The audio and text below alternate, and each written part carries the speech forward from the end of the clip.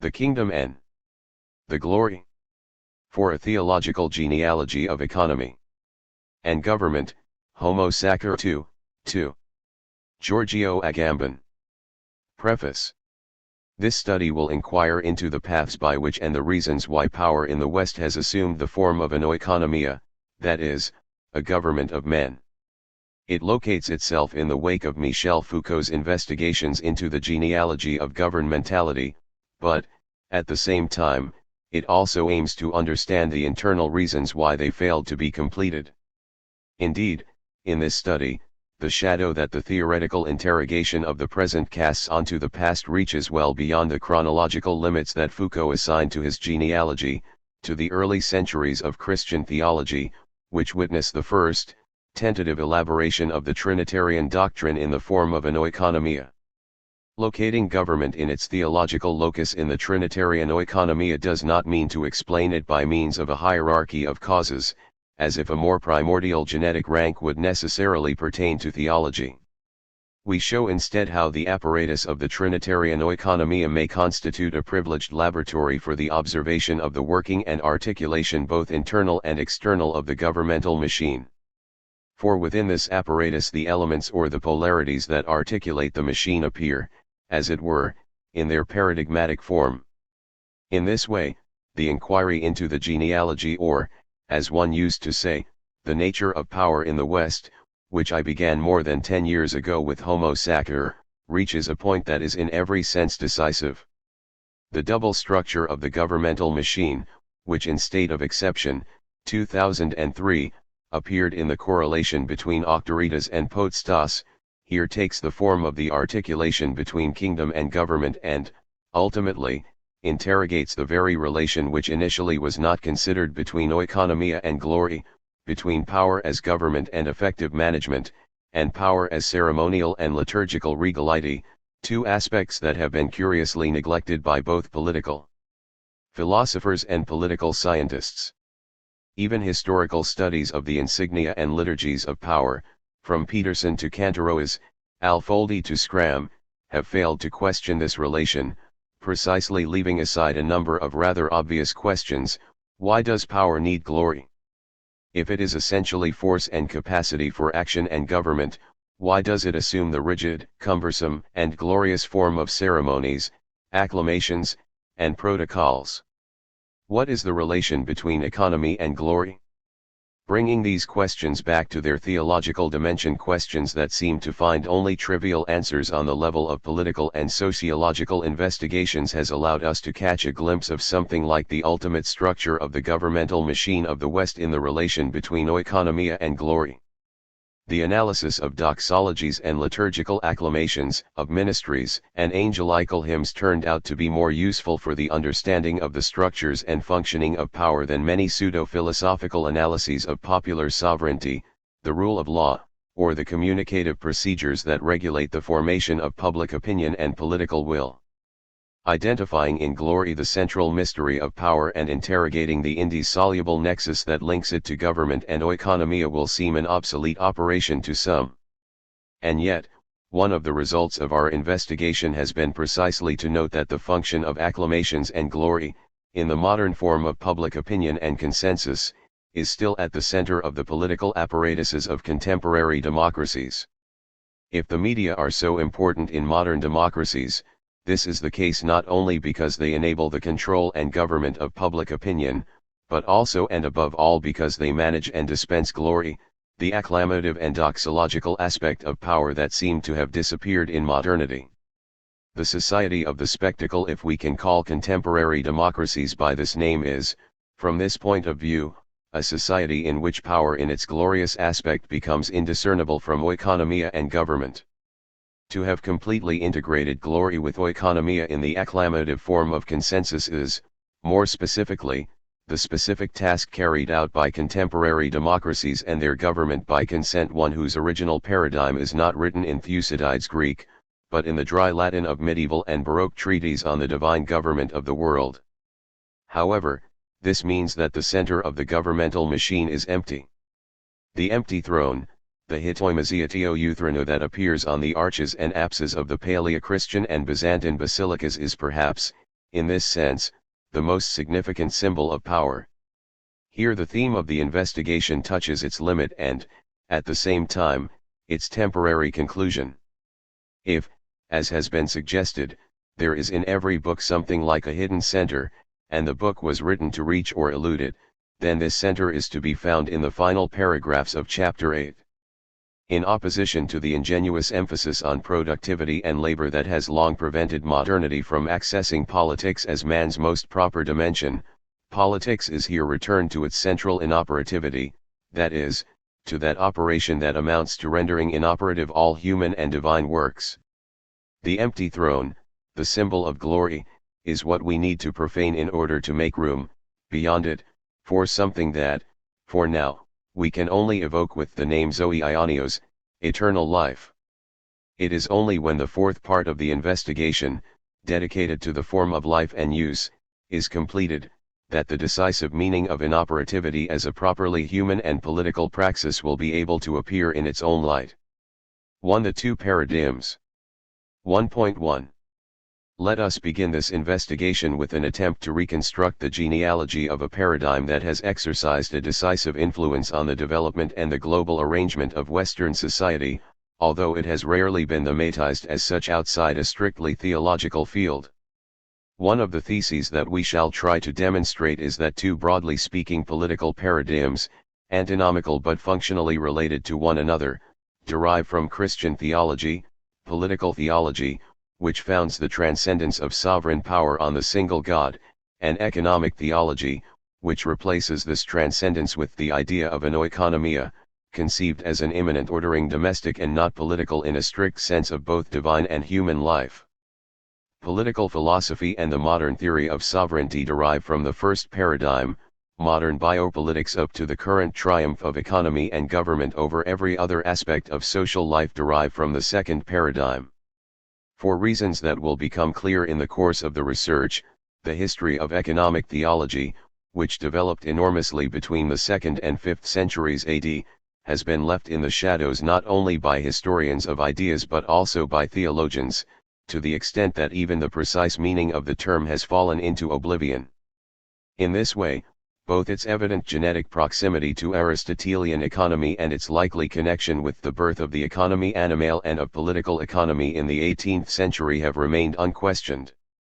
An archaeological study that investigates the reasons for this repression and attempts to go back to the events that produced it is all the more necessary. Although the problem of oikonomia is present in countless monographs on individual church fathers, Joseph Moynt's book on the Theologie Trinitaire de Tertullian is in this sense exemplary. It contains a relatively comprehensive treatment of this question between the 2nd and 3rd centuries, until Gerhard Richter's recent work Oikonomia, published when the historical part of the present study had already been completed. We lacked a general study of this fundamental theological theme. Marie-José Monzane's image, icon, economy limits itself to analyzing the implications of this concept for the iconoclastic disputes that took place between the 8th and 9th centuries. Even after Richter's comprehensive study, whose orientation is in spite of the title theological and not linguistic philological, we still lack an adequate lexical analysis that supplements Wilhelm Gass's useful but dated work Das patristische Wort Oikonomia, 1874, and Otto Lilje's dissertation Das patristische Wort Oikonomia. Seine Geschichte und seine Bedeutung, 1955. It is probable that, at least in the case of theologians, this peculiar silence is due to their embarrassment in the face of something that could only appear as a kind of pudenda origo of the Trinitarian dogma. Indeed, it is surprising, to say the least, that the first formulation of the fundamental, in all senses, theologumenon of the Christian faith, the Trinity, presents itself initially as an economic apparatus. The eclipse of this concept that, as we shall see, is one with its penetration and diffusion in different fields, is testified to by the scanty attention that the Tridentine canons pay to it. Just a few lines under the rubric de dispensatione, dispensatio is, with dispositio, the Latin translation of oikonomia, et mysterio adventus Christi. In modern Protestant theology, the problem of oikonomia reappeared, but only as an obscure and indeterminate precursor of the theme of Heilsgeschichte, while the opposite is true. The theology of the history of salvation is a partial and, all in all, reductive resumption of a much broader paradigm. The result of this is that in 1967 it was possible to publish a Festschrift commemorating the 65th anniversary of the publication of Oscar Cullmann's Oikonomia. Heilsgeschichte als Thema der Theologie, in which the term oikonomia appeared in only one of the 36 contributions. 1.2. In 1922, Carl Schmitt encapsulated the theological political paradigm in a lapidary thesis: all significant concepts of the modern theory of the state are secularized theological concepts. Schmitt 2005, p. 36. If our hypothesis about the existence of a double paradigm is correct, this statement should be supplemented in a way that would extend its validity well beyond the boundaries of public law, extending up to the fundamental concepts of the economy and the very idea of the reproductive life of human societies. However, the thesis according to which the economy could be a secularized theological paradigm acts retroactively on theology itself, since it implies that from the beginning theology conceives divine life and the history of humanity as an oikonomia, that is, that theology is itself economic and did not simply become so at a later time through secularization. From this perspective, the fact that the living being who was created in the image of God in the end reveals himself to be capable only of economy, not politics, or, in other words, that history is ultimately not a political but an administrative and governmental problem, is nothing but a logical consequence of economic theology. Similarly, it is certainly more than a simple lexical fact that, with a peculiar reversal of the classical hierarchy, a zoe ionios and not a bios lies at the center of the evangelical message. The eternal life to which Christians lay claim ultimately lies in the paradigm of the oikos, not in that of the polis. According to Taubes's ironic boutade, the theology vitae is always in the course of converting itself into a theozoology. Taubes, p. 41. A preliminary clarification of the meaning and implications of the term secularization becomes all the more urgent. It is perfectly well known that this concept has performed a strategic function in modern culture, that it is, in this sense, a concept of the politics of ideas, something that in the realm of ideas has always already found an enemy with whom to fight for dominance. Love, p. 20. This is equally valid for secularization in a strictly juridical sense, which, recovering the term, secularizatio, that designated the return of the religious man into the world, became in 19th century Europe the rallying cry of the conflict between the state and the church over the expropriation of ecclesiastic goods and its metaphoric use in the history of ideas. When Max Weber formulates his famous thesis about the secularization of Puritan asceticism in the capitalist ethics of work, the apparent neutrality of his diagnosis cannot hide its function in the battle he was fighting against fanatics and false prophets for the disenchantment of the world. Similar considerations could be made for Troeltsch. What is the meaning of the Schmittian thesis in this context? Schmitt's strategy is, in a certain sense, the opposite of Weber's. While, for Weber, secularization was an aspect of the growing process of disenchantment and ideologization of the modern world, for Schmitt it shows on the contrary that, in modernity, theology continues to be present and active in an eminent way. This does not necessarily imply an identity of substance between theology and modernity, or a perfect identity of meaning between theological and political concepts. Rather, it concerns a particular strategic relation that marks political concepts and refers them back to their theological origin. In other words, secularization is not a concept but a signature se natura in the sense of Foucault and Melandri, pxxxii, that is, something that in a sign or concept marks and exceeds such a sign or concept, referring it back to a determinate interpretation or field, without for this reason leaving the semiotic to constitute a new meaning or a new concept. Signatures move and displace concepts and signs from one field to another, in this case, from sacred to profane, and vice versa, without redefining them semantically. Many pseudo-concepts belonging to the philosophical tradition are, in this sense, signatures that, like the secret indexes of which Benjamin speaks, carry out a vital and determinate strategic function, giving a lasting orientation to the interpretation of signs. Insofar as they connect different times and fields, signatures operate, as it were, as pure historical elements. Foucault's archaeology and Nietzsche's genealogy, and, in a different sense, even Derrida's deconstruction and Benjamin's theory of dialectical images, are sciences of signatures, which run parallel to the history of ideas and concepts, and should not be confused with them. If we are not able to perceive signatures and follow the displacements and movements they operate in the tradition of ideas, the mere history of concepts can, at times, end up being entirely insufficient.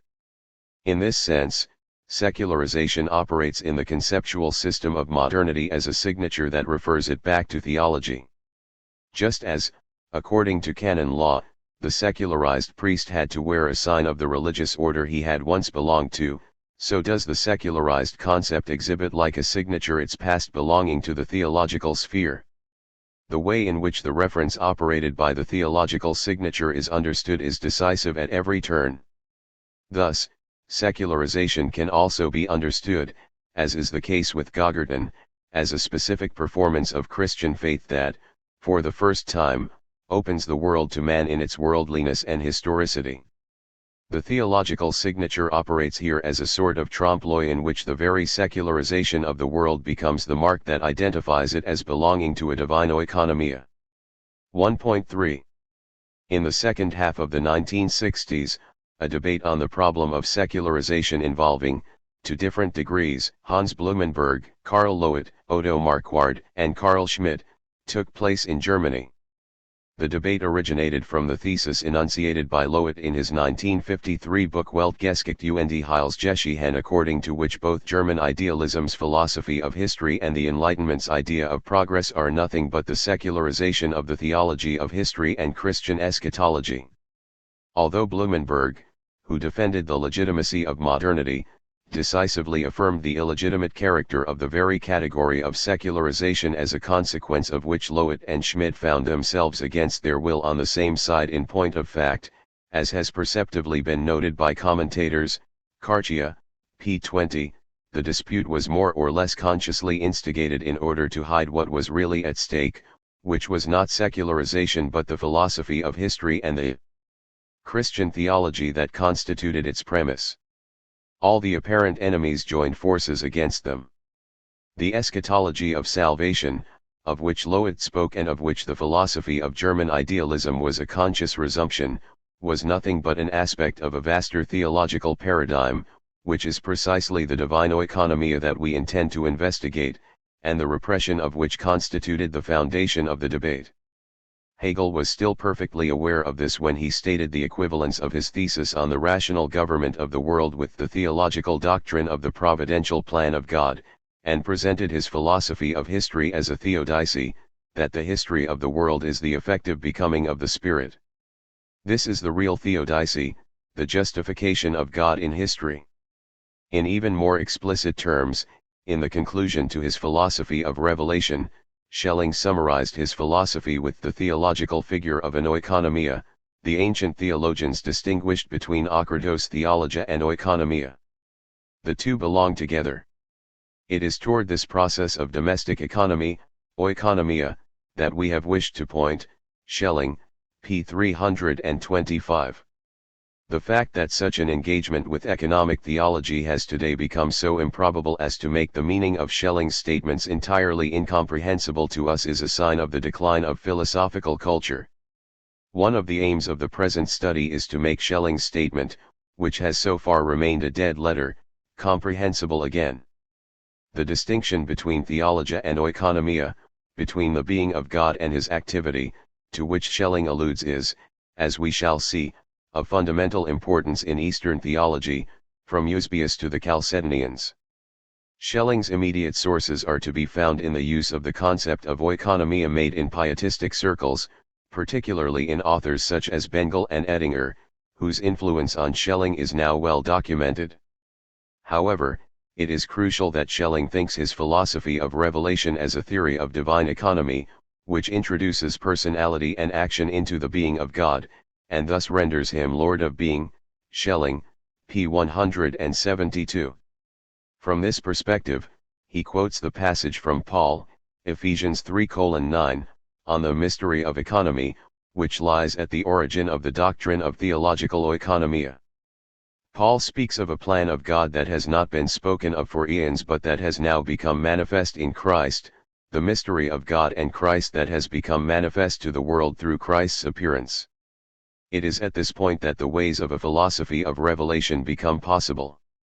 It must not be understood, like mythology, as a necessary process, but in a way that is fully free, as the decision and action of a will that is most free. Through revelation a new, second creation is introduced, it is an entirely free act. Schelling, p. 253. In other words, Schelling understands his introduction of an absolute and anarchic freedom in ontology as a resumption and accomplishment of the theological doctrine of oikonomia. 1.4. Between 1935 and 1970, Eric Peterson and Carl Schmitt, two authors who, in different ways, could be defined as apocalyptics of the counter-revolution, Taubes, p. 19, had a singular dispute. Its singularity was not only due to the fact that the two adversaries, both Catholics, shared common theological presuppositions, but also to the fact that, as shown by the long silence that separates the two dates mentioned above, the jurist's answer was formulated 10 years after the death of the theologian who had opened the debate. Moreover, this answer took its cue from the more recent debate on secularization, as shown by the knockword that concludes it. However, the Parthian arrow, Schmitt 2008a, p. 32, cast by Peterson must still have been stuck in Schmidt's flesh if, according to the latter's own words, Politis Theology 2, which contained the belated answer, aimed to rip it from the wound, ibid.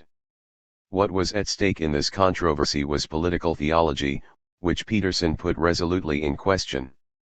But it is possible that, as had happened with the secularization debate, this time the explicit stake hit another, exoteric, and more frightful one, which we need to bring to light. In every theoretical work and maybe in every human work there is something like an unsaid. There are authors who attempt to approach this unsaid and elusively evoke it, while others knowingly leave it unspoken. Both Schmitt and Peterson belong in this second category. In order to understand what is the hidden stake of their debate, we will need to try to expose this unsaid. The two adversaries shared a common theological conception that can be defined catacondtic. As Catholics, they could not fail to profess their eschatological faith in the second coming of Jesus. Yet, referring to 2 Thessalonians 2, they both claimed, Schmitt explicitly, Peterson tacitly, that there is something that defers and holds back the Eschaton, that is, the advent of the kingdom and the end of the world. For Schmitt, this delaying element is the empire, for Peterson, it is the Jews' refusal to believe in Christ.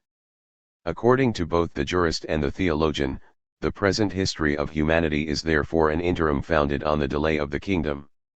However, in one case this delay coincides with the sovereign power of the Christian empire.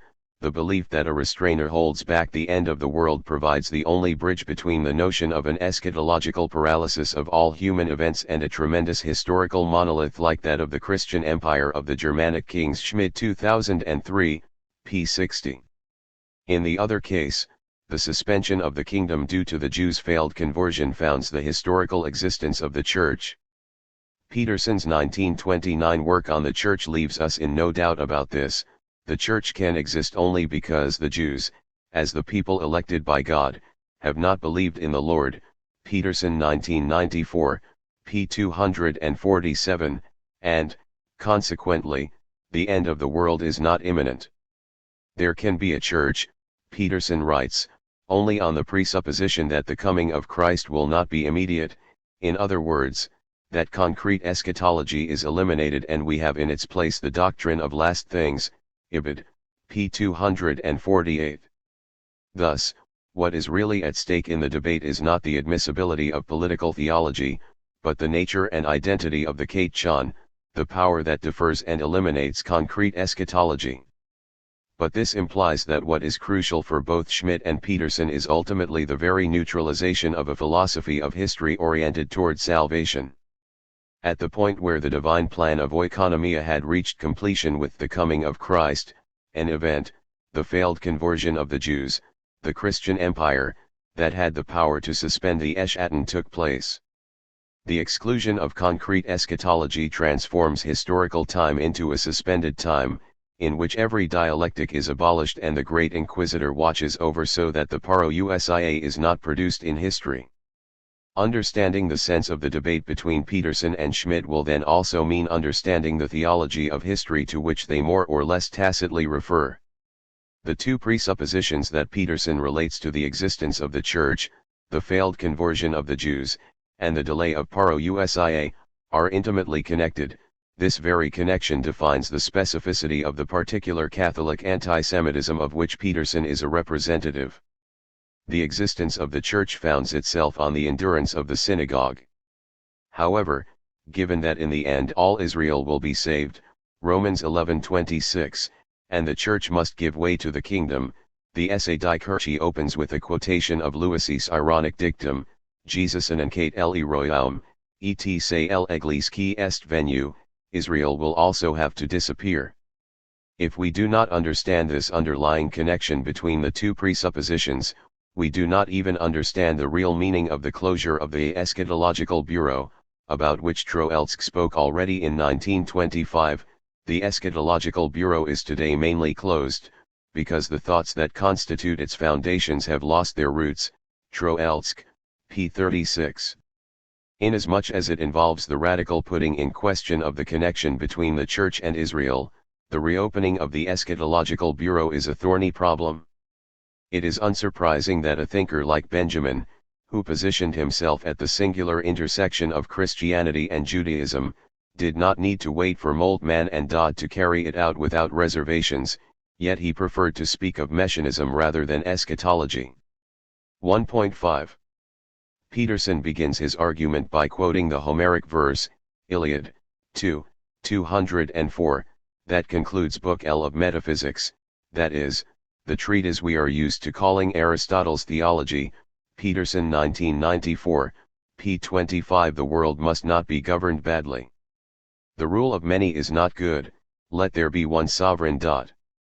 According to Peterson, the point at issue in this passage is the critique of Platonic dualism and, in particular, of Speusippus's theory of the plurality of principles, against which Aristotle intends to show that nature is not generated by way of a series of episodes, like a bad tragedy, but has a single principle. Although the term monarchy does not yet appear in Aristotle in this context, we need to emphasize that its meaning is, however, already present precisely in the semantic duplicity according to which, in divine monarchy, the single power, mia archi, of the single ultimate principle coincides with the power of the single ultimate holder of this power, archon. Ibid. In this way, Peterson is suggesting that the theological paradigm of the Aristotelian unmoved mover is somehow the archetype of the following theological political justifications of monarchic power in Judaic and Christian circles. The pseudo-Aristotelian treatise De Mundo, which Peterson analyzes shortly after, in this sense constitutes the bridge between classical politics and the Judaic notion of divine monarchy. While in Aristotle God is the transcendent principle of any movement, who leads the world as a strategist leads his army, in this treatise, the monarch, hidden in the rooms of his palace, moves the world as the puppeteer leads his puppets on strings. Here the image of divine monarchy is not determined by whether there is one or more principles, but rather by the problem of whether God participates in the powers that act in the cosmos. The author wants to say, God is the presupposition of power to act in the cosmos, but precisely for this reason he is not power, dynamis. Ibid, p. 27. Quoting a motto dear to Schmidt, Peterson summarizes this image of divine monarchy in the formula Leroi regni, mais ilne govern pas, Ibid. It is only with Philo that something like a political theology appears clearly for the first time in the form of a theocracy. Analyzing Philo's language, Peterson shows that political theology is clearly a Judaic creation. The theological political problem is posed for Philo in the concreteness of his condition of being a Jew, Ibid, p. 30. Israel is a theocracy, that single people is governed by the single divine monarch. One only people, one only God. But given that the single God is not only the monarch of Israel, but also of the cosmos, for this reason that single people, the people most loved by God governed by this cosmic monarch, becomes minister and prophet for all mankind.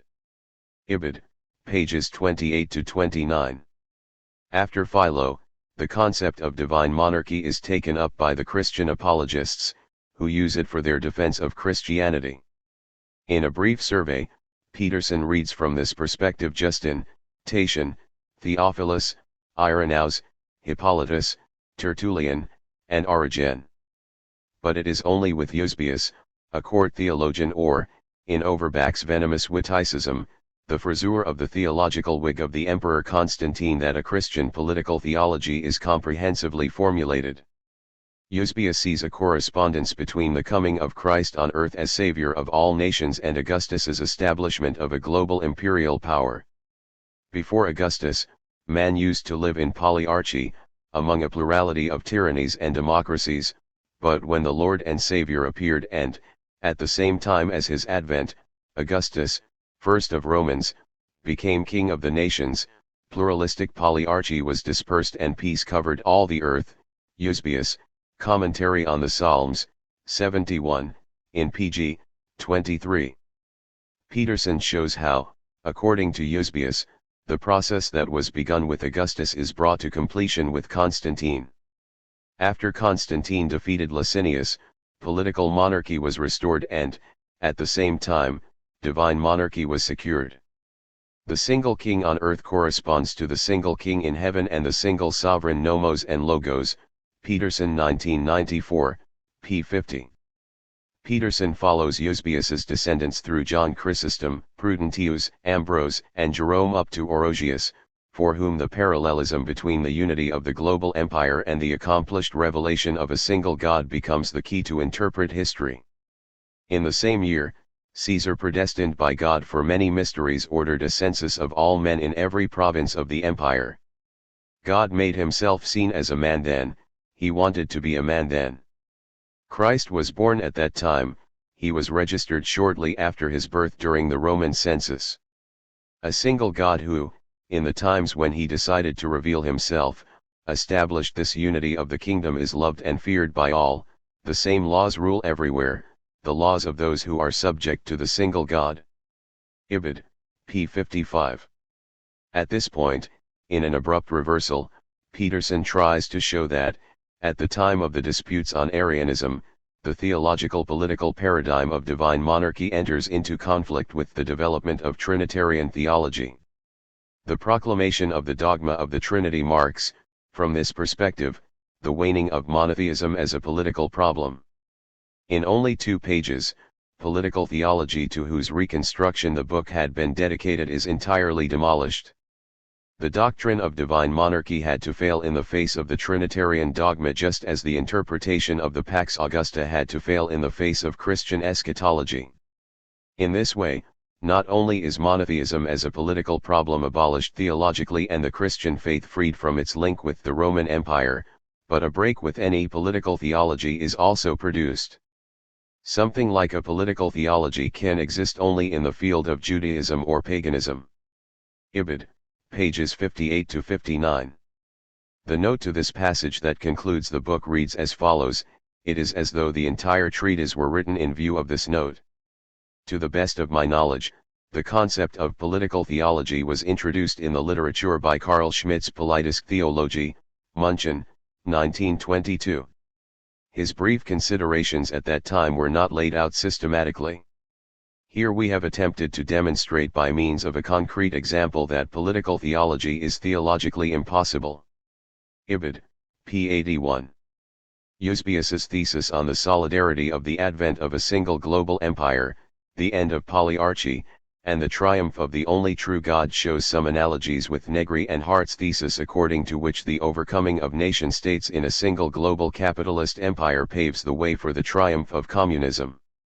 However, while the doctrine of Constantine's theological hairdresser had a clear tactical meaning and was the effect not of an antagonism, but of an alliance between Constantine's global power and the Church, the meaning of Negri and Hart's thesis can certainly not be understood in the same way and thus remains enigmatic to say the least.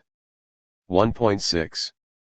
A passage from a Cappadocian theologian of the 4th century, Gregory of Nazianzus, plays a key strategic role in Peterson's argument. According to the drastic summary provided by Peterson, Gregory conferred upon the Trinitarian dogma its ultimate theological depth, opposing the monarchy of the triune God to the monarchy of a single person. Christians recognize themselves in God's monarchy, certainly not in the monarchy of a single person in the deity, because this brings with it the germ of internal division Zwiespalt, but in a monarchy of the triune God. This concept of unity cannot be found in human nature. With this development, monotheism as a political problem is eliminated theologically. Ibid, pages 57 to 58.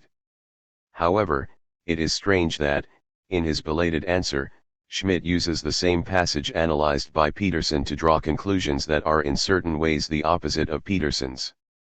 According to the jurist, Gregory of Nazianzus introduced a sort of theory of civil war, a genuine politico-theological stasiology, into the core of the Trinitarian doctrine, Schmidt 2008a, p. 123, and, in this way, could be said to be still using a theological political paradigm, one that would refer back to the opposition friend/enemy. The idea that the elaboration of the Trinitarian theology is in itself sufficient to eliminate any theological political conception of a divine monarchy is, after all, far from evident. Speaking about Tertullian, Peterson himself evokes the attempts of the Christian apologists to reconcile the Trinitarian theology with the image of an emperor who exercises the power that is his alone by means of governors and ministers.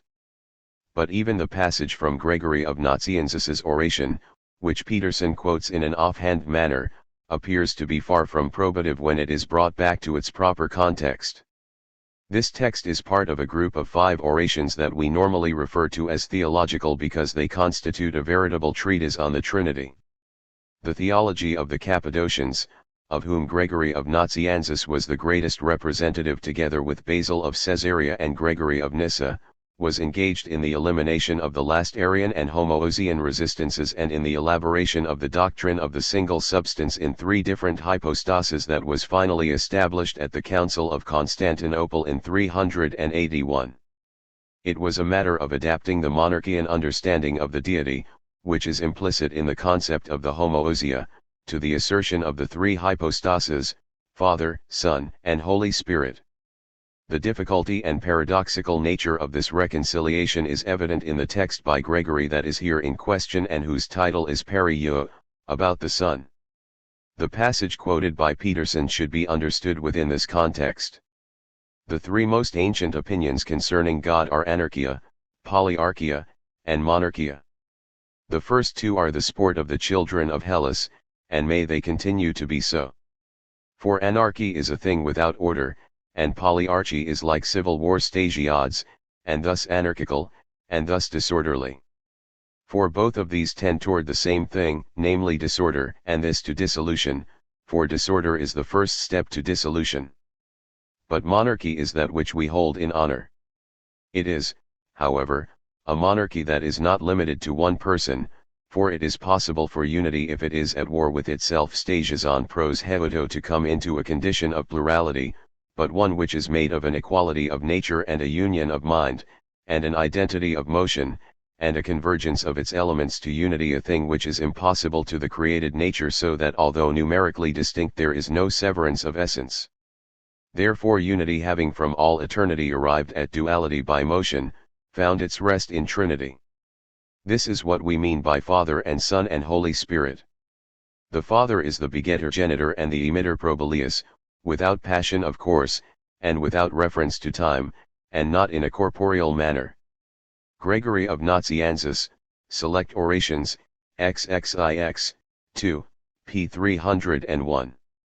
It is evident that Gregory is here concerned with reconciling the metaphysical terminology of the unity of the divine substance with that more concrete and almost corporeal of the Trinity, in particular in relation to the generation of the Son in contrast to the non-generated character of the deity, which had prompted particularly heated debates with the Arians and the Monarchians. For this purpose, Gregory resorts to a metaphorical register that, pace Peterson, can easily be defined as political, or theological. Political indeed, it is a matter of thinking the Trinitarian articulation of the hypostasis without introducing a stasis in God, an internecine war.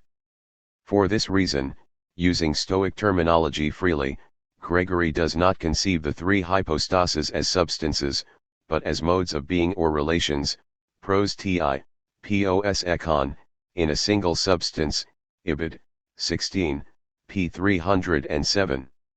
And yet, he is so well aware of the inadequacy of his attempt and the insufficiency of any linguistic explanation of the mystery, that he concludes his oration with an extraordinary tour de force introducing the Son through a long list of antinomic figures. However, just before this, Gregory provides us with the key to interpreting the whole oration when, following a terminological tradition that was well established by his time, he claims that it can only be understood correctly by those who have learned to distinguish in God between the discourse of nature and the discourse of economy. Tis men physios logos, tis de logos oikonomias, Ibid. 18, p. 308. This means that even the passage quoted by Peterson can only be read in the light of this distinction. It is all the more surprising that Peterson remains silent on this. In other words, in Gregory, the logos of economy is specifically designed to prevent the Trinity from introducing a stasiological, or political, fracture in God.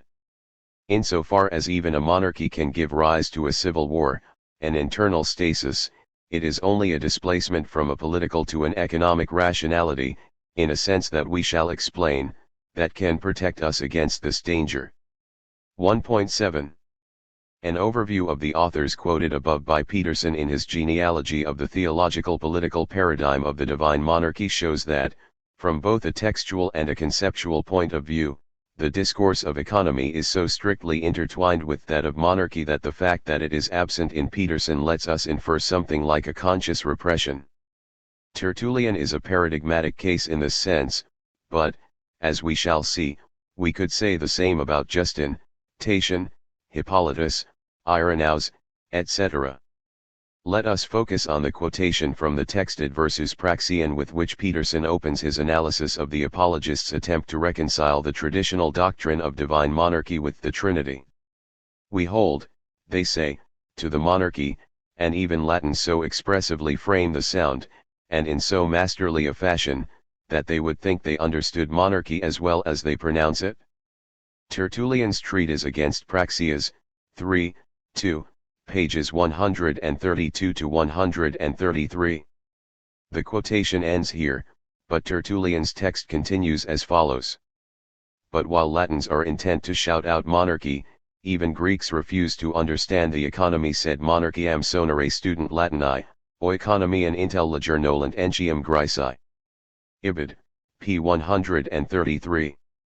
Immediately before this, Tertullian contends that the simple people, that I say not the thoughtless and ignorant, not understanding that while they must believe in one only God yet they must believe in him along with his oikonomia unicum quidem, deum, sed cum sua economia, shy at the economy. They claim that the plurality and ordinance of Trinity is a division of unity. Ibid. 3, 1, p. 132. The understanding of the Trinitarian dogma on which Peterson's argument is based thus presupposes a preliminary understanding of the language of economy. We shall be able to identify what is really at stake in the debate between the two friends/enemies about political theology only after we have explored this logos in all its articulations. Threshold. The links between Schmidt and Peterson are more complex and intricate than the two authors are inclined to reveal. In his works, Schmidt refers to Peterson for the first time in the 1927 essay Volksentscheid und Volksbegehren. The reference concerns Peterson's doctoral thesis on acclamations in the early centuries of Christian liturgy, which Schmidt considers fundamental. But, even here, what the two authors share also contains, as we shall see, the seed of their division. The short and inconspicuous preface to the 1935 book on monotheism fairly summarizes the reasons for the proximity between the two authors as well as the reasons for their disagreement. The reduction of Christian faith to monotheism is presented as the result of the Enlightenment, against which Peterson recalls that for Christians there is political action only on the presupposition of faith in a triune God, who should be located beyond both Judaism and paganism, monotheism and polytheism. At this point, the preface announces in a more subdued tone the final thesis of the book on the theological impossibility of a Christian political theology. We shall show here with an historical example the internal problematicity of a political theology that orientates itself on monotheism. Peterson 1994, p. 24. More than the critique of the Schmittian paradigm, what is decisive here is the enunciation of the thesis according to which the Trinitarian doctrine is the only possible foundation of a Christian politics. Both authors want to found a politics on Christian faith, but while, for Schmitt, political theology founds politics in a secular sense, the political action that is at stake for Peterson is, as we shall see, liturgy, returned to its etymological meaning of public practice. The thesis according to which the real Christian politics is liturgy and the Trinitarian doctrine founds politics as participation in the glorious worship of the angels and saints may appear surprising. The fact remains that this is precisely where the watershed that separates Schmitt's political theology from Peterson's Christian political action lies. For Schmitt, political theology founds a politics in the proper sense as well as the secular power potenza of the Christian empire that acts as katechon. On the other hand, for Peterson, politics as liturgical action rules out any identification with the earthly city. The invocation of the name of Augustine, who makes himself visible at every spiritual and political turn of the West, confirms this fact. Politics as liturgical action is nothing else than the cultural anticipation of eschatological glory. In this sense, the action of secular powers is, for the theologian, eschatologically irrelevant. What acts as katechon is not a political power potera, but only the Jews' refusal to convert. This means that, for Peterson, but his position coincides here with that of a prominent part of the Church, the historical events he witnessed from the world wars to totalitarianism, from the technological revolution to the atomic bomb are theologically insignificant. All but one, the extermination of the Jews. If the eschatological advent of the kingdom will become concrete and real only after the Jews have converted, then the destruction of the Jews cannot be unrelated to the destiny of the Church. Peterson was probably in Rome when, on October 16, 1943, the deportation of 1,000 Roman Jews to the extermination camps took place with the conniving silence of Pius XII. It is legitimate to ask ourselves whether, at that moment, Peterson became aware of the terrible ambiguity of a theological thesis that tied both the existence and the fulfillment of the Church to the survival or the disappearance of the Jews. This ambiguity will possibly be overcome only if the katechon, the power potera that, postponing the end of history, opens the space of secular politics, is returned to its original relation with the divine oikonomia and its glory. 2. The mystery of the economy. 2.1. Oikonomia means administration of the house.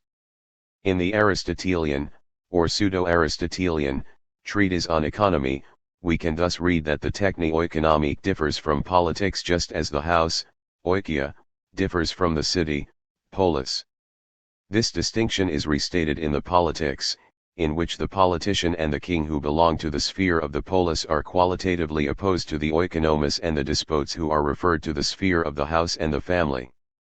Even in Xenophon, in whose works the opposition between house and city is certainly less pronounced than in Aristotle's, the ergon of the economy is said to be the good administration of the household. Eu oikain ton, oikon, Xenophon, Economicus, 1, 2. However, it is important not to forget that the oikos is not the modern single-family house or simply the extended family, but a complex organism composed of heterogeneous relations, entwined with each other, which Aristotle, Politics, 1253b, divides into three groups: despotic relations between masters and slaves, which usually include the management of a farming business of substantial dimensions, paternal relations between parent and children, gamic relations between husband and wife. These economic relations, Aristotle emphasizes their diversity, Ibid. 1259a, b, are linked by a paradigm that we could define as administrative gestionale, and not epistemic. In other words, it is a matter of an activity that is not bound to a system of rules, and does not constitute a science in the proper sense. Aristotle writes that the term head of the family despots does not refer to a science epistemen but to a certain way of being, Ibid. 1255b. This activity rather implies decisions and orders that cope with problems that are each time specific and concern the functional order, taxis, of the different parts of the oikos. A passage from Xenophon clearly defines this administrative nature of oikonomia. The latter not only has to do with the need and use of objects, but, first and foremost, with their ordered arrangement. Peri takios skeuon, Xenophon, Economicus, 8:23. The term skeuos means tackle, tool relative to a certain activity. In this perspective, the house is first compared with an army and then with a ship. Once I had an opportunity of looking over a great Phoenician ship, and I thought I had never seen tackle so excellently and accurately managed. For I never saw so many bits of stuff packed away separately in so small a receptacle. And I noticed that each kind of thing was so neatly stowed away that there was no confusion, no work for a searcher, nothing out of place, no troublesome untying to cause a delay when anything was wanted for immediate use. I found that the steersman's servant diaconon knows each particular section so exactly, that he can tell even when away where everything is kept and how much there is of it. I saw this man in his spare time inspecting all the stores that are wanted, as a matter of course, in the ship. Ibid. 8:11-15. Xenophon defines this activity or ordered administration as control, episkepsis, from which derives episcopus, superintendent, and, later, bishop. I was surprised to see him looking over them, and asked what he was doing. "Sir," he answered, "I am checking episcopo to see how the ship's tackle is stored." Ibid. 8:15. Thus Xenophon compares a well-economized house to a dance. All the utensils seem to give rise to a choir, and the space between them is beautiful to see, for each thing stands aside, just as a choir that dances in a circle is a beautiful spectacle in itself, and even the free space looks beautiful and unencumbered. Ibid. 8:21.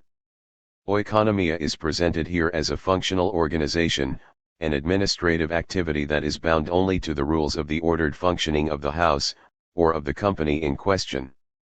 This administrative paradigm defines the semantic sphere of the term oikonomia, as well as that of the verb oikonomine and the noun oikonomos, and determines its gradual analogical extension outside its original limits. It is thus already in the Corpus Hippocraticum, of the Epidemics, 6:2-24, that he peri ton nosen ta oikonomy designates the set of practices and apparatuses that the doctor needs to implement with the patient. In the philosophical field, the Stoics use an economic metaphor when they intend to express the idea of a force that regulates and governs the whole from the inside.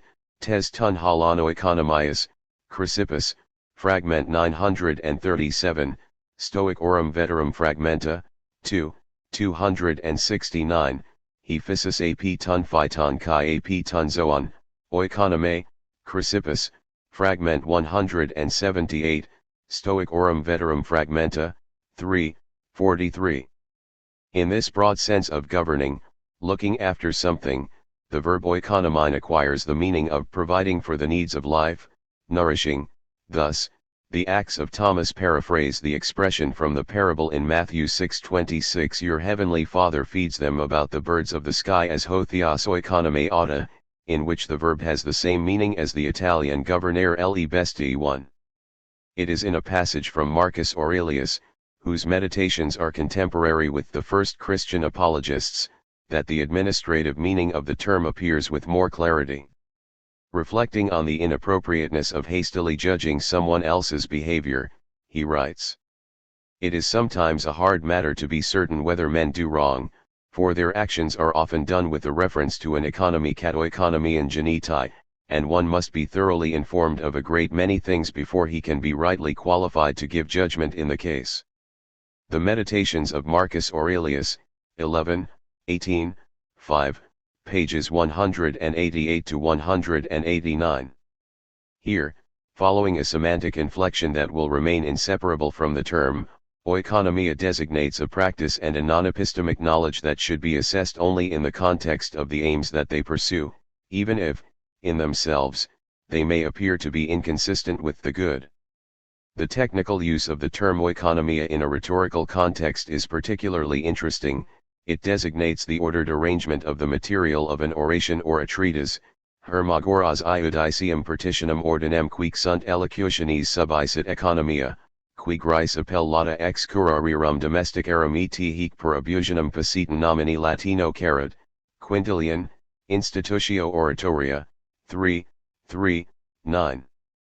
Cicero translates the term with dispositio, that is, rerum inventarum in ordinem distributio, de inventione, 1, 9.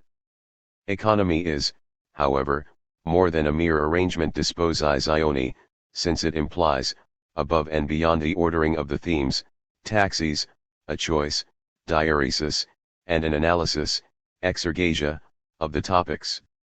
In this sense, the term appears in the Pseudo-Longinus precisely in opposition to the concept of the sublime. We see skill in invention, and due order and the oikonomia of matter, emerging as the hard-won result not of one thing or two, but of the whole texture of the composition, whereas the sublime flashing forth at the right moment scatters everything before it like a thunderbolt. Longinus on the sublime, 1, 4. But, as clearly becomes apparent in Quintilian's remark, economia, qui gris appellata ex curarium domesticarum et hic per abusionum pacitum, in this gradual analogical extension of the semantic sphere of the term, the awareness of the original domestic meaning was never lost.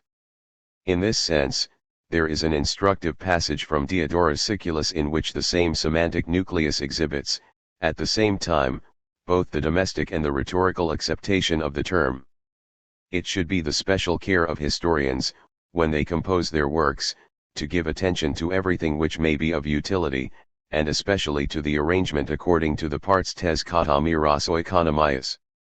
This to arrangement, for instance, is not only of great help to persons in the disposition of their private affairs and tois idiotikos bios if they would preserve and increase their property, but also, when men come to writing history. Diodorus Siculus, The Library of History, v. 1, 1. It is on this basis that, in the Christian age, the term oikonomia is transposed into a theological field, in which, according to a widespread belief, it would acquire the meaning of a divine plan of salvation, with particular reference to Christ's incarnation. Given that, as we have seen, a serious lexical investigation is yet to be carried out, the hypothesis of such a theological meaning of the term oikonomia, which is usually taken for granted, should first of all be verified. In order to understand the semantic history of the term oikonomia, we need to remember that, from the linguistic point of view, what we are dealing with is not really a transformation of the sense, sin, of the word, but rather a gradual analogical extension of its denotation, bedeutung. Although dictionaries do usually, in such instances, distinguish and list one after the other the various senses of a term, linguists know perfectly well that, in point of fact, the semantic nucleus, the sin, remains within certain limits and up to a certain point unchanged, and that it is precisely this permanence that allows the extension to new and different denotations. What happened to the term oikonomia is somehow similar to what has more recently happened to the term enterprise impressa, which, with the more or less conscious assent of the people concerned, has been extending itself so far as to cover fields, such as the university, which traditionally did not have anything to do with it. When, referring to the theological use of the term, scholars, such as Moynt with regard to Hippolytus, Moynt, p. 903, or Marcus, Marcus 1958, p. 99, speak of an alleged traditional sense of oikonomia in the language of Christianity, which is, precisely that of divine design, they end up projecting onto the level of sense what is simply an extension of denotation to the theological field. Even Richter, who in any case denies the existence of a single theological meaning of the term that could be recovered in different contexts, Richter, p. 2, does not seem to distinguish correctly between sense and denotation. In truth, there is no theological sense of the term, but first of all a displacement of its denotation onto the theological field, which is progressively misunderstood and perceived as a new meaning. In the following pages, we shall abide by the principle according to which the hypothesis of a theological meaning of the term oikonomia cannot be presupposed, but must be promptly verified each time. It is well known that, in Plato, the difference between oikos and polis is not presented, as it is in Aristotle, in terms of an opposition. In this sense, Aristotle is able to criticize the Platonic notion of the polis and reproach his master for pushing the unitary nature of the city too far, thus running the risk of transforming it into a household. Is it not obvious that a city may at length attain such a degree of unity as to be no longer a city, since the nature of a city is to be a plurality, and in tending to greater unity, from being a city, it becomes a household oikia. Aristotle, Politics, 1261a. 2.2. It is a widespread belief, Gass, p. 469, Moint, p. 903, that Paul was the first to give a theological meaning to the term oikonomia. Yet, a careful analysis of the passages in question does not confirm this hypothesis. Let us take 1 Corinthians 9:16, 17. If I preach the gospel euangelism I have nothing to glory of, for necessity is laid upon me, for woe is unto me, if I preach not the gospel. For if I do this of mine own will, I have a reward, but if not of mine own will, I have an oikonomia entrusted to me, oikonomian pipistiume, literally, I have been invested fiduciarily of an oikonomia. The sense of oikonomia is here perspicuous, and the construction with pistio does not leave any doubt. Oikonomia is the task, as in Septuagint, Isaiah 22:21, that God has assigned to Paul, who therefore does not act freely, as he would in a negotiorum gestio, but according to a bond of trust, pistis, as apostolos, envoy, and oikonomos, nominated administrator. Oikonomia is here something that is assigned, it is, therefore, an activity and a task, not a plan of salvation that concerns the divine mind or will. One should understand the passage from 1 Timothy 1:3, 4 in the same way. I urged you to stay on at Ephesus. You were to command certain persons to give up teaching erroneous doctrines and studying those interminable myths and genealogies, which issue in mere speculation and cannot make known the oikonomia of God, which works through faith, oikonomia and theaten and piste, the good activity of administration that God entrusted to me. But the meaning remains the same even in those passages in which the combination of oikonomia with the term mysterion has induced interpreters to assume a theological sense that is not necessitated by the text. See, for instance, Colossians 1:24, 25. Now I rejoice in my suffering for your sake, and in my flesh I complete what is lacking in Christ's afflictions. According to the oikonomia of God, the one which was given to me doth eson to make the word of God fully known, the mystery hidden for ages and generations but now made manifest to his saints. It has been observed that, although the sense of oikonomia is here, as it is in 1 Corinthians 9:17, that of a fiduciary duty, and vertra aamt, the apostle seems to imply the further meaning of divine decision of salvation, Gass, p. 470. But nothing in the text authorizes us to relate oikonomia to a meaning that could perhaps belong only to mysterion. Once again, the construction with didomy is perspicuous. Paul has received the task to announce the good news of the coming of the Messiah, and this announcement fulfills God's word, whose promise of salvation had remained hidden and has now been revealed. There is no reason to link oikonomia to mysterion. The latter term is grammatically an apposition of logon theouthia, and not of oikonomian. The interpretation of Ephesians 1:9-10 is more complex.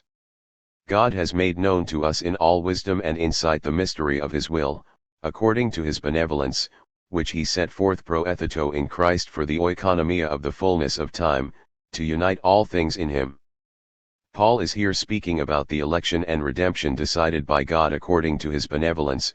Eudokia. Consistently with this context, he can write that God has assigned to the Messiah the oikonomia of the fullness of time, bringing to completion the promise of redemption. Even here oikonomia simply refers to an activity, sie bezeichnet nur nach ein Tätig sein, Richter, p. 53, and not to a divine design of salvation as is wrongly suggested by O. Michel, Ibid, p. 67. The fact that Paul is able to present the attainment of the promised redemption in terms of an oikonomia, that is, the fulfillment of a task of domestic administration, is far from irrelevant. It is most likely with reference to this passage that the Gnostics will be able to present Jesus as the man of the oikonomia. We can make similar suggestions regarding Ephesians 3:9. To me, though I am the very least of all the saints, this grace was given, to preach to the Gentiles the unsearchable riches of Christ, and to make all men see what is the oikonomia of the mystery hidden for ages in God. The oikonomia of the mystery is patently a contraction of the phrase used in Colossians 1:25, the oikonomia of God, the one that was given to me to make the word of God fully known, the mystery hidden for ages and generations. Even here, nothing authorizes us to replace its sense of realization, administration with the unattested sense of plan of salvation. The use of the term oikonomos in 1 Corinthians 4:1 is entirely consistent with these two passages. Let a man so account of us, as of servants hyperitas of Christ, and treasurers oikonomos of the mysteries of God. Here, moreover, it is required in oikonomoi, that a man be found faithful pistos. The relation between oikonomia and mystery is here clear. It is a matter of carrying out faithfully the task of announcing the mystery of redemption hidden in the will of God that has now come to completion. 2.3. If the textual analysis does not allow us to attribute an immediately theological meaning to oikonomia, a different point can nevertheless be inferred from the examination of the Pauline lexicon. Paul does not just speak of an oikonomia of God, in the sense we have seen, but also refers to himself and the members of the Messianic community using exclusively terms that belong to the language of domestic administration: doulos, slave; hyperetes, diakonos, servant; oikonomos, administrator. Christ himself, even though the name is synonymous with eschatological king, is always defined with the term that designates the master of the oikos, that is, Kyrios, or Dominus in Latin, and never with terms that are more openly political, such as anax or archon. The appellation Kyrios was certainly not neutral. We know from Irenaeus, Against Heresies, I:1:1, that Gnostics refused to call the Savior Kyrios. On the other hand, they used the political term archons to designate the divine figures of the pleroma. In spite of some very rare and only apparent exceptions, see Philippians 1:27 and 3:20, see also Ephesians 2:19, in which politoume and sympolites are, however, used in a decidedly impolitical sense. The lexicon of the Pauline Ecclesia is economic, not political, and Christians are, in this sense, the first fully economic men. The lexical choice is all the more significant insofar as, in the Apocalypse, Christ who appears in the guise of an eschatological king is defined with an unequivocally political term, archon, 1:5, princeps in the Vulgate.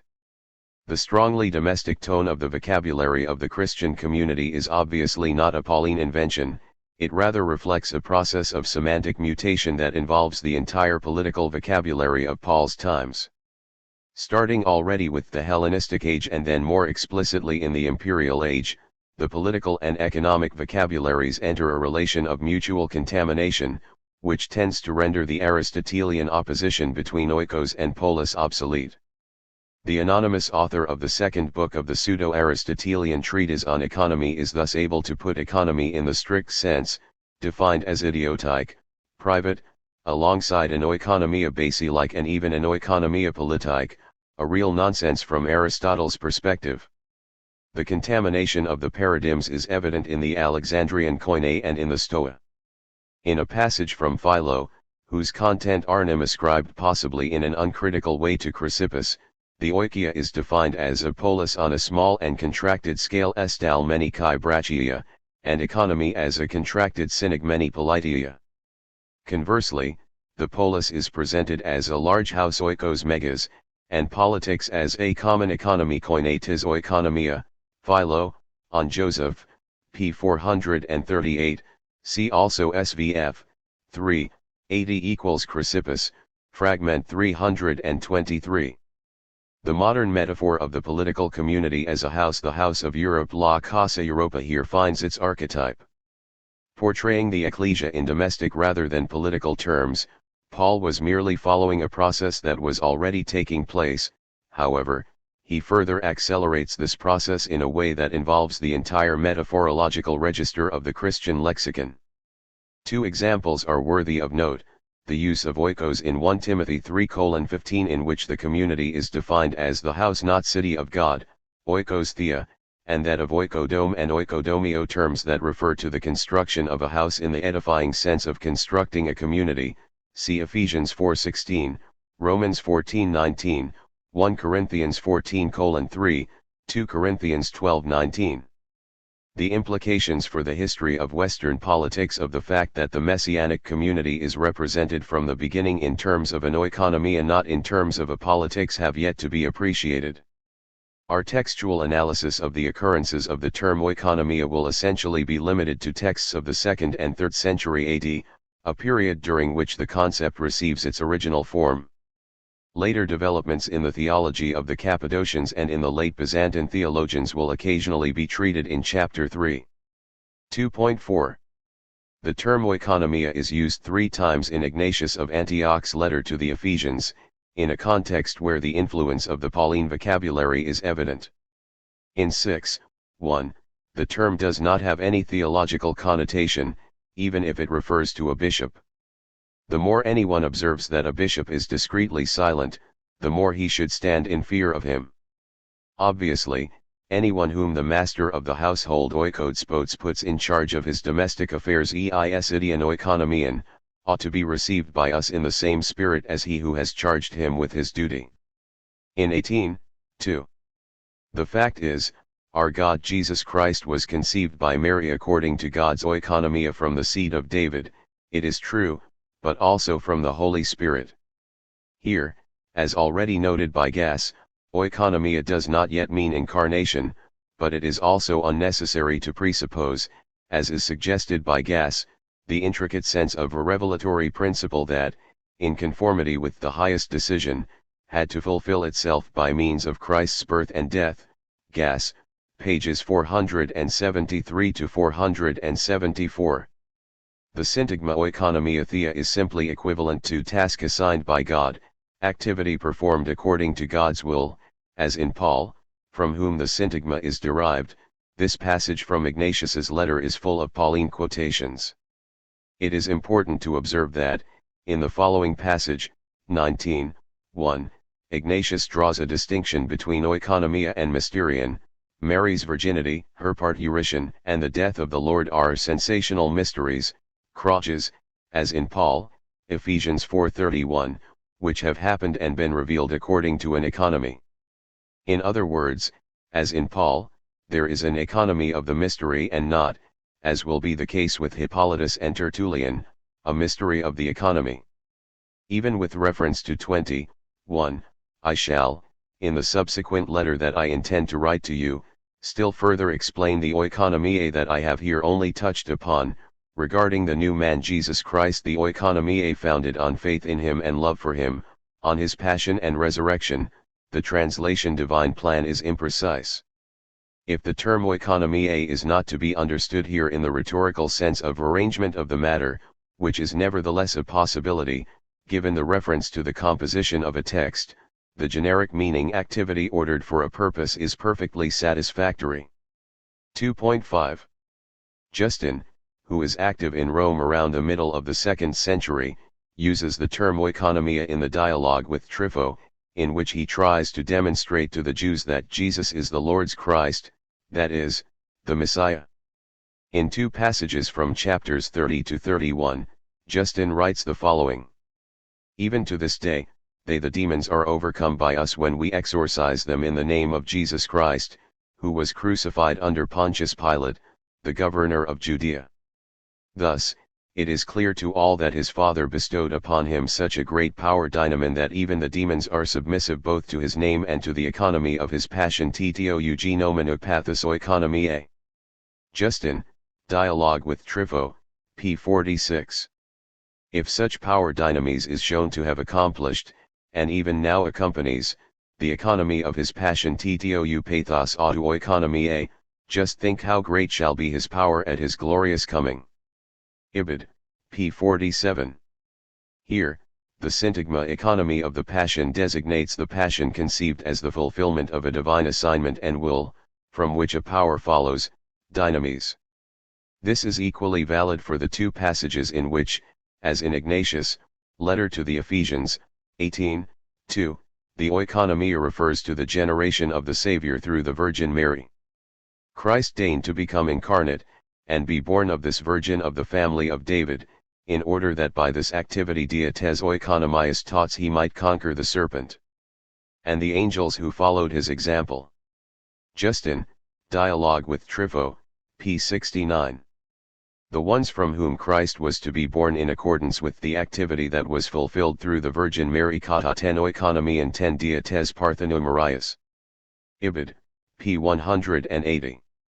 The sense of assignment is perspicuous in 67:6. I do not admit that he Christ submitted to this, as though justification could be acquired by it, but simply to complete the oikonomia in accordance with the will of his Father. Ibid, p. 103, and in 103:3.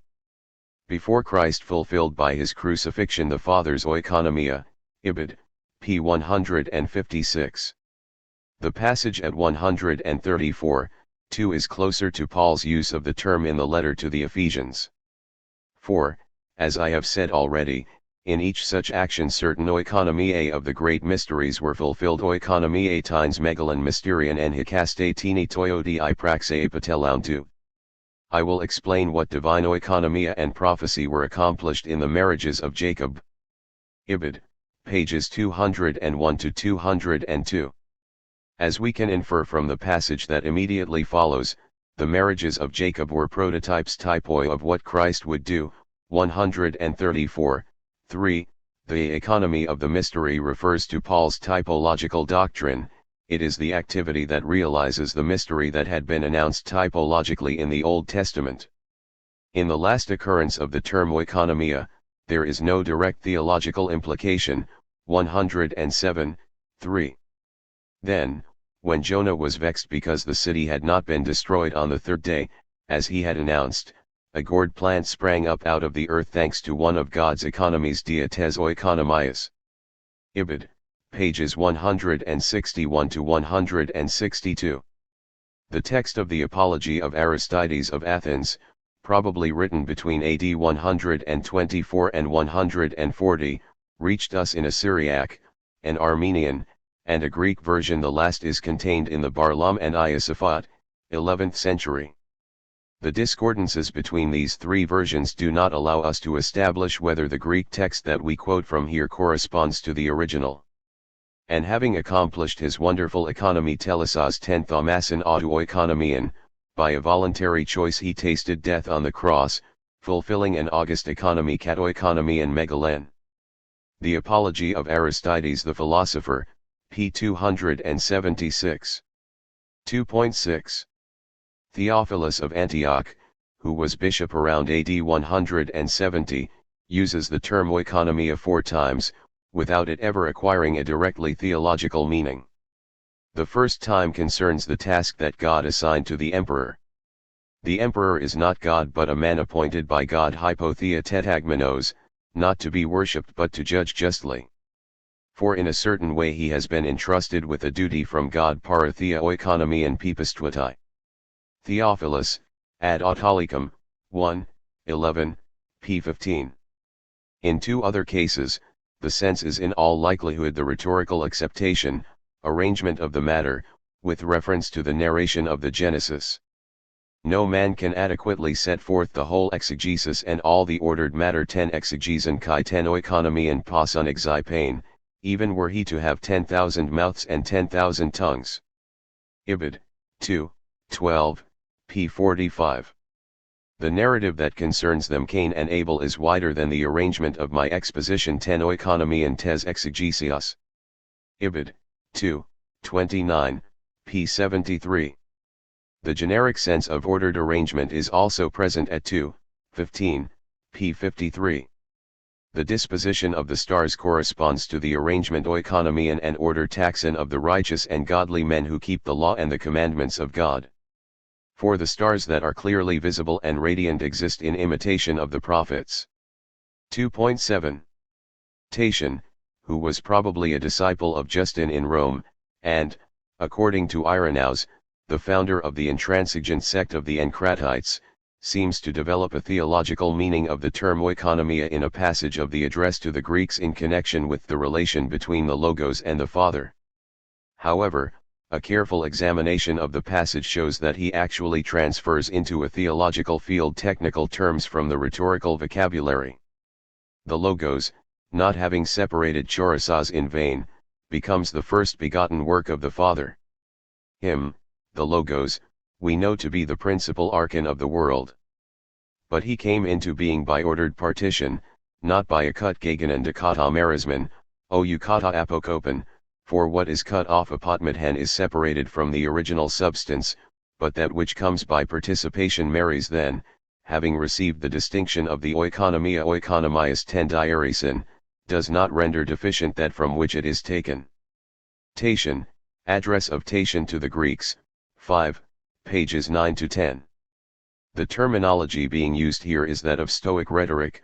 Merismos is an ordered disposition katataxis of a kind according to places. Diogenes, 7, 62, in SVF, 3, 215, diaresis is, along with taxis and exergasia, one of the divisions of the oikonomia, itself a technical term of Hermagoras's rhetoric, as we have seen in Quintilian.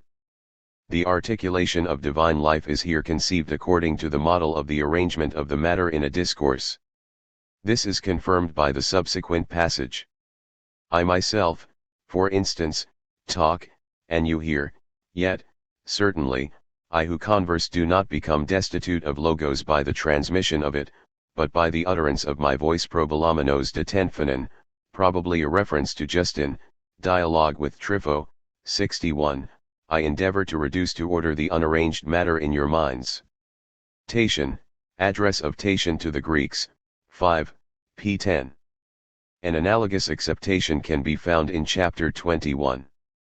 Hector also, and Achilles, and Agamemnon, and all the Greeks in general, and the barbarians with Helen and Paris, being of the same nature, you will of course say are introduced merely for the sake of the disposition of discourse charon oikonomias, not one of these personages having really existed.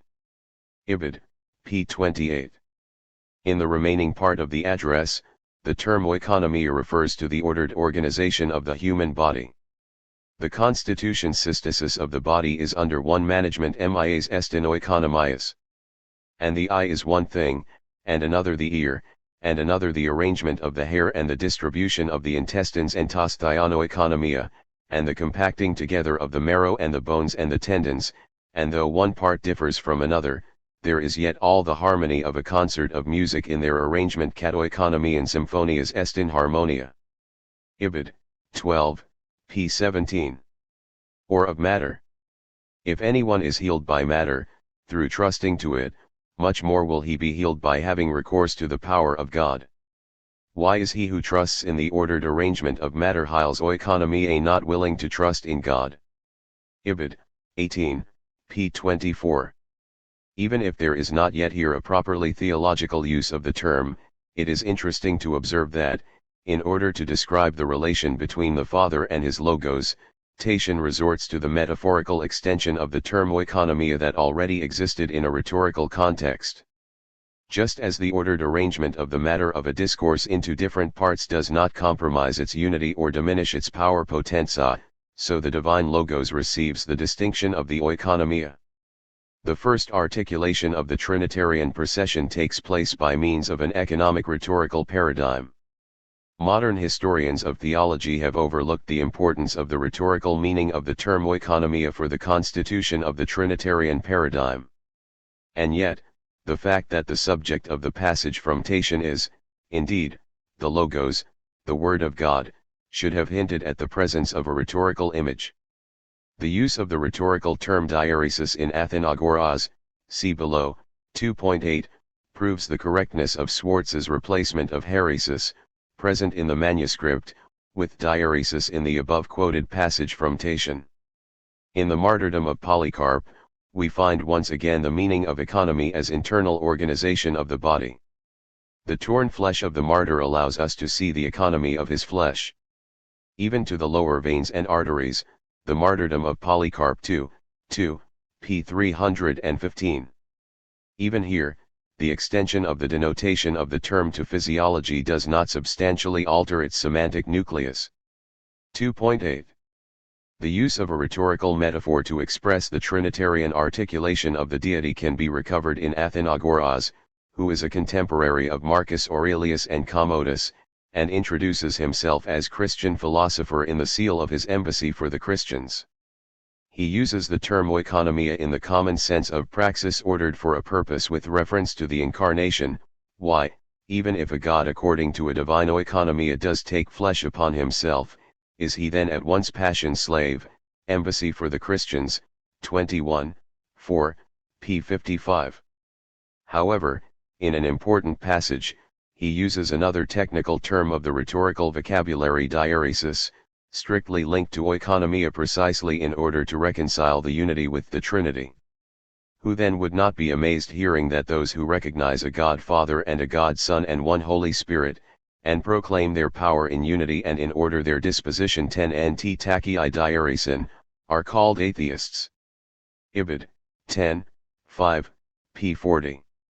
In the passage that immediately follows, Athenagoras extends economy to the angelic ranks, a singular intuition that Tertullian will remember.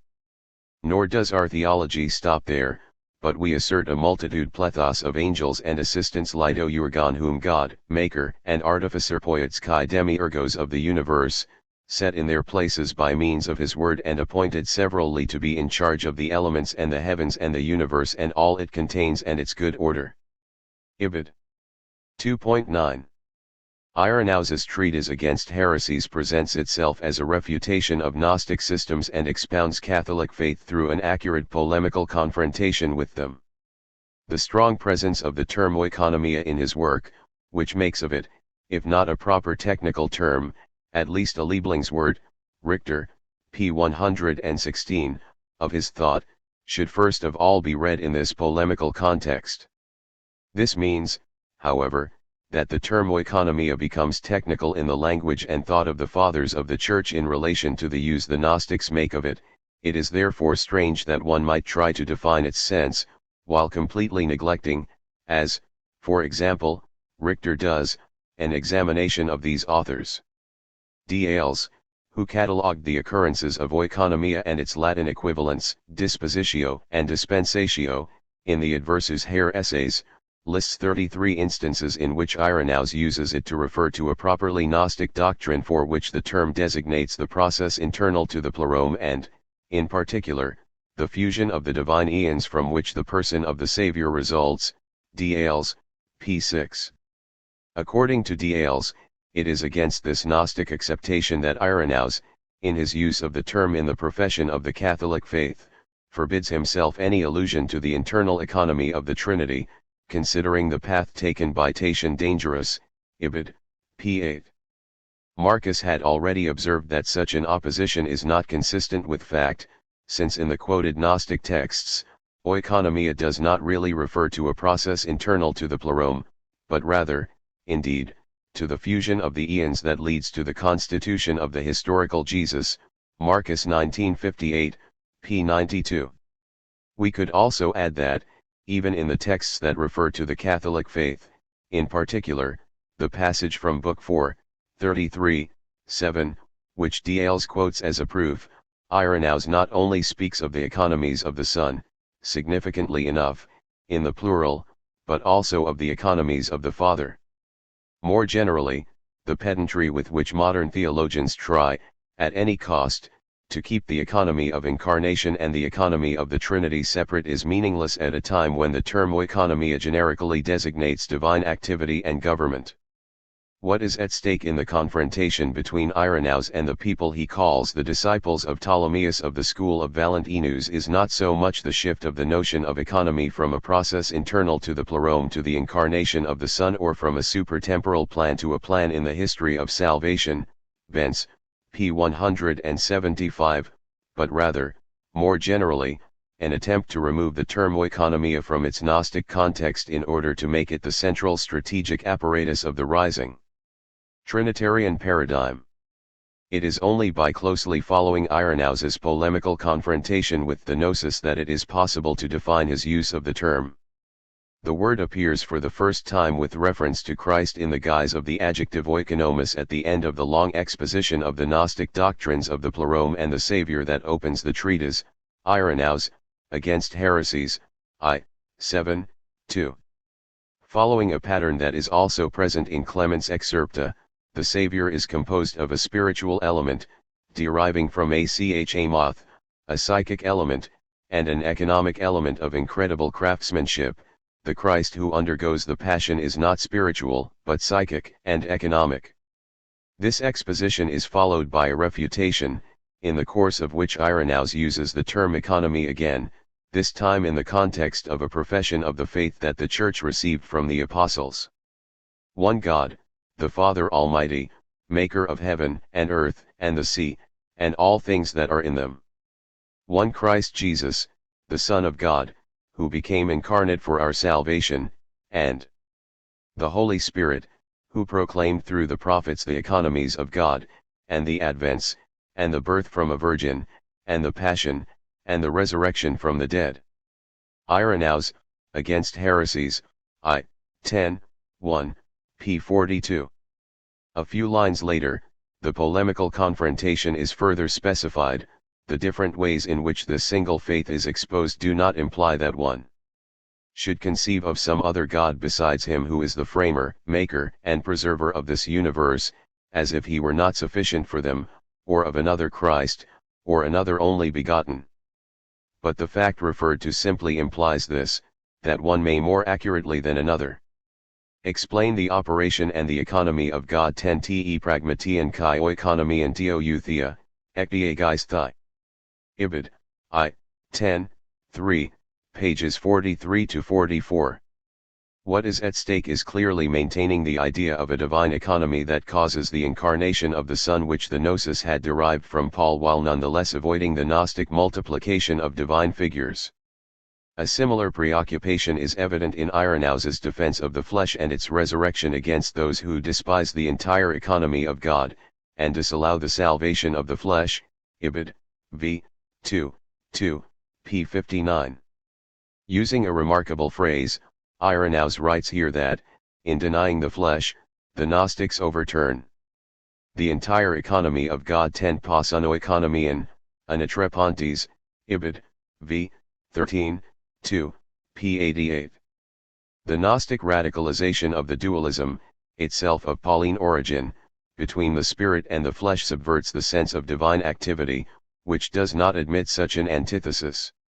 And against the Gnostic multiplication of the divine eons founded on the number 30, image of the superior economy, Ibid, I. 16, 1, p. 69, Irenaeus writes that, in this way, the Gnostics pull to pieces diasirant the economies of God. By means of alpha and beta, and with the aid of numbers, Ibid, I. 16, 3, p. 71. In the same way, the Gnostic proliferation of the Gospels upsets the economy of God, Ibid, 3, 11, 9, p. 295. In other words, for Irenaeus, it is, once again, a matter of subtracting economy from its constitutive nexus with the Gnostic multiplication of the hypostases of the divine figures. The reversal of the Pauline phrase economy of the plerome, oikonomia tou plerometos, Ephesians 1:10, into accomplishing, fulfilling the economy, ten oikonomia and anapleron, should be read in the same way. According to Marcus 1954, p. 213, who was the first to notice such reversal, for instance, in Against Heresies, 3:17, 4, and in 4:33, 10, Irenaeus transforms in this way what was, for the Gnostics, a cosmic natural process into a historical dispensation. This is a singular conclusion to be drawn by a scholar who has just objected against Diales that, for the Gnostics, the endopleromatic process could not be separated from the historical Jesus. Marcus seems to forget that, although the Gnostics had somehow appropriated the syntagma economy of the plerome, the latter is as such, as we have seen, genuinely Pauline. A reading of the first passage shows beyond doubt that Irenaeus is actually trying to withdraw this unclear Pauline phrase from Gnostic interpretations which make of the economy of the plerome the principle of an infinite procession of hypostases in order strongly to affirm that the economy of which Paul speaks has been accomplished once and for all by Jesus. The Logos of the Father came in the fullness of time, having become incarnate in man for the sake of man, and fulfilling all the economy of human nature through our Lord Jesus Christ, who is one and the same, as he himself the Lord doth testify, as the apostles confess, and as the prophets announce. Ibid. 3:17, 4, p. 336. It has been observed that Irenaeus' strategy removes the concept of conversion, epistrophe, from the psychomythological context of the Passions of Sophia and Achamoth in order to make it the fulcrum of Catholic orthodoxy, Agamben, pages 104 to 110, by means of the formula to convert to the Church of God, epistrophene eis 10 ecclesian tou thea. Similarly, the conflict with the Gnosis does not concern the historical character of the figure of the Savior. The Gnostics are the first to establish a parallelism between a cosmic ontological drama and a historical process, or the opposition between an economy limited to the Incarnation and an economy of the Trinity, which could not have been separated in the theological context of the time. Irenaeus' gesture rather amounts to an operation on themes that are common to heretics and Catholics in order to return them to what he believes to be the orthodoxy of the apostolic tradition, and redefine them within a clear profession of faith. This means, however, that inasmuch as a redefinition is never entirely separable from a reception, at least in the case of the concept of oikonomia, a notion that the Gnostics were possibly the first to elaborate strategically, the common theme has become the breach through which Gnostic elements have penetrated the Orthodox doctrine. The Excerpta ex Theodoto, attributed to Clement of Alexandria, have preserved Gnostic doctrines on economy, which substantially agree with the information given by Irenaeus. In 33:3, Wisdom, which is also called Mother, after having delivered the Christ, gives birth to a ruler of the economy, a figure, typos, of the Father who was abandoned by him and is inferior to him, the Excerpta ex Theodoto, p. 65. In 58:1, the Christ, defined as the great champion, homegas agonists, descends to earth and assumes both the pneumatic, or spiritual, element that originates from the mother and the psychic element that originates from the economy, to deike tes oikonomias to psych icon, Ibid, p. 78. Here, economy seems to designate a salvific activity, which has a typological precursor in an archon and finds its realization in Christ. The fact that the term oikonomia belongs to both the Gnostic and the Catholic vocabularies is proved by the divisive discussions among scholars about which passages from the Excerpta quote Clement's opinions and which Theodotes's. Such doubt applies especially to the three passages that contain the term oikonomia, 5, 4, 11, 4, 27, 6, which the editor attributes to Clement but which could easily be attributed to Theodotus. From a lexical point of view, it is interesting to note that Irenaeus uses pragmatia a number of times as a synonym of oikonomia. This confirms that oikonomia preserves its generic meaning of praxis, administrative and executive activity. 2.10. It is a common belief that, with Hippolytus and Tertullian, the term oikonomia ceases to be a mere analogical extension of the domestic vocabulary into a religious field, and becomes a technical notion that designates the Trinitarian articulation of divine life. However, even in this case, there is no strategy aimed at clearly defining a new meaning. Rather, the will to transform the oikonomia into a terminus technicus reveals itself in an indirect way through two unequivocal devices: the metalinguistic reference to the term, which amounts to putting it in quotation marks. Thus, in Tertullian, we can read this dispensation, or oikonomia, as it is called. The term is left untranslated in Greek and is transliterated into Latin characters, and the reversal of the Pauline phrase the economy of the mystery into the mystery of the economy, which gives the term a new poignancy without defining it. Unlike in Irenaeus, the context of this technicization is that of the earliest disputes surrounding the problematic nucleus that will later become the Trinitarian dogma. Both Hippolytus and Tertullian are engaged in a confrontation with adversaries, Noetus and Praxeas, who adhere to a rigorous form of monotheism and are defined, for this reason, monarchians, and see the personal distinction between the Father and the Word as in danger of relapsing into polytheism. The concept of oikonomia is the strategic operator that, before the elaboration of an appropriate philosophical vocabulary which will take place only in the course of the 4th and 5th centuries, allows a temporary reconciliation of the Trinity with the divine unity. In other words, the first articulation of the Trinitarian problem takes place in economical, not metaphysico-theological, terms. For this reason, when the Nicene Constantinopolitan dogmatics achieves its final form, the oikonomia will gradually disappear from the Trinitarian vocabulary, and will be preserved only in that of the history of salvation. Hippolytus's Contra Noetum has been defined as possibly the most important 2nd century document on Trinitarian theology, Scarpet, pxxii. In opposition to Prestige, Passim, according to whom, in Hippolytus as ultimately in Tertullian, oikonomia designates the internal organization of the deity, and not the incarnation. Not in the scholar responsible for the critical edition of the Contra Noetum seems to exclude a theologico-trinitarian acceptation in a technical sense and restricts the meaning of the term to divine plan in virtue of which God has a Son who is his incarnated Word, Naughton, p. 140. In the same sense, although this meaning is not attested to until at least a century later, Marcus can write that, for Hippolytus, economy must be the same as incarnation, Marcus 1958, p. 98. Even more surprisingly, Marcus adds soon after that Hippolytus speaking of Christ as the mystery of the economy would be closely following the Christian tradition, without realizing that Hippolytus is rather literally reversing the canonical Pauline phrase economy of the mystery, Ibid, p. 99.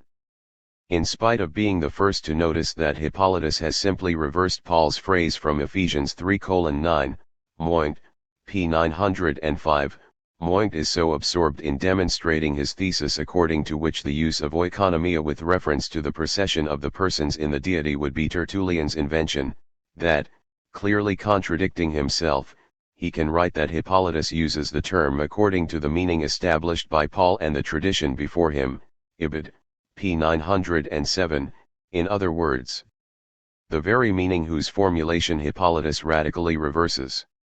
Here, the debate is compromised by the presupposition that there are two different and incompatible meanings of the term oikonomia, the first referring to the incarnation and the revelation of God in time, and the second concerning the procession of the persons within the deity. We have already shown, and Richter's study confirms this conclusion, that this presupposition is generated by a projection of a later theoretical elaboration onto the semantics of a term that, in the 2nd century, simply meant divine activity of administration and government. The two alleged meanings are nothing but the two aspects of a single activity of economic administration of divine life, which extends from the heavenly house to its earthly manifestation. Let us now turn to Hippolytus's text. From the beginning, the economic paradigm has here a precise strategic function. In order to save the divine unity, Noetus affirms that the Son is none other than the Father, and consequently denies the reality of the Christ that has been proclaimed in the Scriptures. And just because Noetus has no notion, this does not mean that it is the Scriptures that should be thrown out. After all, would not everyone say that there is a single God, but we shall not deny the economy all ou ten oikonomy and anerese. Hippolytus, Contra Noetum, p. 48. Oikonomia does not have here a special meaning, and can simply be translated as praxis, divine activity aimed at a purpose. Yet, the absolutization of the term, which usually appeared in syntagmatic nexuses such as economy of God, economy of the mystery, economy of the salvation, etc., in relation to the apparent opposition between unity and Trinity certainly confers on it a particular poignancy. The distinction, in God, between a monadic power, dynamis, and a threefold oikonomia is accountable to the same strategy. So even an unwilling person is obliged to confess the Father as God Almighty, and Christ Jesus, the Son of God, as the God who became man, and the Holy Spirit, and that these really are three. But if he wants to learn how God is shown to be one, he must know that this God has a single power dynamis, and that as far as the power is concerned, God is one, but in terms of the oikonomia, the display of it is triple. Ibid, p. 64. This distinction is important since it possibly lies at the origin of both the distinction between status and gratis in Tertullian, Treatise against Praxeas, 19, 8, and that between theology and economy, which will become common beginning with Eusebius. The fact that this is not a neat opposition, but a distinction that allows one to reconcile the unity with the Trinity, becomes evident once we understand that the terminology is here entirely Stoic. In a famous passage, Chrysippus had distinguished in the soul the unity of the dynamis from the multiplicity of the modes of being, or, rather, the modes of having, the habits, pos ekon. The power of the soul is one, in a way that, according to its manner of being or behaving pos ekousen, it either thinks, or gets irate, or desires. Chrysippus, Fragment, 823, SVF, 2, 823, C. Pollens, Volume 1, p. 91. The oikonomia corresponds to the Stoic doctrine of the modes of being and is, in this sense, a pragmatics. The key strategic device by means of which Hippolytus confers a new meaning upon oikonomia is, however, the reversal of the Pauline syntagma economy of the mystery to form mystery of the economy. This reversal is carried out in two passages, both of which concern the relation between the Father and his Logos. But in whom is God, except in Christ Jesus, the Father's own Logos and the mystery of the economy toi mysterio ites oikonomias? Hippolytus, Contra Noetum, p. 52. So the statement in thee is God revealed the mystery of the economy that once the Word had taken flesh and was among men, the Father was in the Son and the Son in the Father, while the Son was living among men. So this, brethren, is what was being pointed out, that the mystery of the economy really was this very Logos proceeding from the Holy Spirit and the Virgin, which the Son had brought to completion apergesamenos for the Father. Ibid, p. 52. While, in Paul, the economy was an activity carried out to reveal or accomplish the mystery of God's will or word, Colossians 1:24, 25, Ephesians 3:9, now it is this very activity, personified in the figure of the Son Word, that becomes a mystery. Even here, the key meaning of oikonomia remains the same, as is evident in the last sentence of the second passage, the Son brings to completion, realizes an economy for the Father. Yet, the sense of plan hidden in God, which was a possible, though imprecise paraphrase of the term mysterion, tends now to be transferred onto the very term oikonomia, giving it a new significance. There is no economy of the mystery, that is, an activity aimed at fulfilling and revealing the divine mystery, it is the very pragmatia, the very divine praxis, that is mysterious. Thus, in the last passage in which it is used repeating one of Tatian's stylistic features to the letter oikonomia tends persistently to be identified with the harmonic composition of the threefold divine activity in a single symphony. This economy the Blessed John, too, passes on to us through the witness of his gospel, and he maintains that this word is God, with the words, "In the beginning was the Word, and the Word was with God, and the Word was God," John 1:1. But then if the Word, who is God, is with God, someone might well say, what about this statement that there are two gods? While I will not say that there are two gods but rather one, I will say there are two persons, and thirdly the economy, the grace of the Holy Spirit. For though the Father is one, there are two persons because there is the Son as well, and the third, too, the Holy Spirit. The Father gives orders, the Logos performs the work, and is revealed as Son, through whom belief is accorded to the Father. By a harmonious economy oikonomiae symphonias the result is a single God. Hippolytus, Contra Noetum, p. 74. With a further development of its even rhetoric meaning of ordered arrangement, economy is now the activity as such truly mysterious that articulates the divine being into a trinity and, at the same time, preserves and harmonizes it into a unity. The importance that the reversal of the Pauline syntagma economy of the mystery into mystery of the economy has in the construction of the economic Trinitarian paradigm is attested by the persistence with which the latter phrase imposes itself as an interpretative canon of Paul's text. Thus, in Theodorus of Cyrus, first half of the 5th century, we can still find the claim that Paul, in the letter to the Romans, has revealed the mystery of the economy and showed the cause of incarnation. Theodoret of Cyrus, Commentary on the Letters of St. Paul, Volume I, p. 72. 2.11. It is common to identify Tertullian as the first author for whom oikonomia is unequivocally referred to the procession of the persons in the deity, yet, we should not expect to find rigor of argument or terminological precision in his works. Gilson defines his way of reasoning as anti-philosophical, and even simplistic. The oikonomia and its Latin equivalents dispensatio and dispositio is rather the apparatus with which, in his polemics against the restless and very perverse praxias, Tertullian tries to come to terms with the impossibility of a philosophical formulation of the Trinitarian articulation. He thus begins to make the term more technical and, at the same time, render it more mysterious by leaving it in its Greek form. We, however, as always, believe in one only God, yet subject to this dispensation, which is our word for oikonomia, sub hac tamen dispensatione quam oikonomiendissimus, that the one only God has also a Son, his word who has proceeded from himself. Tertullian's treatise against Praxias, 2, 1, p. 131.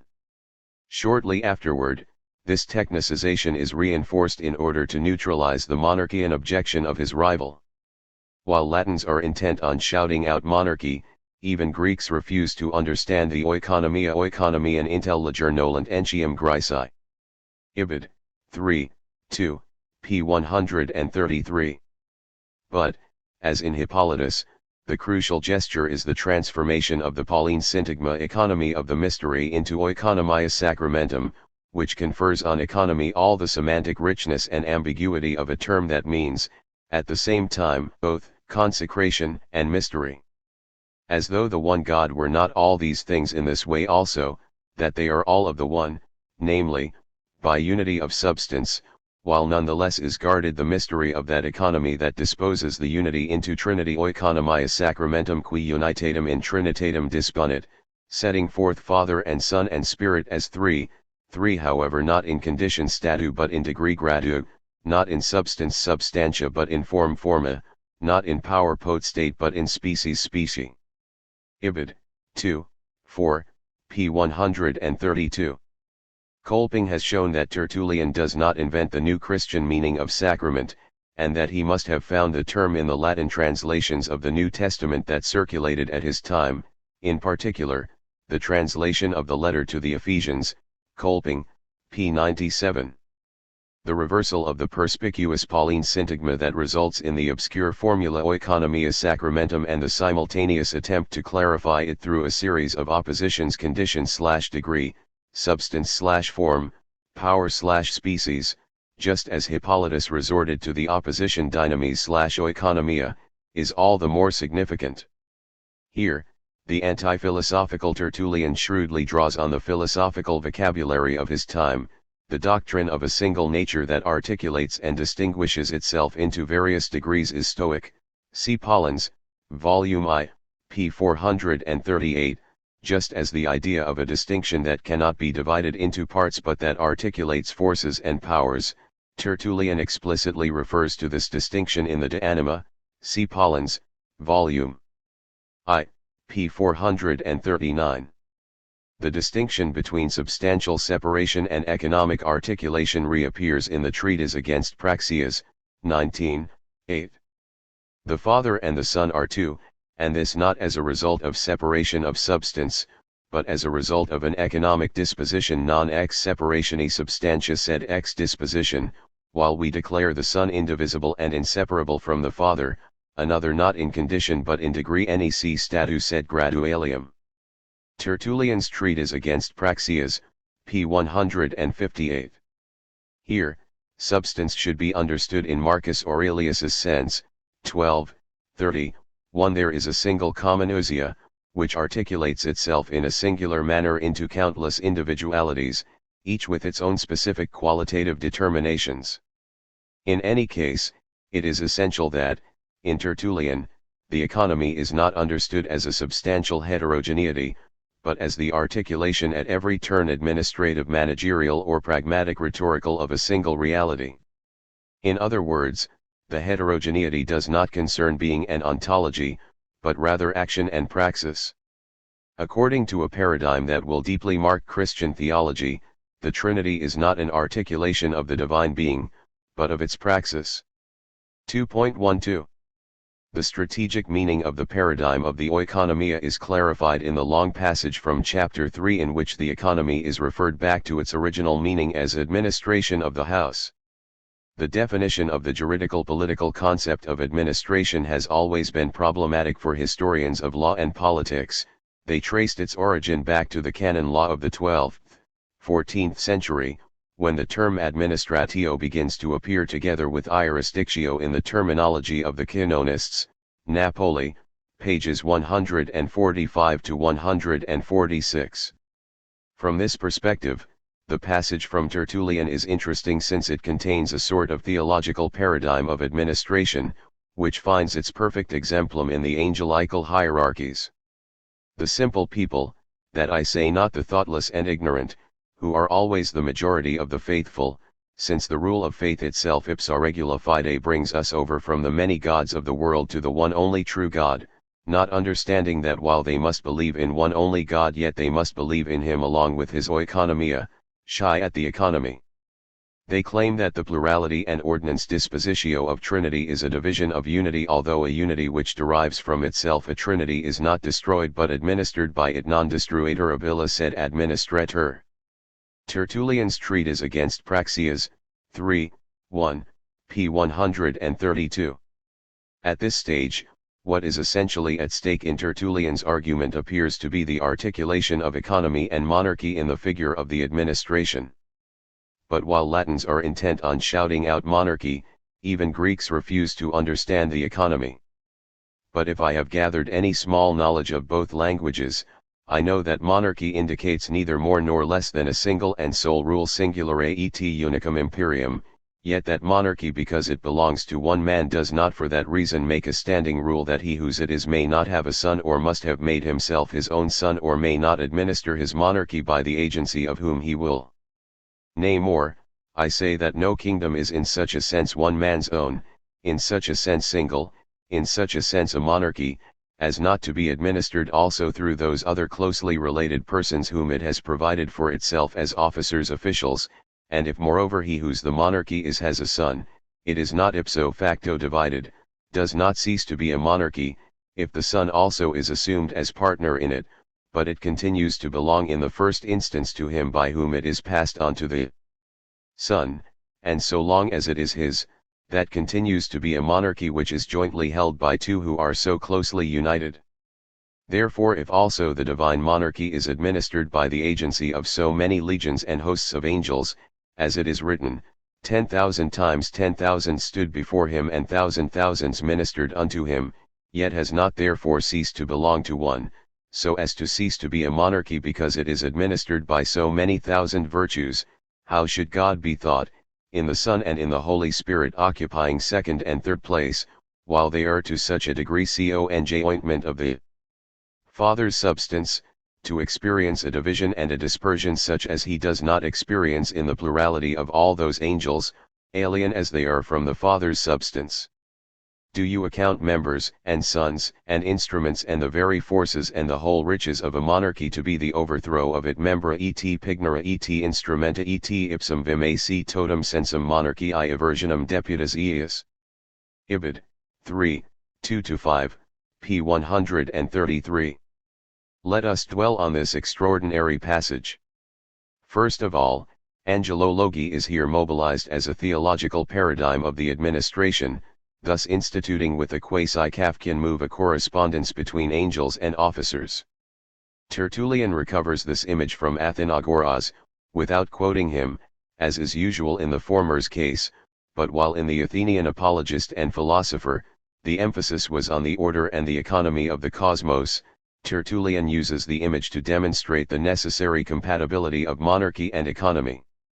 It is equally essential that, affirming the consubstantiality of monarchy and economy, he evokes an Aristotelian motif, without naming Aristotle. As a matter of fact, the treatise on economy attributed to Aristotle opens with the affirmation of the identity of economy and monarchy. Politics is a polyarchy, economics is a monarchy he oikonomik de monarchia, Aristotle, Economica, I, 1343a.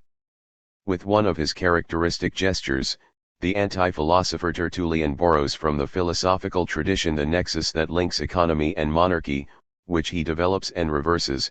The divine monarchy now constitutively entails an economy, a governmental apparatus, which articulates and, at the same time, reveals its mystery.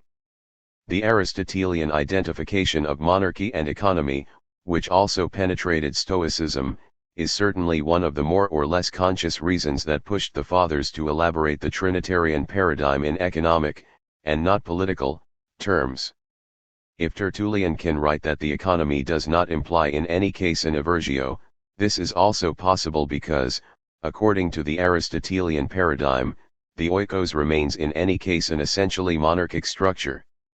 However, it is critical that the Trinitarian articulation is here conceived as serving an activity of domestic government, in which it fully resolves itself without implying a division on the level of being.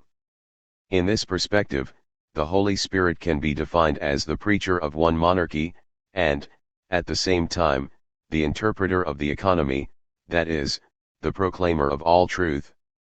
According to the mystery of the doctrine of Christ economia interpretatorum, et deductorum omnis veritatis, secundum Christianum sacramentum, Tertullian's treatise against praxeas, 30, 5, p. 179.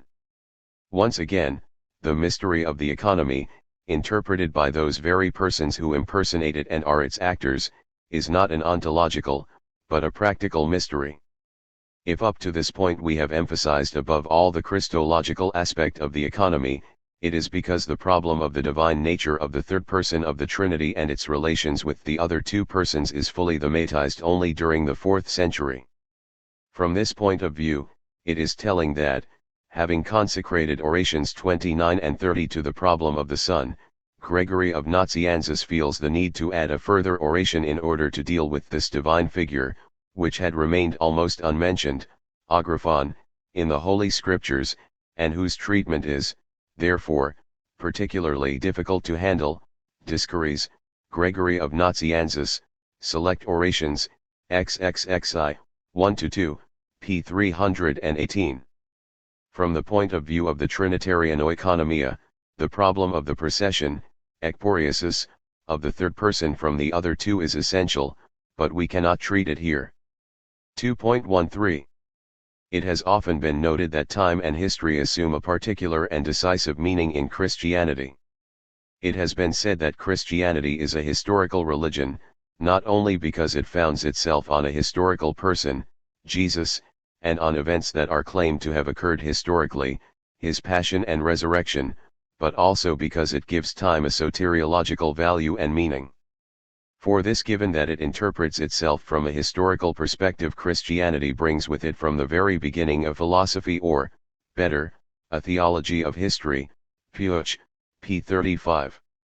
However, it is equally important to add that the Christian notion of history is born and developed under the sign of the economic paradigm, and remains inseparable from it.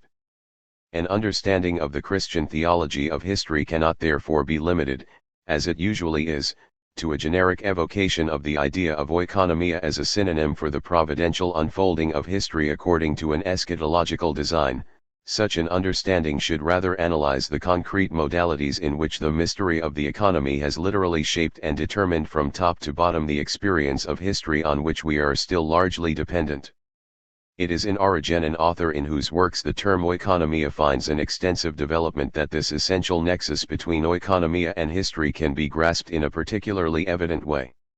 When something like a notion of history in the modern sense, that is, a process endowed with a sense, albeit hidden, appears for the first time, it is precisely in the guise of a mysterious economy, which insists on being interpreted and understood as such.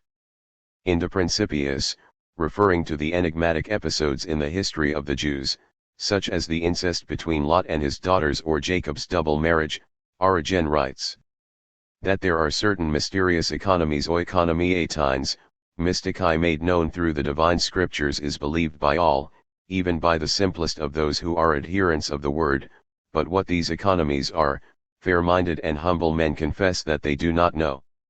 If, for instance, an inquirer were to be in difficulty about the intercourse of Lot with his daughters, or the two wives of Abraham, or the two sisters married to Jacob, or the two handmaids who bore children by him, they can say nothing except that these things are mysteries not understood by us. Origen, on First Principles, 4, 2, 2, p. 272. The Christian concept of history results from the strategic conjunction of this doctrine of the mysterious economies. Elsewhere Origen speaks of a hidden and apocryphal character of the economy tes de oikonomias autu to lelithos kai apocryphon, with the practice of the interpretation of the scriptures. In De Principiis, Origen also writes that by means of stories dia historias of wars and the conquerors and the conquered, certain secret mysteries are revealed to those who are capable of examining these narratives. Ibid. 4, 2, 8, pages 284 to 285. Thus, the duty of the Christian scholar is that of interpreting history. Historian Allegorse, Origen, Philocole, I, 29, p. 212, so that the contemplation of the events narrated in the scriptures is not a cause of error planisti for uneducated souls.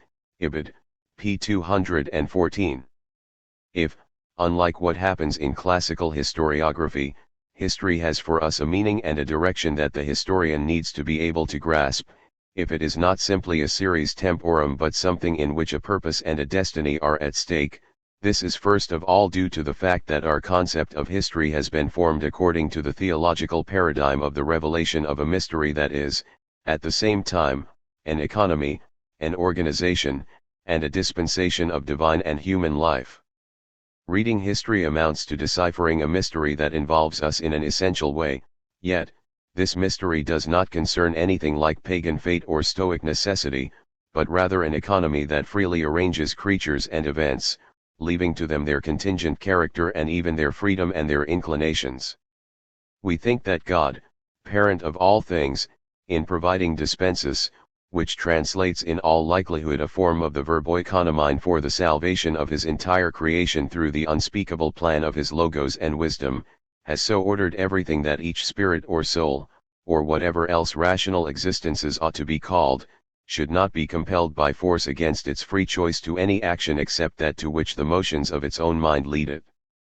And at the same time that the motions of their wills should work suitably and usefully together to produce the harmony of a single world. Origen, On First Principles, 2, I, 2, p. 77. Christian history affirms itself against pagan fate as a free praxis, and yet, insofar as it corresponds to and realizes a divine design, this freedom is itself a mystery, the mystery of freedom, which is nothing but the other face of the mystery of the economy. The link established by Christian theology between oikonomia and history is crucial to an understanding of Western philosophy of history.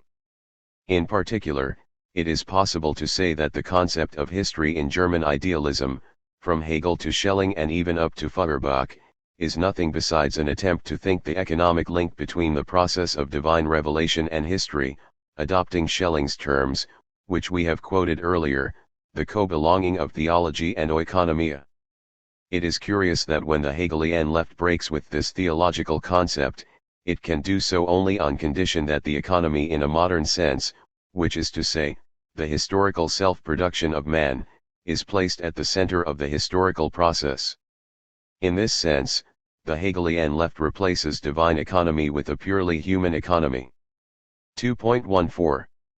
The treatment of the concept of oikonomia that relates it to the theme of providence will have decisive consequences in medieval and modern culture. Such a treatment is to be attributed to Clement of Alexandria, and possibly amounts to his most original contribution to the elaboration of the theological economic paradigm. As we have seen, in the Excerpta ex Theodoto, Clement repeatedly mentions the term oikonomia with regard to the Valentinians, but the term appears very often with the whole range of its possible meanings, approximately 60 times in Stalin's Index, even in his masterwork, the Stromata. Clement is careful to specify that the oikonomia does not merely concern the management of the house, but the soul itself. Clement, the Stromata, Book I, Chapter 6, p. 307, and that, in addition to the soul, the entire universe also relies on an economy. Book 3, Chapter 9, p. 392, there is even an economy of milk, oikonomia tou galactose, which makes it flow into the breast of the woman who has given birth. Book 2, Chapter 18, p. 368. But, above all, there is an economy of the Savior.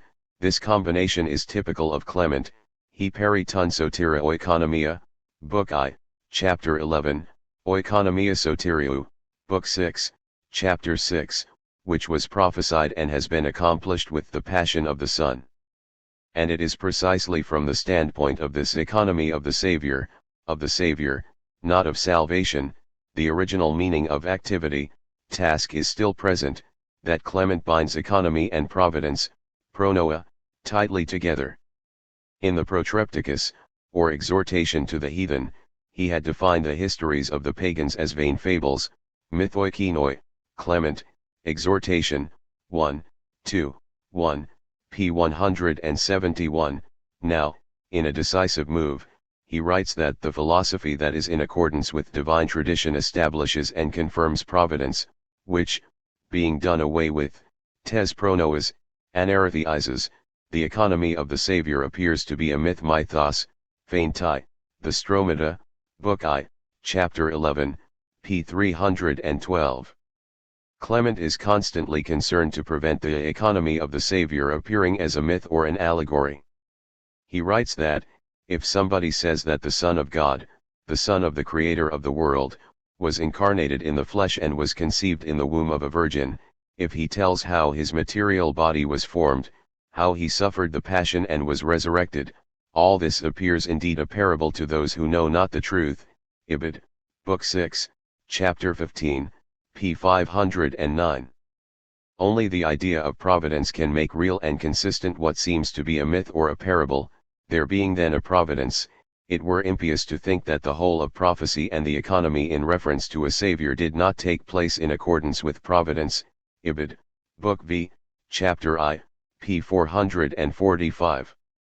If we do not understand the very close connection that links oikonomia with providence, it is not possible to measure the novelty of Christian theology with regard to pagan mythology and theology. Christian theology is not a story about the gods, it is immediately economy and providence, that is, an activity of self-revelation, government, and care of the world. The deity articulates itself into a trinity, but this is not a theogony or a mythology, rather, it is an oikonomia, that is, at the same time, the articulation and administration of divine life, and the government of creatures. From this the peculiarity of the Christian concept of providence follows. The notion of pronoia had been diffused widely in the pagan world thanks to Stoic philosophy. In writing The Economy of Creation is good dysthesia, oikonomia, and all things are well administered, nothing happens without a cause, Ibid, Book 4, Chapter XXIV, p. 437, Clement was repeating ideas that were current in the Alexandrian culture of his time. Yet, insofar as the Stoic and Judaic theme of pronoia is linked to the economy of divine life, providence acquires a personal and voluntary character. In opposition to the Stoics and Alexander of Aphrodisias, who had claimed that the essence of the gods lies in providence, just as that of fire lies in heat, Clement eliminates any naturalistic and involuntary character from providence. God is not involuntarily good, as the fire is warming, but in him the imparting of good things is voluntary. God does not do good by necessity, but from his free choice. Ibid, Book 7, Chapter 7, p. 534. The debate surrounding the free or fatal, mediate or immediate, general or particular character of providence that, as we shall see, will divide medieval theologians and philosophers from the 13th to the 17th century find here their archetype. Connecting economy with providence, not only does Clement embed the temporal economy of salvation in eternity, in eternal facts and reasons, the Stromata, Book 6, Chapter 15, p. 508, as has been observed, Torrance, p. 227, but also he initiates the process that will lead to the progressive constitution of the duality of theology and economy, the nature of God and his historical action. Providence means that this fracture, which in Christian theology corresponds to the Gnostic dualism between an idle God and an active demiurge, is or is claimed to be actually only apparent. The economic, administrative and the providential paradigms here manifest their fundamental co-belonging. It is precisely this strategic conjunction of economy and providence that clearly shows how, in Clement, the term oikonomia still cannot mean, following the common translation that would make the conjunction tautological, divine plan. It is only from the moment at which Hippolytus and Tertullian reverse the Pauline expression economy of the mystery and Clement joins oikonomia and pronoia together that the meanings of the two terms will start to become indistinguishable.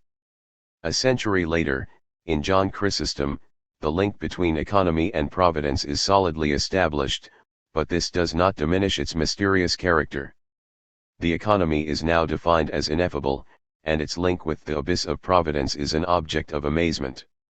Having seen the opening up of an immense sea and, in this part and in this point, having wished to probe the abyss of its providence, feeling dizzy before the inexpressible nature of this economy and being amazed before what is ineffable. John Chrysostom, Sur la Providence de Dieu, p. 62. 2.15. The meaning of exception acquired by the term oikonomia in the 6th or 7th century, especially in the field of the canon law of the Byzantine Church, is of particular interest for its semantic history. Here, the theological meaning of mysterious divine praxis undertaken for the salvation of humankind coalesces with the concepts of equitas and epieikeia originating from Roman law, and comes to signify the dispensation dispensa that relieves one from a too rigid application of the canons. In Photius, the difference and, at the same time, the contiguity of the two meanings is evident. Oikonomia means precisely the extraordinary and incomprehensible incarnation of the Logos. In the second place, it means the occasional restriction or the suspension of the efficacy of the rigor of the laws and the introduction of extenuating circumstances, which economizes dioikonomantos the command of law in view of the weakness of those who must receive it. Photius, pages 13 to 14. In this direction, just as an opposition between theology and economy had emerged in theology, so an opposition between canon and economy is produced in law, and the exception is defined as a decision that does not apply the law strictly, but makes use of the economy, o eukononikos, all oikonomiae chrysomenoi, Richter, p. 582. In this sense, in 692, the term enters the legislation of the Church and, with Leon VI, 886–912, the imperial legislation. The fact that a word designating the salvific activity of the government of the world acquires the meaning of exception shows how complex the relationships between oikonomia and law are. However, even in this case, the two senses of the term are, in spite of their apparent distance, perfectly consistent. Exactly the same occurs in the Latin Church with the two meanings of the term dispensatio, which initially translates oikonomia and later progressively acquires the sense of dispensation dispensa. The paradigm of government and of the state of exception coincide in the idea of an oikonomia, an administrative praxis that governs the course of things, adapting at each turn, in its salvific intent, to the nature of the concrete situation against which it has to measure itself. The origin of the evolution that leads the term oikonomia to assume the meaning of exception can be grasped in a letter that the Cappadocian theologian Basil wrote to Amphilochius. Asked about the question of the value of the baptism administered by schismatics, Basil answers that, contrary to the rule that would have wanted it to be invalid, it was initially accepted as valid for the sake of the economy of the majority, oikonomias henikaton polon, Basil, Letterkalskiath, I, in Letters and Select Works, p. 224. Threshold. It is now possible to grasp more precisely the decisive meaning of the reversal of the Pauline expression economy of the mystery into mystery of the economy. What is mysterious is not, as with Paul, the divine plan of redemption, a plan that requires an activity of realization and revelation, indeed, an oikonomia that is as such perspicuous. Now, it is the economy itself that is mysterious, the very praxis by means of which God arranges the divine life, articulating it into a trinity, and the world of creatures, conferring a hidden meaning upon every event. But this hidden sense, following the model of the typological interpretation, is not only an allegories and prophecy of other salvific events, which thus arrange themselves to create a history, it rather coincides with the mysterious economy, with the very dispensation of divine life and its providential government of the world. The mystery of the deity and the mystery of government, the Trinitarian articulation of the divine life and the history and salvation of humanity are, at the same time, divided and inseparable. In other words, a game that is in all senses decisive is being played out on the field of the oikonomia, one in which the very concept of the divine and its relations with all creation that is gradually emerging toward the end of the ancient world is in question.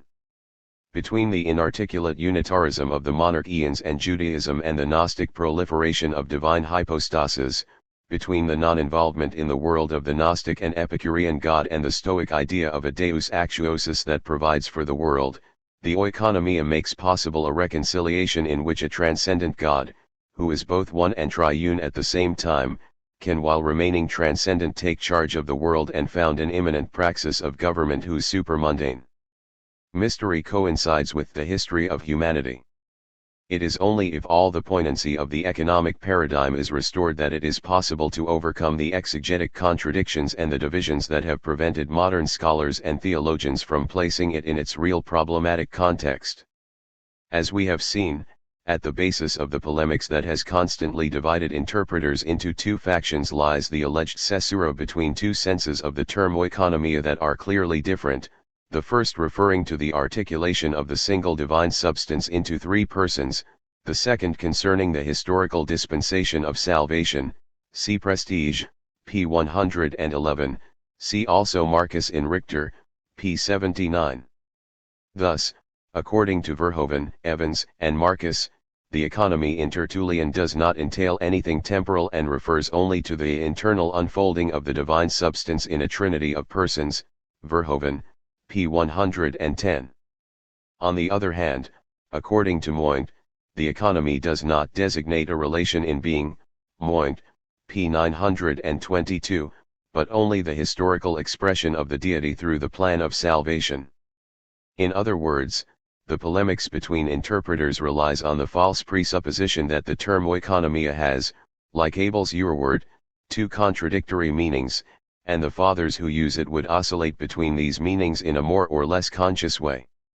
A more careful analysis shows that we are not dealing with two meanings of the same term, but with the attempt to articulate in a single semantic sphere that of the term oikonomia a series of levels whose reconciliation appeared problematic: non-involvement in the world and government of the world, unity in being and plurality of actions, ontology and history.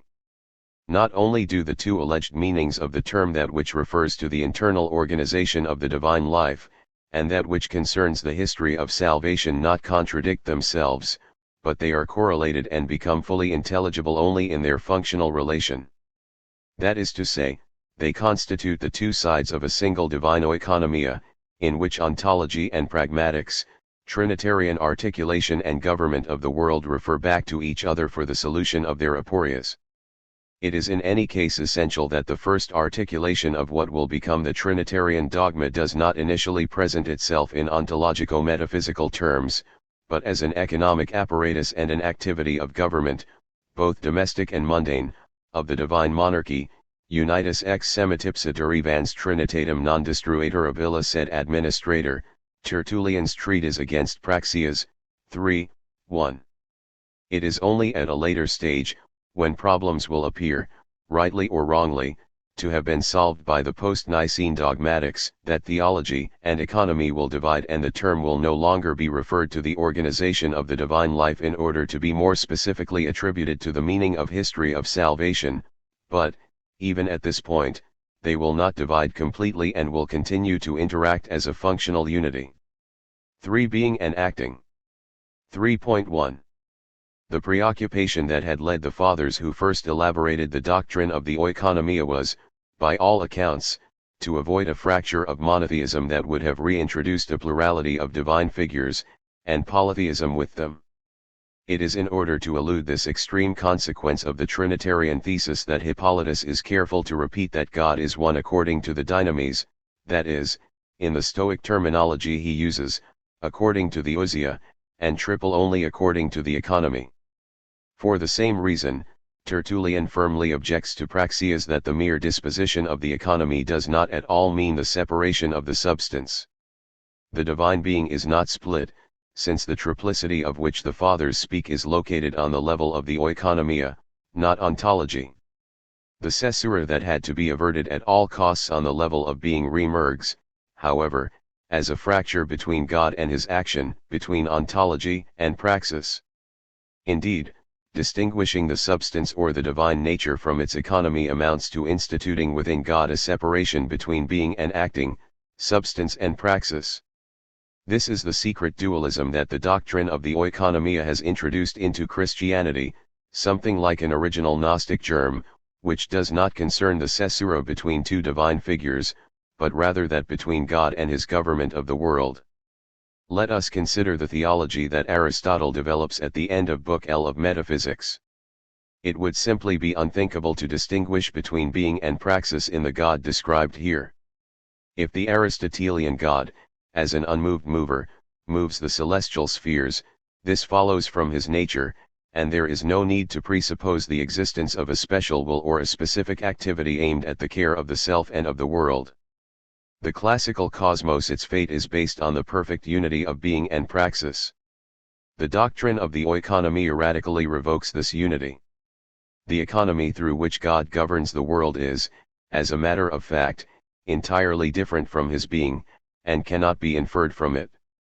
It is possible to analyze the notion of God on the ontological level, listing his attributes or negating, one by one as in apophatic theology, all his predicates to reach the idea of a pure being whose essence coincides with existence.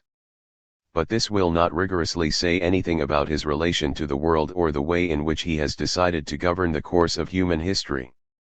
As Pascal will lucidly realize with regard to profane government many centuries later, the economy has no foundation in ontology, and the only way to found it is to hide its origin. Pascal 1962, p. 51. For this, God's free decision to govern the world is now as mysterious as his nature, if not more. The real mystery, which has been hidden for centuries in God and which has been revealed to men in Christ, is not that of his being, but that of his salvific praxis, precisely the mystery of the oikonomia, following the decisive strategic reversal of the Pauline syntagma. The mystery that, from this moment on, will not cease to startle theologians and philosophers, and to arouse their attention, is not of an ontological, but of a practical nature. The economic and ontological paradigms are completely different in their theological genesis. The doctrine of providence and moral reflection will only slowly try to construct a bridge between them, without ever fully succeeding. The fact that Trinitarianism and Christology, before assuming a dogmatic speculative form, were conceived in economic terms is something that will stubbornly continue to mark their subsequent development.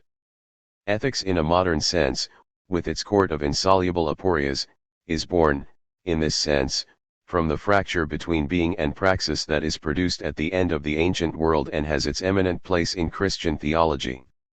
If the notion of free will, which is, all things considered, marginal in classical thought, becomes the central category first of Christian theology and then of the ethics and ontology of modernity, this happens because these find in the above-mentioned fracture their original site and will have to confront it right to the end.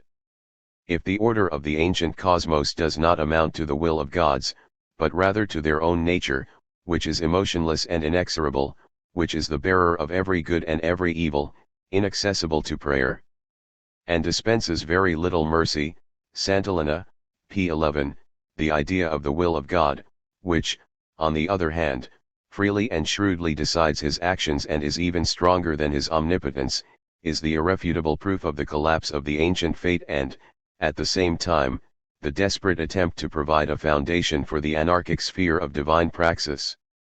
Desperate, since this will can only entail the groundlessness of the praxis, that is, the fact that there is no foundation of acting in being. In Gnosis, the opposition between a God who is foreign to the world and a demiurge who governs it is more essential than that between a good and an evil God.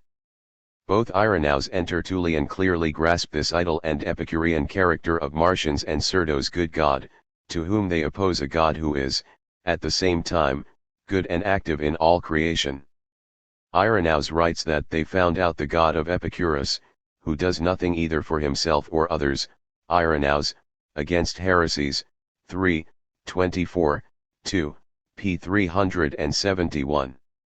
And according to Tertullian, Marcion would have attributed the name of Christ to a god out of the school of Epicurus. Tertullian, Adversus Marcionum, I, 25, 3, p. 71. The attempt to reconcile the idol God who is foreign to the world with the actuosus God who creates and governs it is certainly one of the crucial stakes of the Trinitarian economy, both the very concept of oikonomia and the aporias that make its definition so arduous depend on it. 3.2. The problem that makes the image of the world in the classical tradition explode when it collides with the Christian concept of the world is that of creation. What is incompatible with the classical concept is here not so much the idea of a divine operation, but rather the fact that this praxis does not necessarily depend on being, and nor is it founded on it, but is the result of a free and gratuitous act of the will.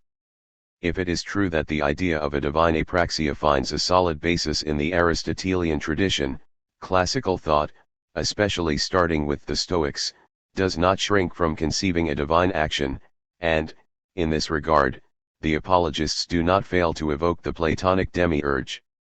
On the other hand, what is new is the division between being and the will, nature and action, introduced by Christian theology.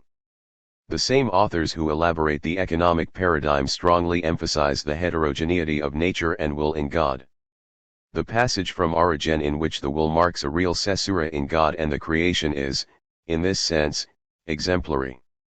All that exists in heaven and on earth, visible or invisible, insofar as it refers to the nature of God, it is not quantum ad naturam dei pertinet, non sunt, insofar as it refers to the will of the Creator, it is that which the will of the one who created wanted it to be quantum ad voluntatem creatoris, sunt hoc, quod esse volud il qui fecit. Origen, Homily on 1 Kings 28, I, 11. See also Benz, pages 330 to 331. The pseudo-Justin insists that essence, ousia, and will, boule, must be considered to be separate in God. If being and the will were the same thing in God, given that he wants many things, he would be one thing at one time, and another thing at another time, which is impossible. And if he produced by means of his being, given that his being is necessary, he would be obliged to do what he does, and his creation would not be free. Justin, Opera Iustini Subdititia, pages 286 to 291. As has been suggested, Caccia, p. 46, the very motif of creation ex nihilo emphasizes the autonomy and freedom of divine praxis. God has not created the world due to a necessity of his nature or his being, but because he wanted it. To the question why did God make heaven and earth? Augustine answers, Quia voluit, because he wished to. Augustine, A Refutation of the Manichees, I. 2, 4. Centuries later, in the heyday of scholasticism, Thomas Aquinas clearly restates contra Gentiles the impossibility of founding creation in being. God acts, not per necessitatem naturae, but per arbitrium voluntatis, contra Gentiles, Book 2, Chapter 23, and 1. In other words, the will is the apparatus needed to join together being and action, which were separated in God. The primacy of the will, which, according to Heidegger, rules over the history of Western metaphysics and reaches its completion with Schelling and Nietzsche, has its roots in the fracture between being and acting in God and is, therefore, from the beginning in agreement with the theological oikonomia. The reconstruction of the theological apparatus founded on the notion of the will is at the center of Benz's book Marius Victorinus und die Entwicklung der Abendländischen Willen Metaphysik, which should be regarded as the starting point for any genealogical investigation into the primacy of the will in modern philosophy. Benz shows how both Neoplatonic motifs, the concept of the will in Plotinus as identical with power potentia and as a good that wills itself, and Gnostic themes, the will in Valentinus and in Marcus as audibilitas boule, a will that wills itself, come together in the construction of a metaphysics of the will in Western philosophy. Through Victorinus, these Neoplatonic and late ancient motifs enter Augustine's thought and determine his concept of the Trinity. When Thomas Aquinas identifies in God essence and will, est agitur voluntas Dei ipsa eius essentia, contra Gentiles, Book 1, Chapter 73, and 2, he is actually only radicalizing this primacy of the will. Given that what God's will wants is his very essence, principali divini voluntatis volitum est eius essentia, Ibid, Book 1, Chapter 74, and 1, this implies that God's will always wants itself, it is always will to will.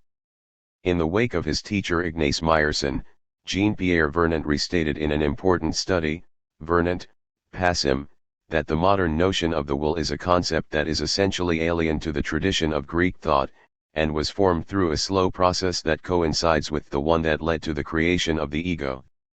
3.3. It is only from the standpoint of this fracture between being and praxis that the sense of the controversy over Arianism, which deeply divided the Church between the 4th and the 6th centuries, becomes fully intelligible. The dispute often seems to revolve around differences that are so subtle and minimal that it is not easy for modern readers to appreciate what was really at stake in a conflict whose fierceness involved, together with the emperor, almost the entirety of Eastern Christianity. It is well known that the problem concerned the arche of the sun, but arche here does not have a merely chronological meaning, it does not simply stand for a beginning. As a matter of fact, both Arius and his adversaries agree in saying that the Son was generated by the Father, and that this generation took place before eternal times, pro chronon Ionian in Arius, letter to Alexander, in Athanasius, p. 458, pro Pantenton Ionon in Eusebius of Caesarea, letter of Eusebius, in Athanasius, p. 75. Arius is even careful to specify that the Son was generated a chronos, outside of tempi or liti. In other words, what is in question here is not really a chronological precedence, time does not exist yet, or just a problem of rank, Many anti-Arians share the opinion that the Father is greater than the Son. It is rather a matter of deciding whether the Son, which is to say, the word and praxis of God, is founded in the Father, or whether he is, like him, without principle, anarchos, that is, ungrounded. A textual analysis of Arius's letters and the writings of his adversaries shows, indeed, that the decisive term in the controversy is precisely anarchos, without archi, in the double sense that the term has in Greek, foundation and principle. In his letter to Alexander, p. 458, Arius writes that we acknowledge one God, alone ingenerate, alone everlasting, alone anarchos. The Son, who was generated by the Father before and outside of time, nevertheless has his archi, his principal foundation, in the Father, and receives his being from him. Thus there are three hypostases. And God, being the cause of all things, is anarchic and altogether sole anarchos monadidos, but the Son being begotten apart from time by the Father, and being created, but Arius had specified shortly before, not like all other creatures, and founded themeliatheus, from them elios, which refers to the foundations also in an architectural sense before ages. Who derived only being from the Father. Ibid. It is in the same sense that Eunomius affirms that only God the Father is beginningless, everlasting, unending anarchos, adios, atelotetos, expositio fide, 2, p. 151, the Son is, rather, existing in the beginning, so not without beginning, and archaeonta, book Anarchon, Ibid, 3, p. 153. Against this thesis, which gives the Logos a solid foundation in the Father, the bishops assembled at Serdica by Emperor Constantius in 343 clearly affirm that the disagreement does not revolve around the generated or ungenerated character of the Son. None of us denies that the Son is generated, but generated before all things, but only around his archi. He could not have existed absolutely pantode, if he had had an archi, since the Logos that exists absolutely does not have an archi. Ibid, p. 134. The Son reigns together with the Father absolutely, anarchically, and infinitely pantode, anarchos kai atelotetos, Ibid, p. 136. The Nicene thesis, which was ultimately victorious, here shows its coherence with the doctrine of the oikonomia. Just as the latter is not founded on the nature and being of God, but in itself constitutes a mystery, so the Son, that is, the one who has assumed the economy of salvation, is unfounded in the Father, and is, like him, anarchos, without foundation or principle. Oikonomia and Christology are in agreement and inseparable, not only historically, but also genetically, as was the case with praxis in the economy, so in Christology the Logos, the Word of God, is eradicated from being and made anarchic. From this derive the constant reservations of many supporters of the anti-Arian orthodoxy against the term homoousios, imposed by Constantine. If we do not understand this original anarchic vocation of Christology, it is not even possible to understand the subsequent historical development of Christian theology, with its latent theological tendency, or the history of Western philosophy, with its ethical caesura between ontology and praxis.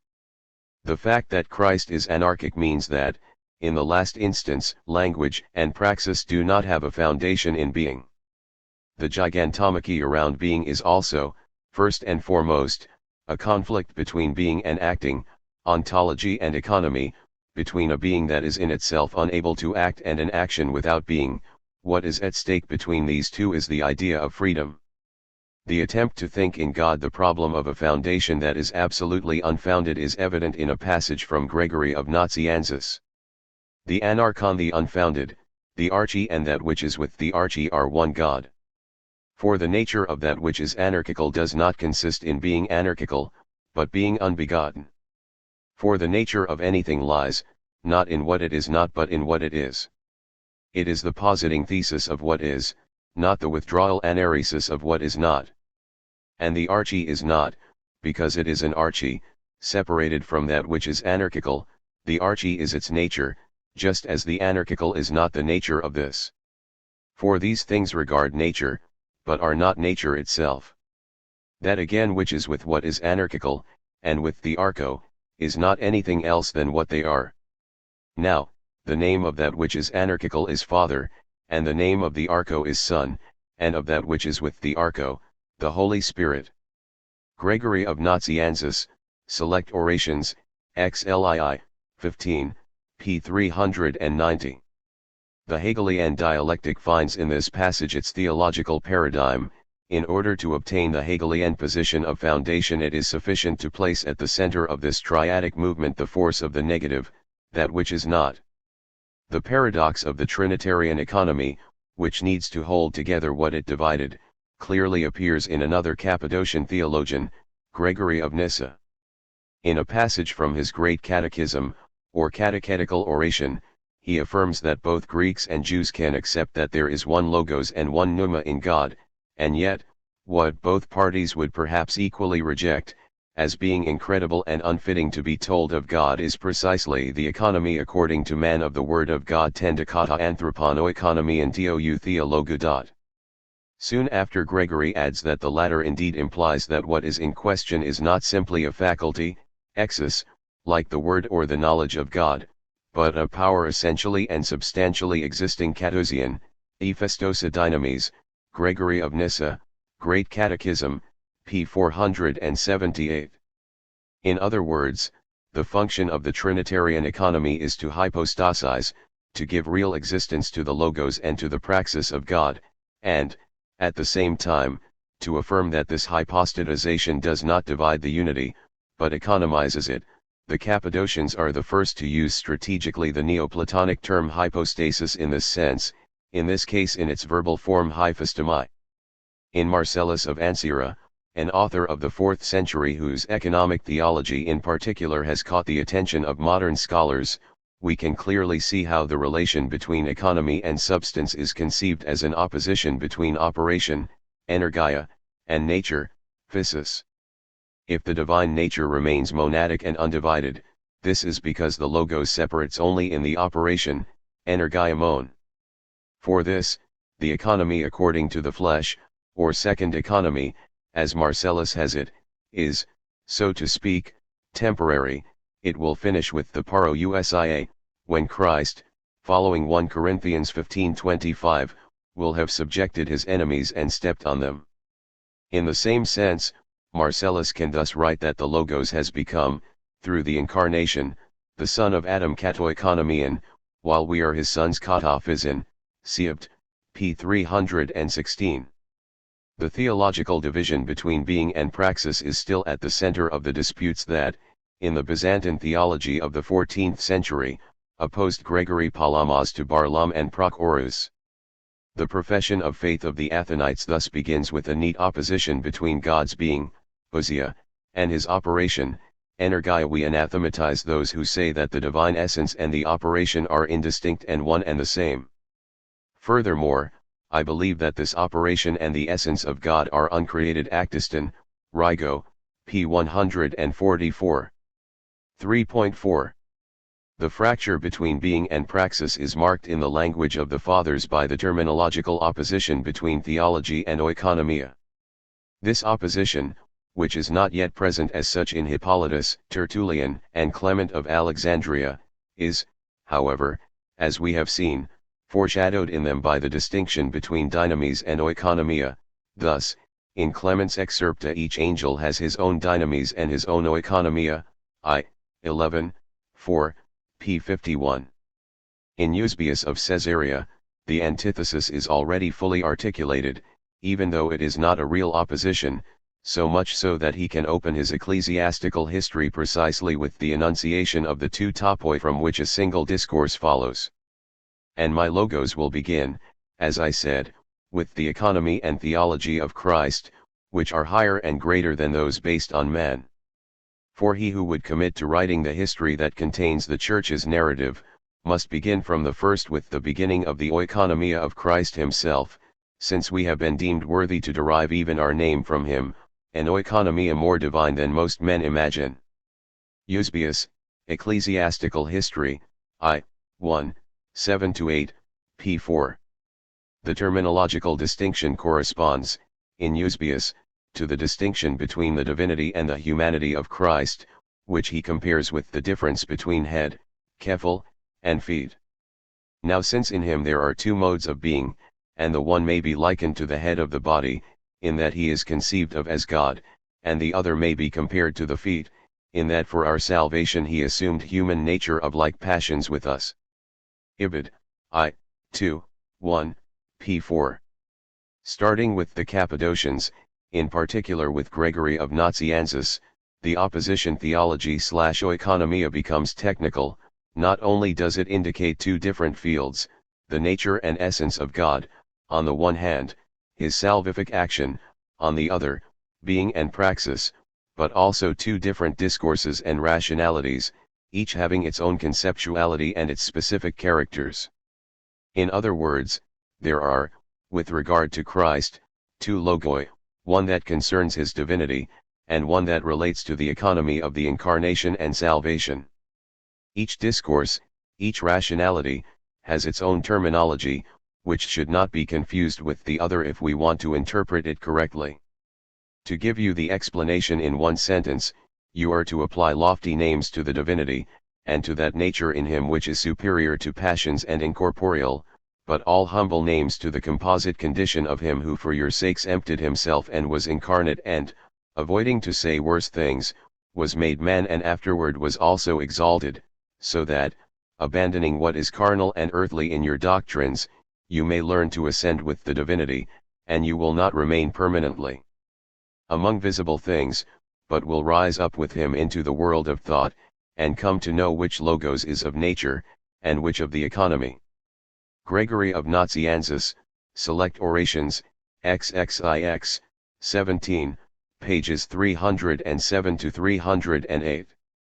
The distinction between these two rationalities is restated in the oration consecrated to the Feast of Nativity, in which, having evoked the infinity and unknowability of God, Gregory writes, "This, however, is all I must now say about God, for the present is not a suitable time, as my present subject is not theology, but economy."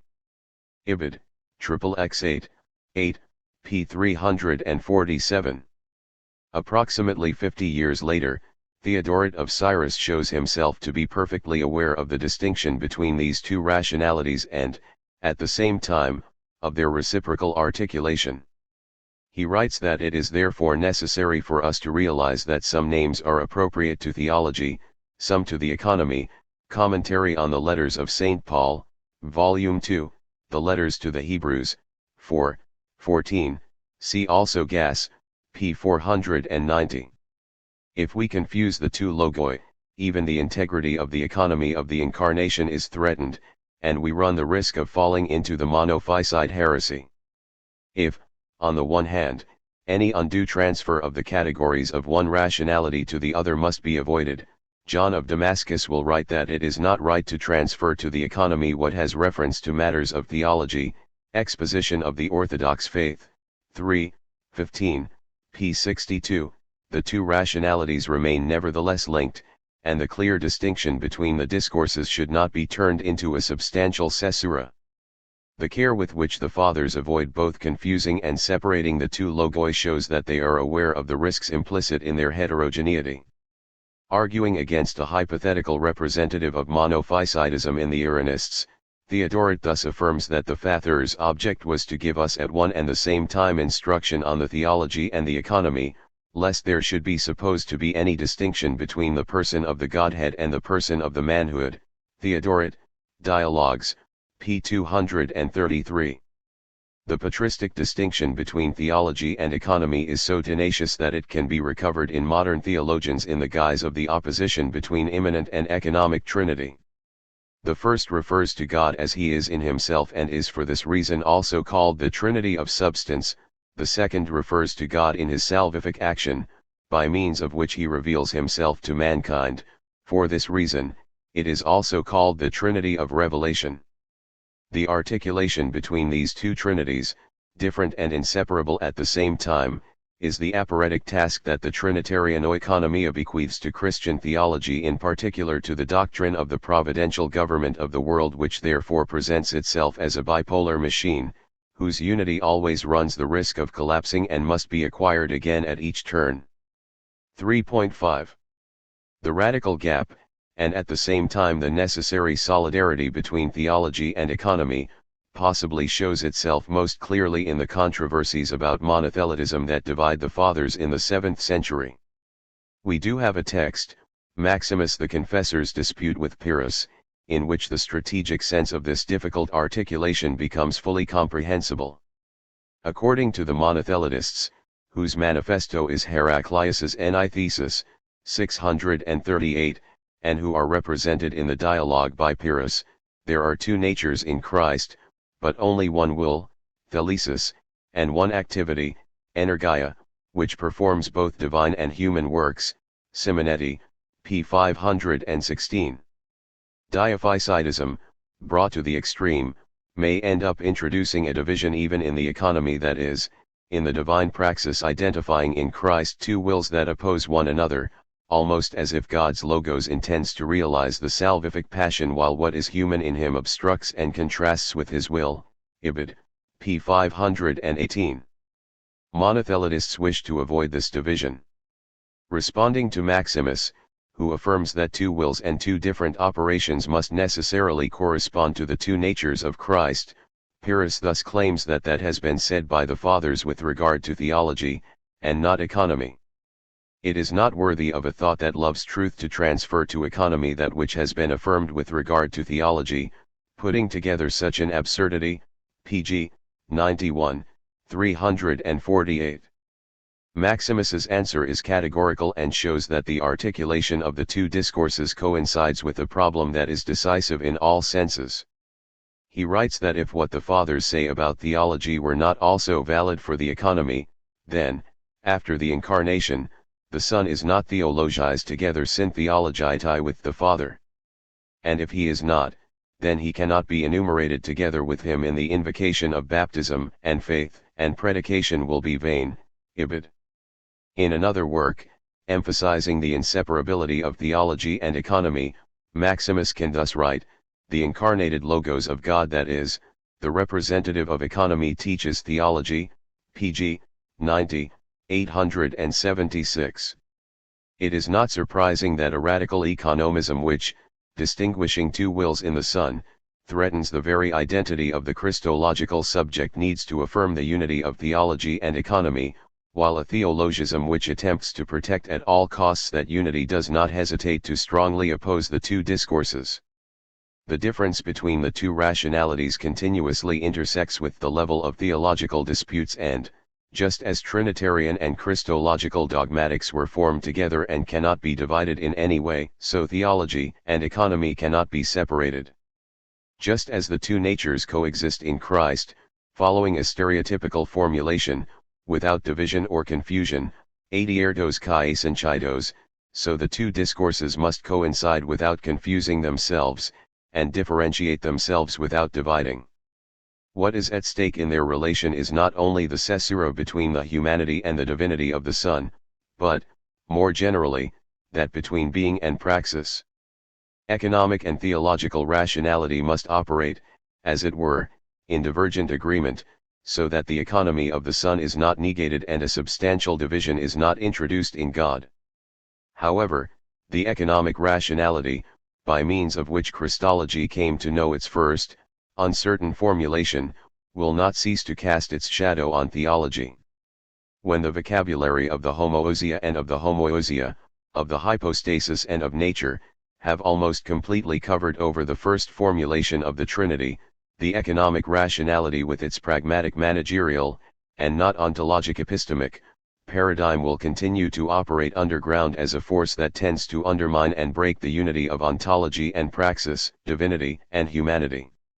The fracture between being and praxis, and the anarchic character of the divine oikonomia constitute the logical place in which the fundamental nexus that, in our culture, unites government and anarchy becomes comprehensible.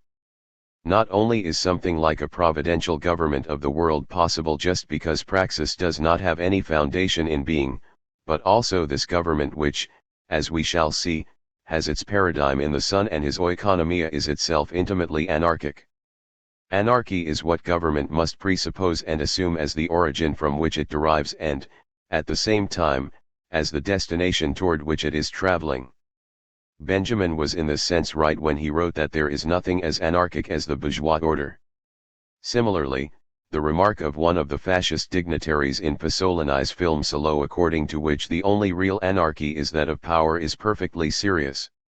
From this follows the insufficiency of Rainer Schermann's attempt in his nonetheless wonderful book on the Principia di Anarchy to think an anarchic economy, that is, an unfounded economy from the perspective of the overcoming of metaphysics and the history of being.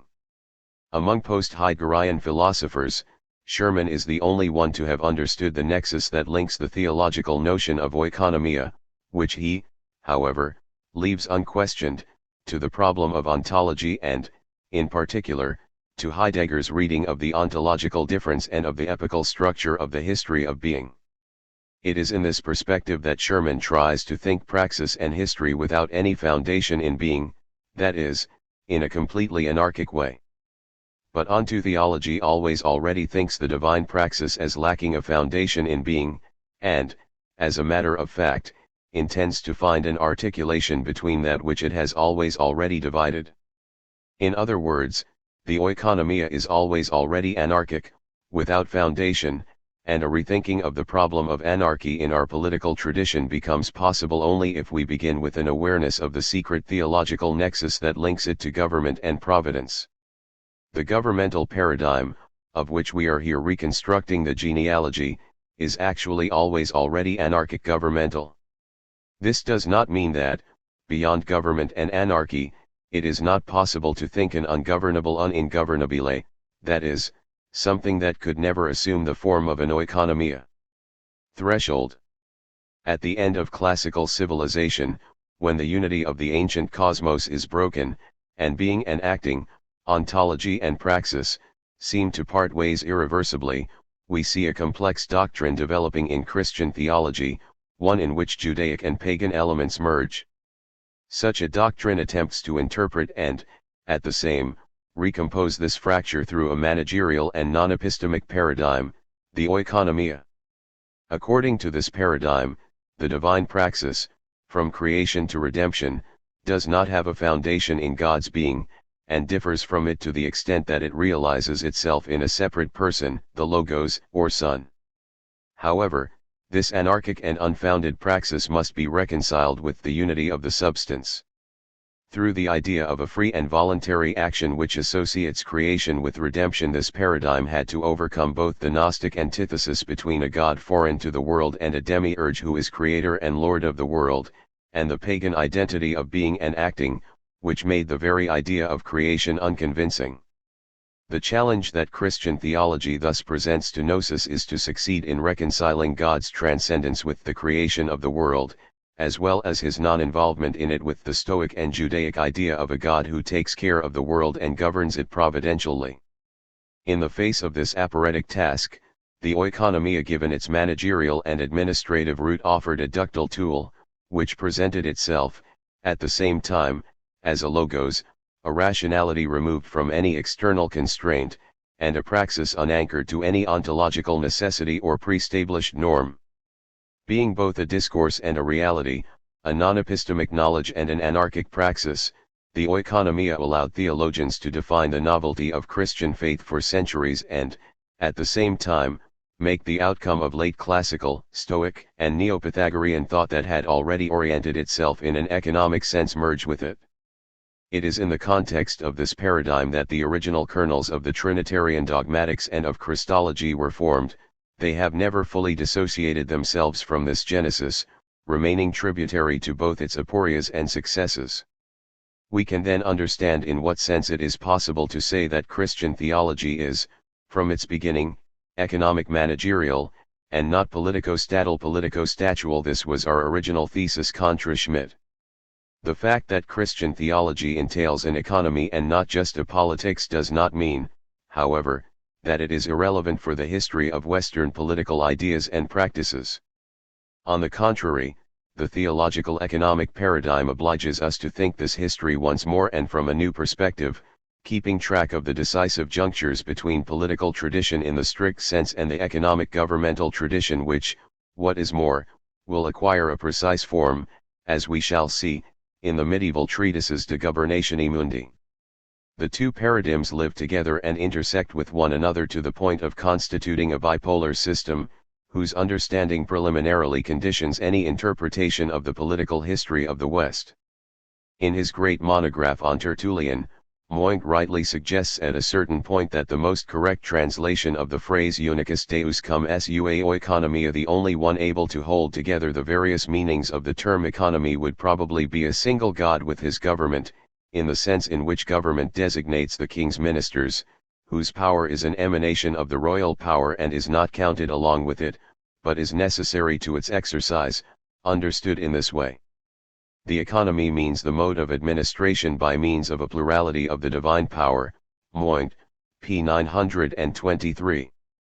In this genuinely governmental meaning, the impolitical paradigm of the economy also shows its political implications. The fracture between theology and oikonomia, being and action, insofar as it makes the praxis free and anarchic, opens in fact, at the same time, the possibility and necessity of its government.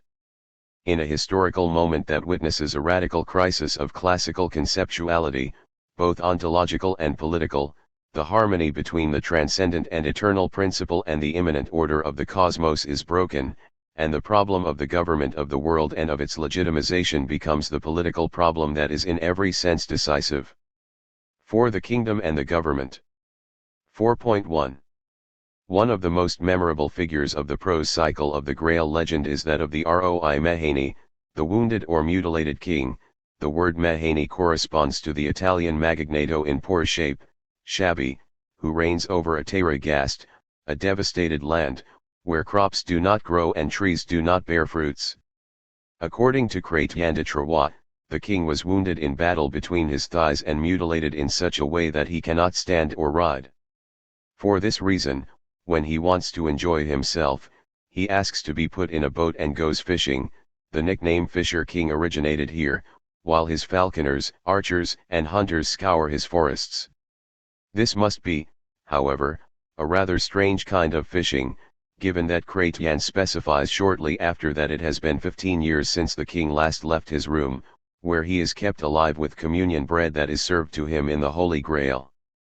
According to another and less authoritative source which recalls Kafka's story about the hunter Gracchus, the king lost his hounds and his hunters while hunting in the forest. Once he reached the seashore, he found a glimmering sword on a boat, and when he attempted to pull the sword from its sheath, he was magically wounded between the thighs by a spear. In any case, the mutilated king will be healed only when, at the end of his quit, Galahad will smear his wound with the blood left on the tip of the spear that inflicted the wound on Christ's side. This figure of a mutilated and impotent king has been given the most various interpretations. In a book that has exercised a considerable influence not only on Arthurian studies but also on 20th century poetry, Jesse Weston has juxtaposed the figure of the Fisher King with the divine principle of life and fertility, that spirit of vegetation that, following the studies of Fraser and the Anglo-Saxon folklorists, the author recovers with a good dose of eclecticism in rituals and mythological figures that belong to the most divergent cultures, from the Babylonian Tammuz to the Greek Phoenician Adonis.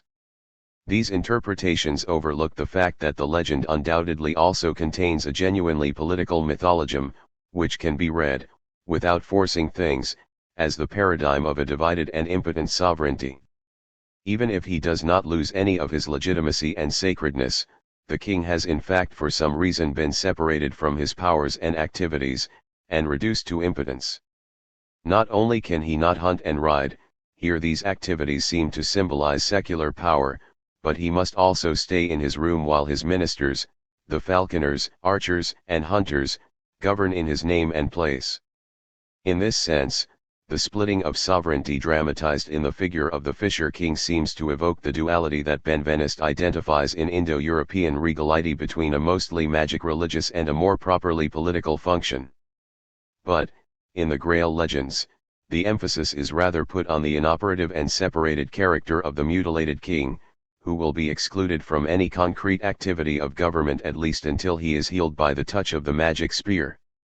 The Roi Mehani thus contains a kind of anticipation of the modern sovereign who reigns but does not govern. In this sense, the legend could have a meaning that concerns us more closely. 4.2. At the beginning of his book on monotheism as a political problem, just before tackling the problem of divine monarchy, Peterson briefly analyzes the pseudo-Aristotelian treatise on the world, which represents for him something like a bridge between Aristotelian politics and the Judaic idea of divine monarchy. While, in Aristotle, God is the transcendent principle of every movement, who leads the world like a strategist leads his army, in On the World Peterson observes God is compared with a puppeteer who, remaining invisible, moves the threads of his puppet, or with the great king of the Persians who lives hidden in his palace and governs the world by means of the innumerable crowd of ministers and officials. Here, the crucial question for the image of divine monarchy is not whether there is one or more powers gewalten, but whether God participates in the powers Machten that act in the cosmos. The author wants to say, God is the precondition for powers to act in the cosmos. He uses the term dynamis, adopting a Stoic terminology, but he means rather the Aristotelian kinesis, yet, precisely for this reason, he himself is not power, leroi regni, mais ilne govern pas. Peterson 1994, p. 27. According to Peterson, in the pseudo-Aristotelian treatise, metaphysico-theological and political paradigms are strictly entwined. The ultimate formulation of a metaphysical image of the world, Peterson writes, repeating almost literally a Schmittian thesis, is always determined by a political decision. In this sense, the difference between Macht, Potestas, Dynamis, and Gewalt, Archie, which the author of the treatise posits with regard to God, is a metaphysico-political problem, which can assume different forms and meanings and can be developed in the direction of the distinction between auctoritas and Potestas as much as in that of the Gnostic opposition between God and the demiurge. Before analyzing the strategic reasons for this peculiar excursus on the theological meaning of the opposition between kingdom and government, it is a good idea to examine more closely the text from which it takes its marks in order to check if it is well founded. The unknown author, who according to the majority of scholars could belong to the same circle of Hellenistic Stoic Judaism from which Philo and Aristobulus came, does not really distinguish between Archie and Dynamis in God, but rather, with a gesture that brings him close to the fathers who elaborate the Christian paradigm of the oikonomia, between essence, ousia, and power, dynamis. The ancient philosophers, he writes, who have claimed that the entirety of the perceptible world is full of gods, formulated an argument that does not apply to the being of God, but to his power. Aristotle, De Mundo, 397b.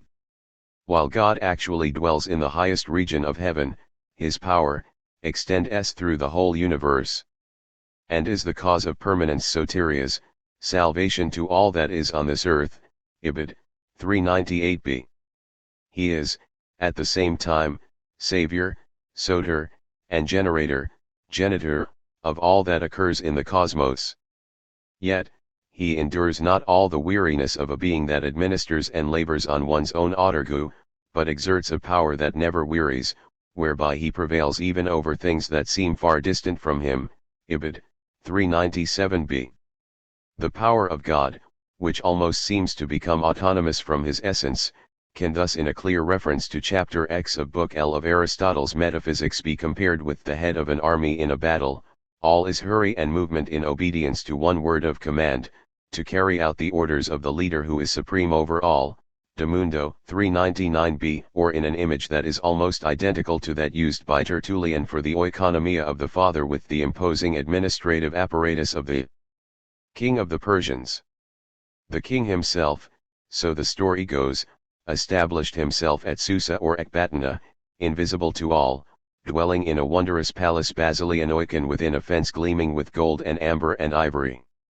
And it had many gateways one after another, and porches many furlongs apart from one another, secured by bronze doors and mighty walls. Outside these the chief and most distinguished men had their appointed place, some being the king's personal servants, his bodyguard and attendants, others the guardians of each of the enclosing walls, the so-called janitors and listeners, that the king himself, who was called their master and deity, might thus see and hear all things. Besides these, others were appointed as stewards of his revenues and leaders in war and hunting, and receivers of gifts, and others charged with all the other necessary functions. And there were couriers and watchmen and messengers agiliophori and superintendents of signal fires. So effective was the organization, in particular the system of signal fires, which formed a chain of beacons from the furthest bounds of the empire to Susa and Ecbatana, that the king received the same day the news of all that was happening in Asia. Now we must suppose that the majesty of the great king falls as far short of that of the God who possesses the universe, as that of the feeblest and weakest creature is inferior to the king of Persia. Wherefore, if it was beneath the dignity of Xerxes to appear himself to administer all things and to carry out his own wishes and superintend the government of his kingdom, such function would be still less becoming for a god. Ibid. 398a, 398b. In a characteristic move, the administrative apparatus through which the sovereigns of the earth preserve their kingdom becomes the paradigm of the divine government of the world. At this stage, the author of the treatise is, however, concerned to specify that the analogy between the power of God and the bureaucratic apparatus should not be pushed to the point of completely dividing God from his power, just as, according to the Fathers, the oikonomia should not entail a division of the divine substance. Unlike worldly sovereigns, God in fact does not need many hands, polykyrias, but by simple movement of that which is nearest to him, imparts his power to that which next succeeds, and thence further and further until it extends to all things. Ibid. 398b. If it is true that the king reigns but does not govern, his government, his power cannot be separated completely from him. The fact that there is in this sense an almost perfect correspondence between this Judaic Stoic idea of the divine government of the world and the Christian idea of a providential economy is proved by a long passage from chapter 6 that describes such a government precisely in terms of a providential organization of the cosmos. The single harmony produced by all the heavenly bodies singing and dancing together springs from one source and ends by achieving one purpose, and has rightly bestowed the name not of disordered but of ordered universe upon the whole. And just as in a chorus, when the leader gives the signal to begin, the whole chorus of men, or it may be of women, joins in the song, mingling a single studied harmony among different voices, some high and some low, so too is it with the God that rules the whole world. For at the signal given from on high by him who may well be called their chorus leader, the stars and the whole heaven always move, and the sun that illuminates all things travels forth on his double course, whereby he both divides day and night by his rising and his setting, and also brings the four seasons of the earth, as he moves forward toward the north and backward toward the south. And in their own due season the rain, the winds, and the dews, and all the other phenomena that occur in the region that surrounds the earth, are produced by the first, primeval cause. Ibid. 399a. The analogy between the images of the Damundo and those used by the theorists of the oikonomia is such that we should not be surprised to find the term oikonomia with regard to the divine government of the world, when it is compared to the action of the law in a city. The law of a city, fixed and immutable, governs all the life of the state. Panta oikonomai, Ibid. 400b. It is all the more peculiar that, even in this occasion, Peterson refrains from making the slightest remark about economic theology which would clearly allow us to relate this text to Judaic Christian political theology. 4.3.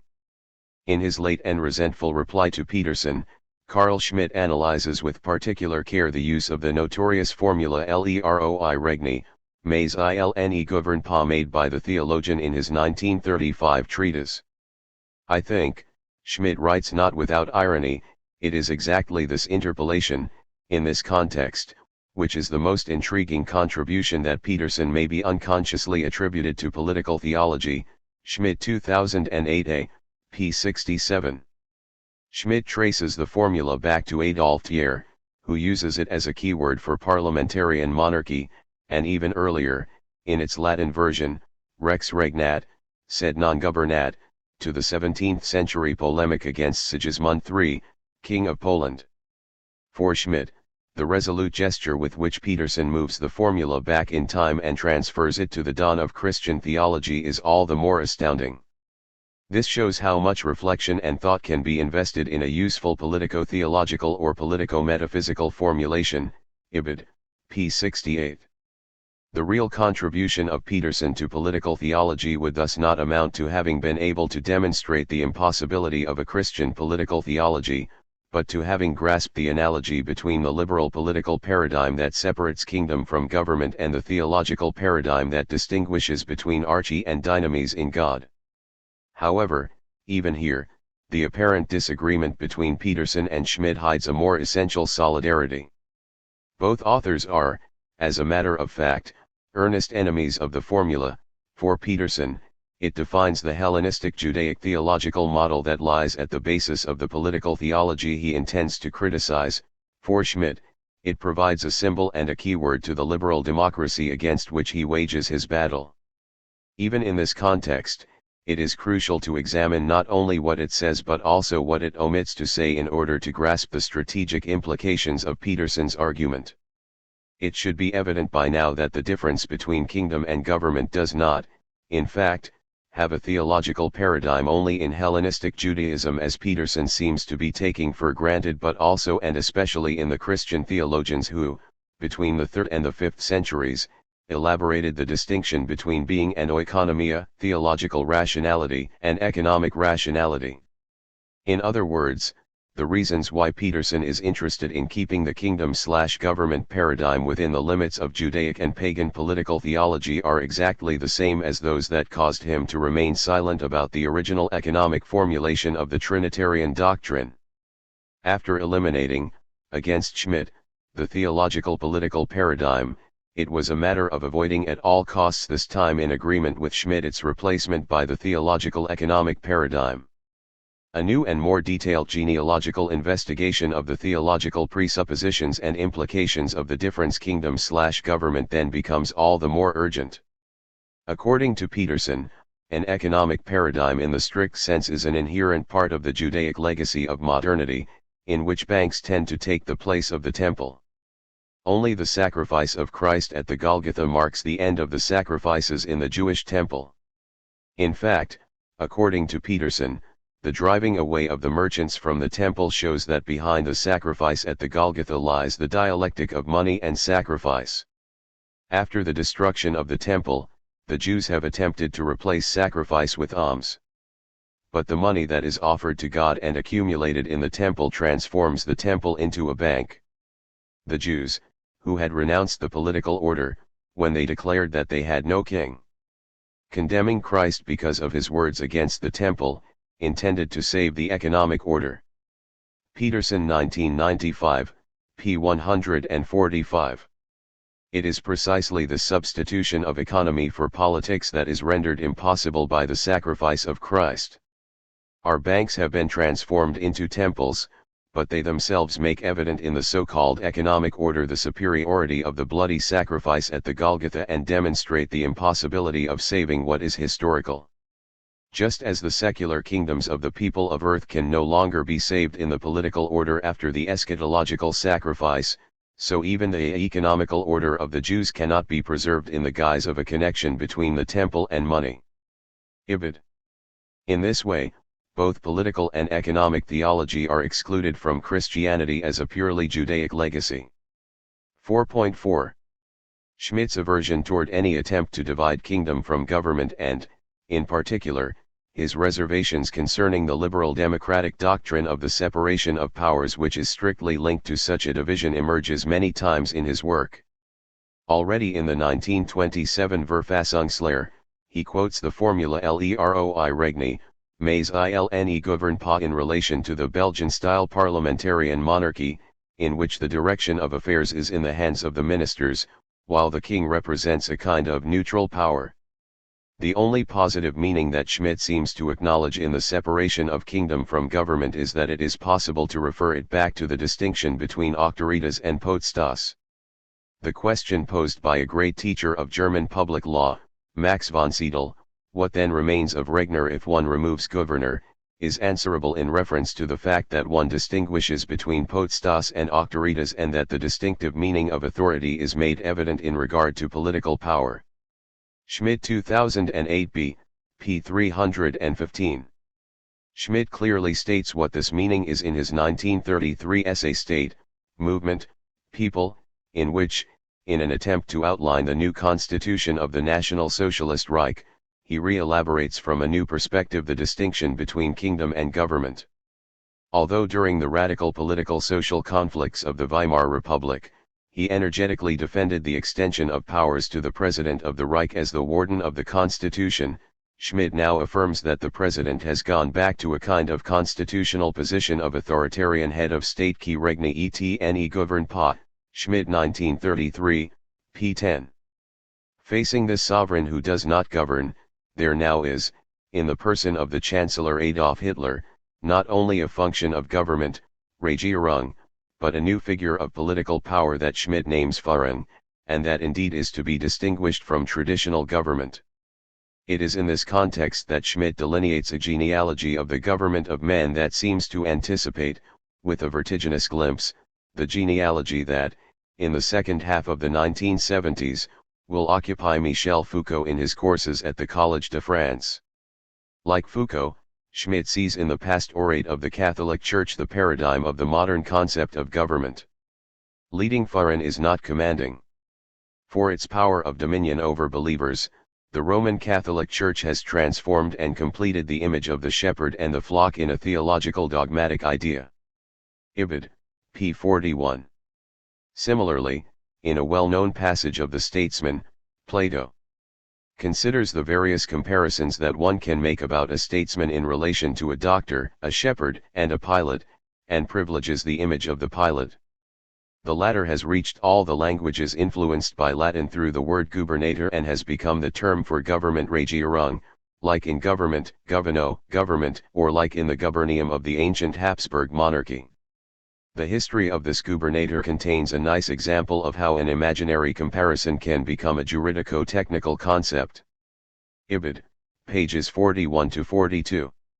Against this governmental background, Schmidt tries to outline the fundamentally German meaning, Ibid, p. 42, of the National Socialist concept of Führung, which does not derive from Baroque allegories or representations an allusion to the theory of sovereignty that Benjamin develops in his Ursprung or from a Cartesianate General, but is a concept of the immediate present and of an effective presence, Ibid. This distinction is however not so simple, since there is not a fundamentally German meaning of the term, and the word Führung, just like the verb führen and the noun Führer, unlike the Italian duce, which had already known a specialization in a political military sense, for instance, in the Venetian doge, refers back to an extremely broad semantic field, which includes all the cases in which somebody guides and orients the movement of a living being, a vehicle, or an object, obviously including the case of the gubernator, that is, the sea pilot.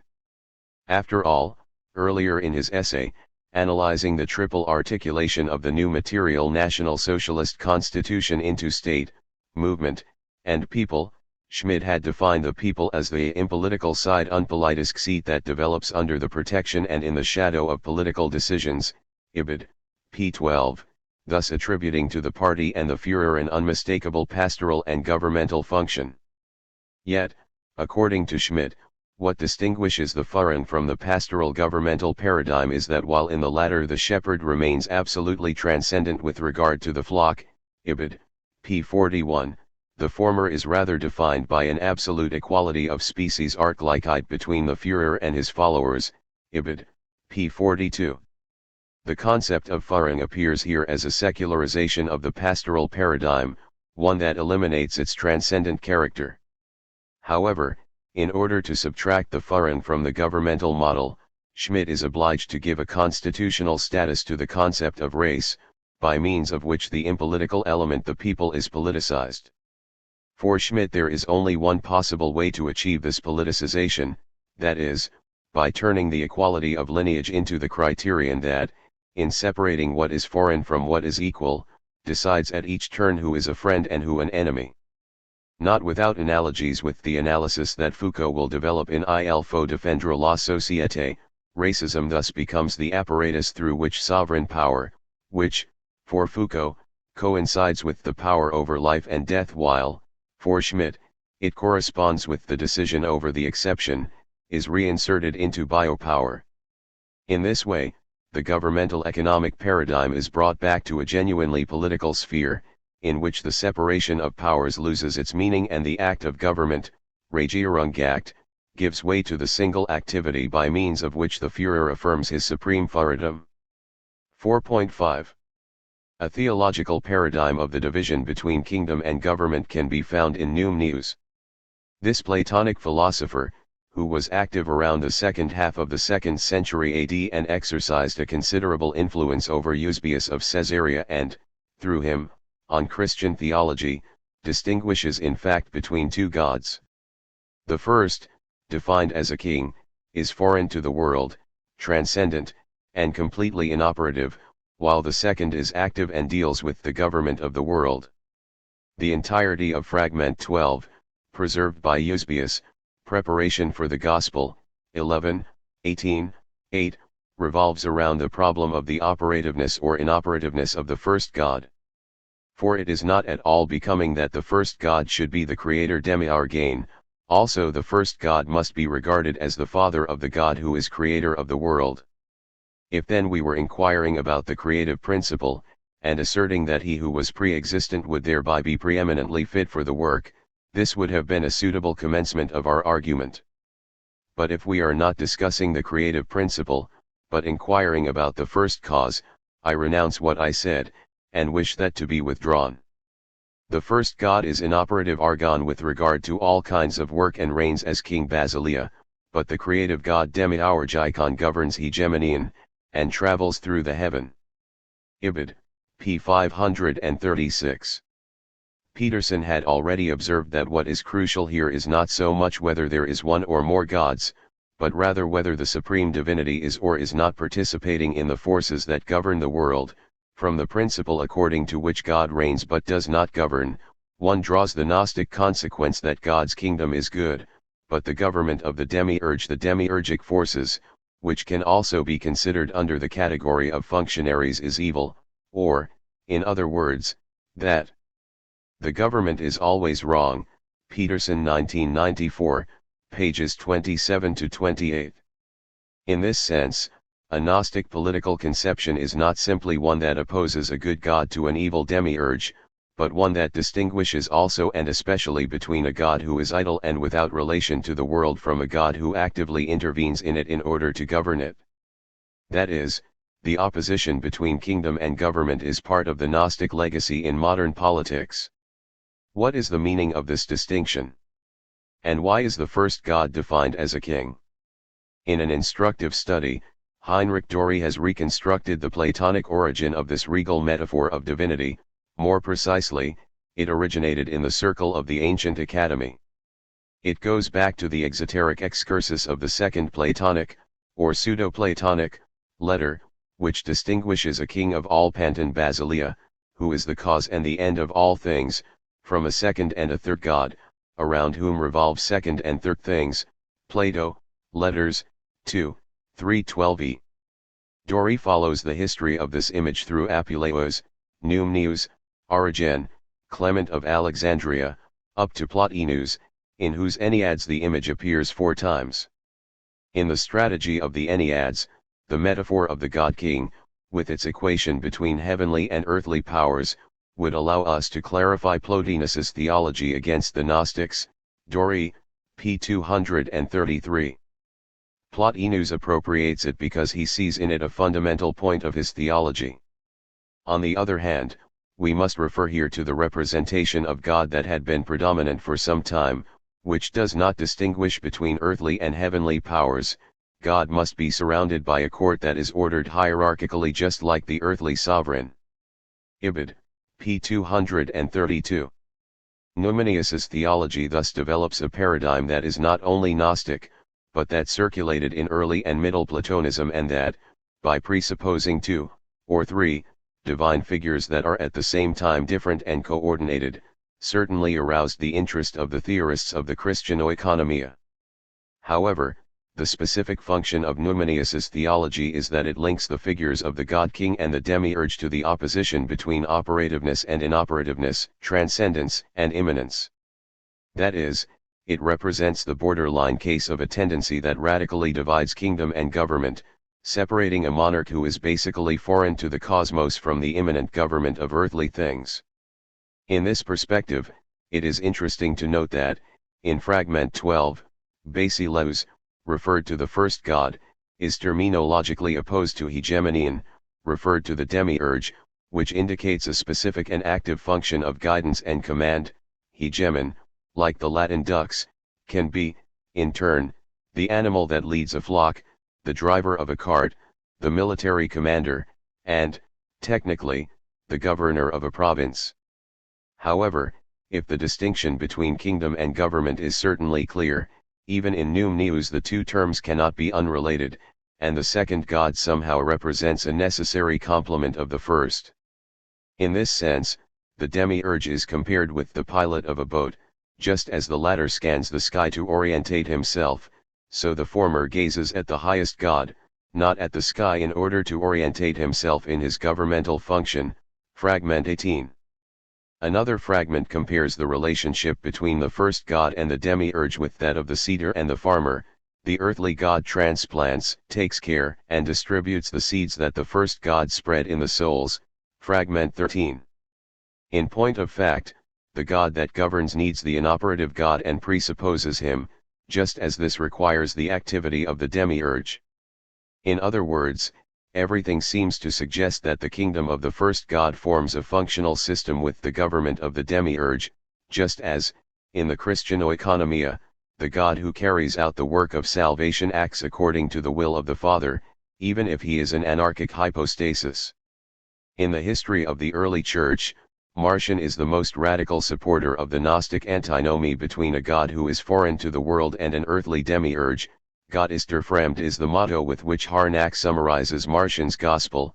Harnack, p. 4. From this perspective, the Christian oikonomia can be seen as an attempt to overcome Marcionism, in that it inserts the Gnostic antinomy within the divinity and, in this way, reconciles the divinity's non-involvement with the world with its government. The God who has created the world now faces a nature that has been corrupted by sin and has become foreign to him. The Savior God, to whom was entrusted the government of the world, needs to redeem it for a kingdom that is not, however, of this world. In Apuleius's Apologia, we find a peculiar figure of Deus Ociosus who is, however, also a creator. Here, the summus genitor and the assiduus mundi sui epifex are defined as sine opera epifex, builder without work, and sine propagatione genitor, father without begetting. Apologia, 64. 4.6. The philosophical paradigm of the distinction between kingdom and government is contained in the final chapter of Book L of Aristotle's Metaphysics, the same text from which Peterson extracts the quotation that opens his treatise against political theology.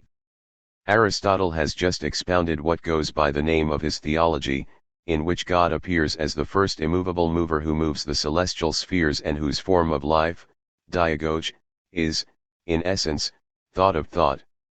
The chapter that follows, the 10th, is dedicated apparently without any logical consistency to the problem of the relation between the good and the world, or the way in which the nature of the universe contains the good, and is traditionally interpreted as a theory of the superiority of the paradigm of transcendence over that of immanence. In his commentary to Book 12 of the Metaphysics, Thomas Aquinas thus writes that the separate good of the universe, which is the first mover, is a greater good than the good of order which is found in the universe. Thomas Aquinas, Commentary on the Metaphysics of Aristotle, Book 12, Lesson 12, and 2631. The author of the most recent critical edition of the Metaphysics, William D. Ross, similarly affirms that the doctrine here stated is that goodness exists not only immanently in the world but transcendently in God, and even more fundamentally in Him, since He is the source of the good in the world. Ross, p. 401. The passage in question is actually one of the most complex and fraught with implications for the entire treatise. It cannot in any way be simplified in these terms. In it, transcendence and immanence are not simply distinguished as superior and inferior, but rather articulated together so as almost to form a single system, in which the separated good and the immanent order constitute a machine that is, at the same time, cosmological and political, or economic political. And this is all the more relevant insofar as we shall see, Chapter X of the Metaphysics was always interpreted by medieval commentators as a theory of the divine government, gubernatio, of the world. But let us turn to the passage that interests us. Aristotle begins by expounding the problem in the guise of a dichotomic alternative. We must now consider also in which of two ways the nature of the universe contains the good or the highest good, whether as something separate chorismenon and by itself kathauto, or as the order taxon of the parts. Aristotle, Metaphysics, 1075a. If transcendence is here defined by means of the traditional terms of separation and autonomy, it is instructive to note that the figure of immanence is, on the other hand, that of order, that is, the relation of everything with other things. The immanence of the good means taxis, order. This model is, however, soon complicated and, through a comparison taken from military science, which is almost certainly at the origin of the analogous image we encountered in De Mundo, the alternative is turned into a compromise. Probably in both ways, as an army stratium does. For the good is found both in the order and in the leader strategos, and more in the latter, for he does not depend on the order but it depends on him. Ibid. The passage that follows clarifies in what sense we have to understand the notion of an immanent order if it is to be reconciled with the transcendence of the good.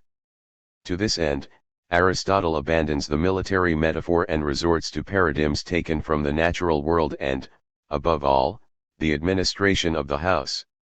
All things are ordered together sinti tacti somehow, but not all alike, both fishes and fowls and plants, and the world is not such that one thing has nothing to do with another, but there is something that connects them in an orderly manner. For all are ordered together to one end. But it is as in a house anoikie, where the freemen are least at liberty to act at random, but all things or most things are already ordained for them, while the slaves and the beasts do little for the common good, and for the most part live at random, for this is the sort of principal archy that constitutes the nature of each. I mean, for instance, that all must at least come to be dissolved into their elements, and there are other functions similarly in which all share for the good of the whole. Ibid. It is odd that the reconciliation between transcendence and immanence through the idea of a reciprocal order of things is entrusted to an image of an economic nature. The unity of the world is compared with the order of the house, and not that of a city, and yet, this very economic paradigm which, for Aristotle, is as such necessarily monarchical allows in the end the reintroduction of an image of a political nature, but entities do not want to have a bad political constitution politeus est haikakos. The rule of many is not good, let there be one sovereign, Ibid. 1076a. As a matter of fact, in the administration of a house, the unitary principle that governs it manifests itself in different modes and degrees, in accordance with the different nature of the individual beings that make up its parts, with a formulation that will have a long theological and political legacy. Aristotle links together the sovereign principle and nature, arche, and physis. Free men, as rational creatures, are in an immediate and conscious relation with the unitary principle, and do not act at random, while slaves and domestic animals cannot but follow their nature, which however contains, albeit to different extents, a reflection of the unitary order, which makes it possible for them to act in agreement toward a common goal. Eventually, this means that the immovable mover as transcendent arche and the immanent order, as physis, form a single bipolar system, and that, in spite of the variety and difference of natures, the house world is governed by a single principle. Every power, both human and divine, must hold these two poles together, that is, it must be, at the same time, kingdom and government, transcendent norm and immanent order. 4.7. Any interpretation of metaphysics, X should begin with an analysis of the concept of taxis, order, which is not defined thematically in the text, but only exemplified by means of the two paradigms of the army and the house. After all, the term appears several times in Aristotle's work, but is never the object of a real definition. In Metaphysics, 985b, for instance, it is mentioned together with schema and thesis with regard to the differences that, according to the atomists, determine the multiplicity of entities. Taxis refers to the diathige, the reciprocal relation, which is exemplified by the difference between an and na. Analogously, in Metaphysics, 1022b, the disposition disposis ioni, diathesis, is defined as the arrangement of that which has parts, in respect either of place or of potency or of kind. And, in the Politics, 1298a, the constitution, politeia, is defined as taxis, reciprocal order, of the powers, arche, and there are as many forms of constitution as there are possible tachis between the parts. It is therefore precisely in the passage that interests us here that this generic meaning of the term order is replaced by its strategic displacement at the junction between ontology and politics, which makes of it a fundamental terminus technicus of Western politics and metaphysics, even if it has rarely been investigated as such. As we have seen, Aristotle begins by opposing the concept of order to what is separated, chorismenos, and for itself, kathauto. That is to say, order structurally implies the idea of an immanent and reciprocal relation, all things are ordered together. And the world is not such that one thing has nothing to do with another. Metaphysics, 1075a. The phrase used by Aristotle, thatiroi pros that eron meton, decidedly inscribes the concept of order in the sphere of the category of relation. Pros ti order is thus a relation and not a substance. But we can understand the meaning of this concept only if we become aware of its location at the end of Book L of the Metaphysics. Book L is, in fact, entirely dedicated to the problem of ontology. Those who have some familiarity with Aristotle's philosophy know that one of the fundamental exegetical problems that still divides interpreters is that of the double determination of the object of metaphysics, separate being and being as being.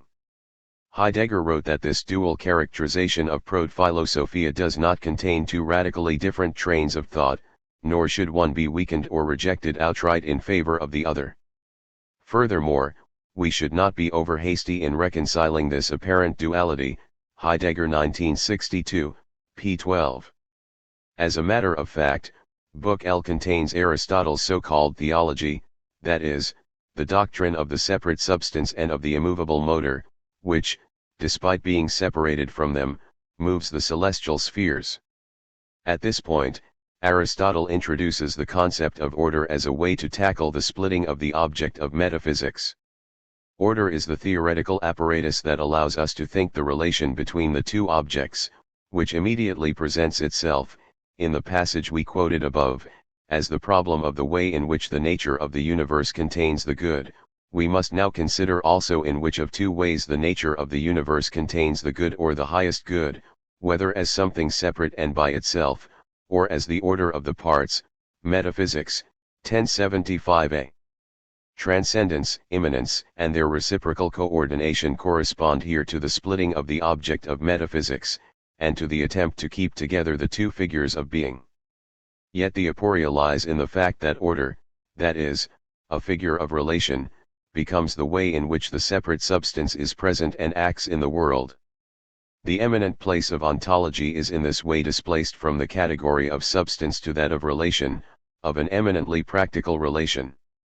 The problem of the relation between the transcendence and immanence of the good thus becomes that of the relation between ontology and praxis, between the being of God and his action. That this shift encounters some fundamental difficulties is evident from the fact that Aristotle does not tackle the problem directly, but simply relies on two paradigms, a military one and a genuinely economic one. Just as, in an army, the ordered deployment of soldiers must be in relation with the command of the strategist and, in a house, the different beings who inhabit it each following its own nature actually conform to a single principle, so the separate being maintains a relation to the immanent order of the cosmos, and vice versa. In any case, taxis, order, is the apparatus that makes possible the articulation of the separate substance with being, of God with the world. Taxis names their apparatic relation. Although there is absolutely no notion of providence in Aristotle, and he could not in any case have conceived the relation between the immovable mover and the cosmos in terms of pronoia, it is easy to understand how later philosophers, beginning already with Alexander of Aphrodisias, found in this passage from the Metaphysics the foundation for a theory of divine providence. In other words, without this being one of his aims, Aristotle transmitted to Western politics the paradigm of the divine regime of the world as a double system, formed, on the one hand, by a transcendent archie, and, on the other, by an immanent concurrence of secondary actions and causes. Will Durant was one of the first scholars to put the Aristotelian God in relation to the paradigm kingdom/government. Aristotle's God is a roi faineant, a do-nothing king. The king reigns, but he does not rule. Durant, p. 80. In his commentary on Book L of the Metaphysics, Averroes poignantly observes that one can infer the radical outcome of Gnostic ditheism from the Aristotelian doctrine of the two modes in which the good exists in the universe, in virtue of order and in virtue of that thanks to which order exists. There are people who say that there is nothing for which God does not care, because they claim that the sage must not leave anything without providence and must not do evil. Other people refuted this theory through the fact that many things happen that are evil, and the sage should not produce them. Some people carried on their reflection on this to the point that they said that there are two gods, a God who created evil and a God who created good. Ibn Rushd, Metaphysics, p. 201. According to Averroes, Gnostic ditheism would find its paradigm in the fracture between transcendence and immanence that Aristotelian theology bequeathed to the modern age. 4.8. The turning of the concept of order into a fundamental paradigm, both metaphysical and political, is one of the achievements of medieval thought. Insofar as Christian theology had adopted the canon of transcendent being from Aristotelianism, the problem of the relation between God and the world could only become, in any sense, the most decisive question. However, the relation between God and the world necessarily entails an ontological problem, since it is not a relation between two entities, but one that concerns the preeminent form of being itself. In this perspective, the passage from Book L provided a valuable and, at the same time, apparatic model. It thus became the constant point of reference that oriented the incredibly numerous treatises De Bono and De Governatione Mundi. If, in order to analyze this paradigm, we choose here the work of Thomas Aquinas, rather than that of Boethius, Augustine, or Albert the Great, who are, along with Aristotle, Thomas's principal sources with regard to this problem, it is not only because the concept of order becomes with him a central principle, Silva Tarauca, p. 342, and almost the current that pervades the entirety of his thought, Krings 1941, p. 13, but also because the dissymmetries and conflicts that it implies are here particularly evident. Following an intention that deeply marked the medieval vision of the world, Thomas tried to make of order the fundamental ontological concept, which determines and conditions the very idea of being, and yet, precisely for this reason, the Aristotelian aporia reaches with him its most radical formulation.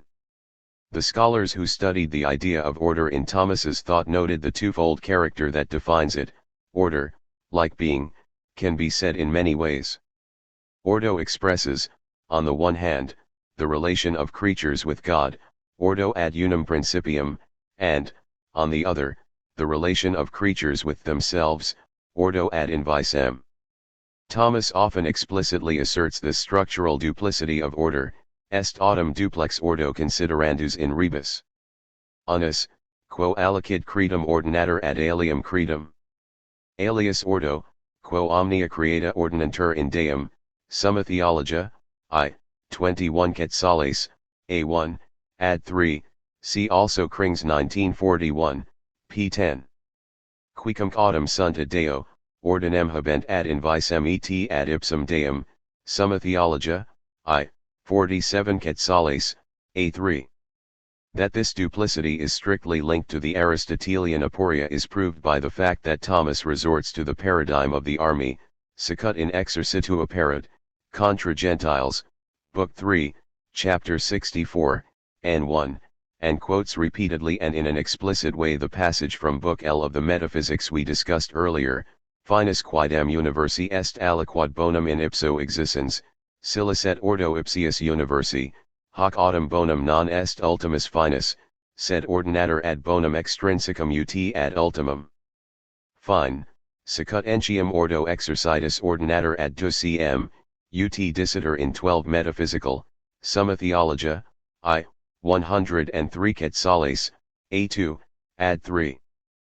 But it is in Thomas's commentary on the metaphysics that the splitting of the two aspects of order is referred back, without reservations, to the twofold paradigm of the good, and of being, in Aristotle. Here, not only does the duplex ordo correspond to the duplex bonum of Aristotle's text, but the problem is soon specified as that of the relation between the two orders, or between the two figures of the good. Thomas notes that Aristotle says, first, that the universe has both the separate good and the good of order bonum ordinus. For there is a separate good, which is the first mover, on which the heavens and the whole of nature depend as their end or desirable good. And since all things having one end must agree in their ordination to that end, some order must be found in the parts of the universe, and so the universe has both a separate good and a good of order. We see this, for example, in the case of an army. Thomas Aquinas, Commentary on the Metaphysics of Aristotle, Book 12, Lesson 12, 2629 to 2630. Although the two goods and the two orders are strictly linked, they are not yet symmetrical. The separate good of the universe, which is the first mover, is a greater good melius bonum than the good of order which is found in the universe, Ibid. 2631. This imbalance between the two orders manifests itself in the difference between the relation of every creature to God and its relations with other creatures, which Aristotle expresses through the economic paradigm of the government of the house. Every creature, Thomas remarks, is in relation to God through its own particular nature, exactly as in the case of a house. In an ordered household or family, different ranks of members are found. For example, under the head of the family there is a first rank, namely, that of the sons, and a second rank, which is that of the slaves, and a third rank, which is that of the domestic animals, as dogs, and the like. For ranks of this kind have a different relation to the order of the household, which is imposed by the head of the family, who governs the household. And just as the order of the family is imposed by the law and precept of the head of the family, who is the principle of each of the things which are ordered in the household, with a view to carrying out the activities which pertain to the order of the household, in a similar fashion the nature of physical things is the principle by which each of them carries out the activity proper to it in the order of the universe. For just as any member of the household is disposed to act through the precept of the head of the family, in a similar fashion any natural being is disposed by its own nature. Ibid. 2633 to 2634. The aporia that marks like a thing crack the wonderful order of the medieval cosmos now begins to become more visible. Things are ordered insofar as they have a specific relation among themselves, but this relation is nothing other than the expression of their relation to the divine end. And, vice versa, things are ordered insofar as they have a certain relation to God, but this relation expresses itself only by means of the reciprocal relation of things. The only content of the transcendent order is the immanent order, but the meaning of the immanent order is nothing other than the relation to the transcendent end. Ordo ad finum and ordo ad invisem refer back to one another and found themselves on one another. The perfect theocentric edifice of medieval ontology is based on this circle, and does not have any consistency outside of it. The Christian God is the circle, in which the two orders continuously penetrate one another. Since that which the order must keep united is in point of fact irremediably divided, not only is ordo like Aristotle's being dissiter multipliciter, this is the title of Kurt Flaska's dissertation on Thomas, but ordo also reproduces in its own structure the ambiguity that it must face. From this follows the contradiction, noticed by scholars, according to which Thomas at times founds the order of the world in the unity of God, and at times the unity of God in the immanent order of creatures, see Silva Tarauca, p. 350. This apparent contradiction is nothing other than the expression of the ontological fracture between transcendence and immanence, which Christian theology inherits and develops from Aristotelianism. If we push to the limit the paradigm of the separate substance, we have the gnosis, with its God foreign to the world and creation. If we follow to the end the paradigm of immanence, we have pantheism. Between these two extremes, the idea of order tries to think a difficult balance, which Christian theology is always in the process of losing and which it must at each turn regain. Order is an empty concept, or, more precisely, it is not a concept, but a signature se natura, that is, as we have seen, something that, in a sign or a concept, exceeds it to refer it back to a specific interpretation or move it to another context, yet without exiting the field of the semiotic to construct a new meaning. The concepts that order has the function of signing are genuinely ontological. That is, the signature order produces a displacement of the privileged place of ontology from the category of substance to the categories of relation and praxis. This displacement is perhaps medieval thought's most important contribution to ontology. For this reason, when in his study on ontology in the Middle Ages, Krings reminds us that, being is ordo and the ordo is being, the ordo does not presuppose any being, but being has the ordo as its condition of possibility. Krings 1940, p. 233, this does not mean that being receives a new definition through the predicate of order, but that, thanks to the signature order, substance, and relation, ontology and praxis enter into a constellation that represents the specific legacy that medieval theology leaves to modern philosophy. 4.9. Before Thomas, the text in which the aporetic character of order appears most strongly is Augustine's De Genesi ad Litteram. Here, while discussing the 6 days of creation and the meaning of the number 6, Augustine suddenly quotes Wisdom, 11:21, Omnia mentura et numero et pondera disposuisti, that is, one of the texts upon which the theological tradition agrees to found the idea of an order of creation. Albert, Thomas's teacher, uses these terms as synonymous with ordo, creata. Perpondus of ordinem, Summa Theologia, 3 Quetzales, 3, A4, I. The quotation gives rise to a philosophical digression on the relation between God and order, and on the very place of order, which is certainly one of the pinnacles of Augustine's theology.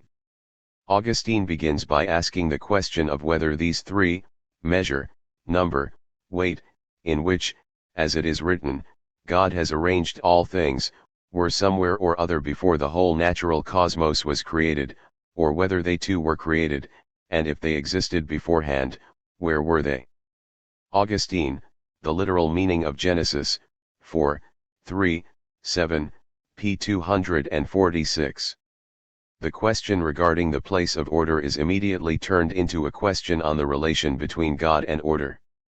After all, before creation there was nothing except the Creator. Therefore they were in Him. But how? I mean, we read that these other things that have been created are also in Him, so are these three identical with Him, or rather are in Him by whom they are governed and directed a quo regentur et governantur. And how are these identical with Him? God, after all, is neither measure nor number nor weight, nor all of them together. Or, rather, as we ordinarily understand measure in the things we measure, and number in the things we number or count, and weight in the things we weigh, no, God is not these things, but insofar as measure sets a limit magem prefigit to everything, and number gives everything its specific form specium prebet, and weight draws heat everything to rest and stability. He is the original, true, and unique measure which defines for all things their bounds, the number which forms all things. The weight which guides all things. So are we to understand that by the words you have arranged all things in measure and number and weight, nothing else was being said but you have arranged all things in yourself? It is a great thing, a concession granted to few, to soar beyond everything that can be measured and see measure without measure, to soar beyond everything that can be numbered and see number without number, to soar beyond everything that can be weighed and see weight without weight. Ibid. 4, 3, 7-8, p. 246. It is important to dwell on this extraordinary passage, in which the paradoxical relation between God and order finds its most radical formulation and, at the same time, displays its connection with the problem of oikonomia. Measure, number, and weight, that is, the order by means of which God has arranged creatures, cannot themselves be created things. Therefore, although they are certainly also present in things, insofar as God so arranged all things that they would have measure and number and weight, Ibid. 4, 5, 11, p. 248, they are outside of things, they are in God or coincide with Him. God is, in His own being, ordo, order. And yet He cannot be measure, number, and order in the sense in which these terms define the order of created things. God is, in Himself, extra ordinem, or rather, He is order only in the sense of an ordering and arranging, that is, not in the sense of a substance, but in that of an activity. He is not measure, number, and weight in an absolute way, but il is to est in a completely new way. In the sense that ordo is no longer given as mentura, numerus, pondus, but as prefigere, prebere, trahere, as finishing, forming, ordering, Krings 1940, p. 245.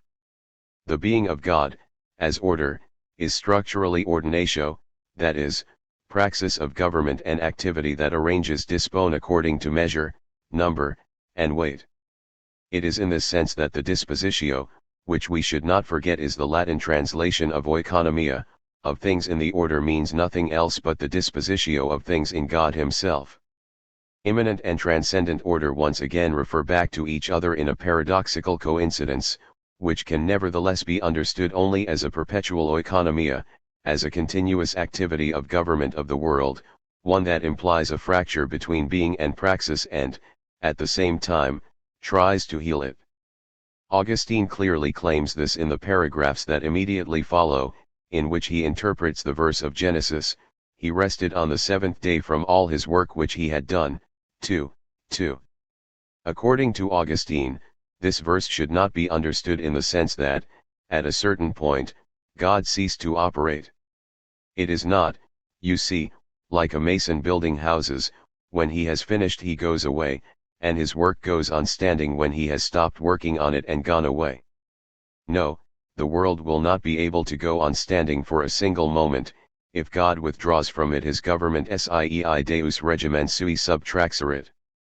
Augustine, The Literal Meaning of Genesis, 4, 12, 22, p. 253. On the contrary, all creatures are not in God as part of His being, but only as the result of His incessant operation. We are not in Him, I mean to say, like His substance tamcum substantia eius. But evidently, since we are something different from Him, we are only in Him because He is working at this, and this is His work by which His wisdom reaches end to end mightily and governs dispunit all things sweetly, and it is by this arrangement that in Him we live and move and are. From this the conclusion follows that if He withdraws this work from things, we will neither live nor move nor be. It is clear therefore that not for one single day did God cease from the work of government of opera regendi. Ibid. 4, 12, 23, p. 254. The transformation of classical ontology that is implicit in Christian theology is perhaps nowhere clearer than in these passages from Augustine.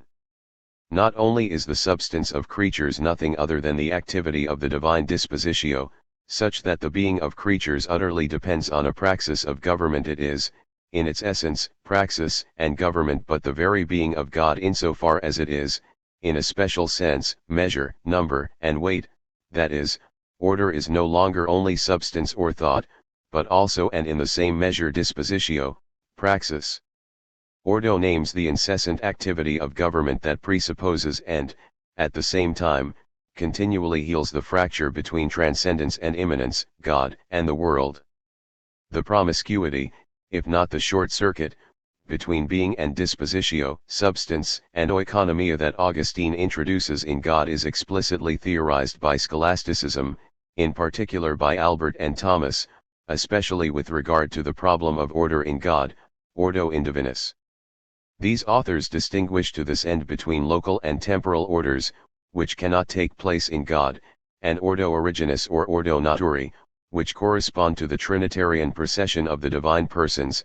See Krings 1941, pages 65 to 67. The continuity between the problem of the ordo and that of the oikonomia is here apparent.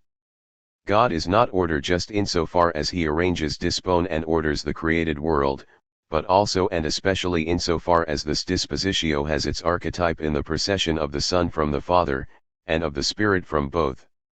Divine oikonomia and government of the world perfectly correspond to one another. The order of nature in the reciprocal flux of the divine persons, Albert writes, is the cause of the flux of creatures from the first and universal acting intellect, Summa Theologia, I. 46. For his part, Thomas writes, the order of nature is that through which someone is from other quo aliquis est ex alio, and in this way a difference of origins is posed, and not one of temporal priority, and the difference of kind is excluded. For this reason we cannot admit that there is in God a simple order, but only an order of nature. Thomas Aquinas, Commentary on Sentences, Book 1, D 20, 1 Quetzal, A3, QC1. Trinitarian oikonomia, ordo, and gubernatio constitute an inseparable triad, whose terms interpenetrate, insofar as they name the new figure of ontology that Christian theology bequeaths to modernity. When Marx, starting with the 1844 economic and philosophical manuscripts, thinks the being of man as praxis, and praxis as the self-production of man, he is after all secularizing the theological idea of the being of creatures as divine operation. After having conceived of being as praxis, if we take God away and put man in his place, we will consequently obtain the result that the essence of man is nothing other than the praxis through which he incessantly produces himself. In De Ordine, I. 5, 14, Augustine expounds this all-pervasive character of the concept of order, including in it even the most negligible and contingent events. The fact that the noise of a mouse woke up Licentius, one of the protagonists of the dialogue, during the night, and that in this way Augustine came to talk to him, belongs to the same order as the letters that will constitute the book that will follow one day from their conversation, the book Augustine is actually writing. Both orders are in turn contained in the very order of the divine government of the world. Who will deny, great God, that you administer all things with order? The little mouse has come out in order for me to wake up. And if one day what we told each other were transcribed into letters and became known to people, certainly the fluttering of leaves in the fields and the movement of the unworthy little animals in the houses would be as necessary as those letters in the order of things. 4.10. The theological paradigm of the distinction between kingdom and government is present in the double articulation of divine action as creation, creatio, and conservation, conservatio.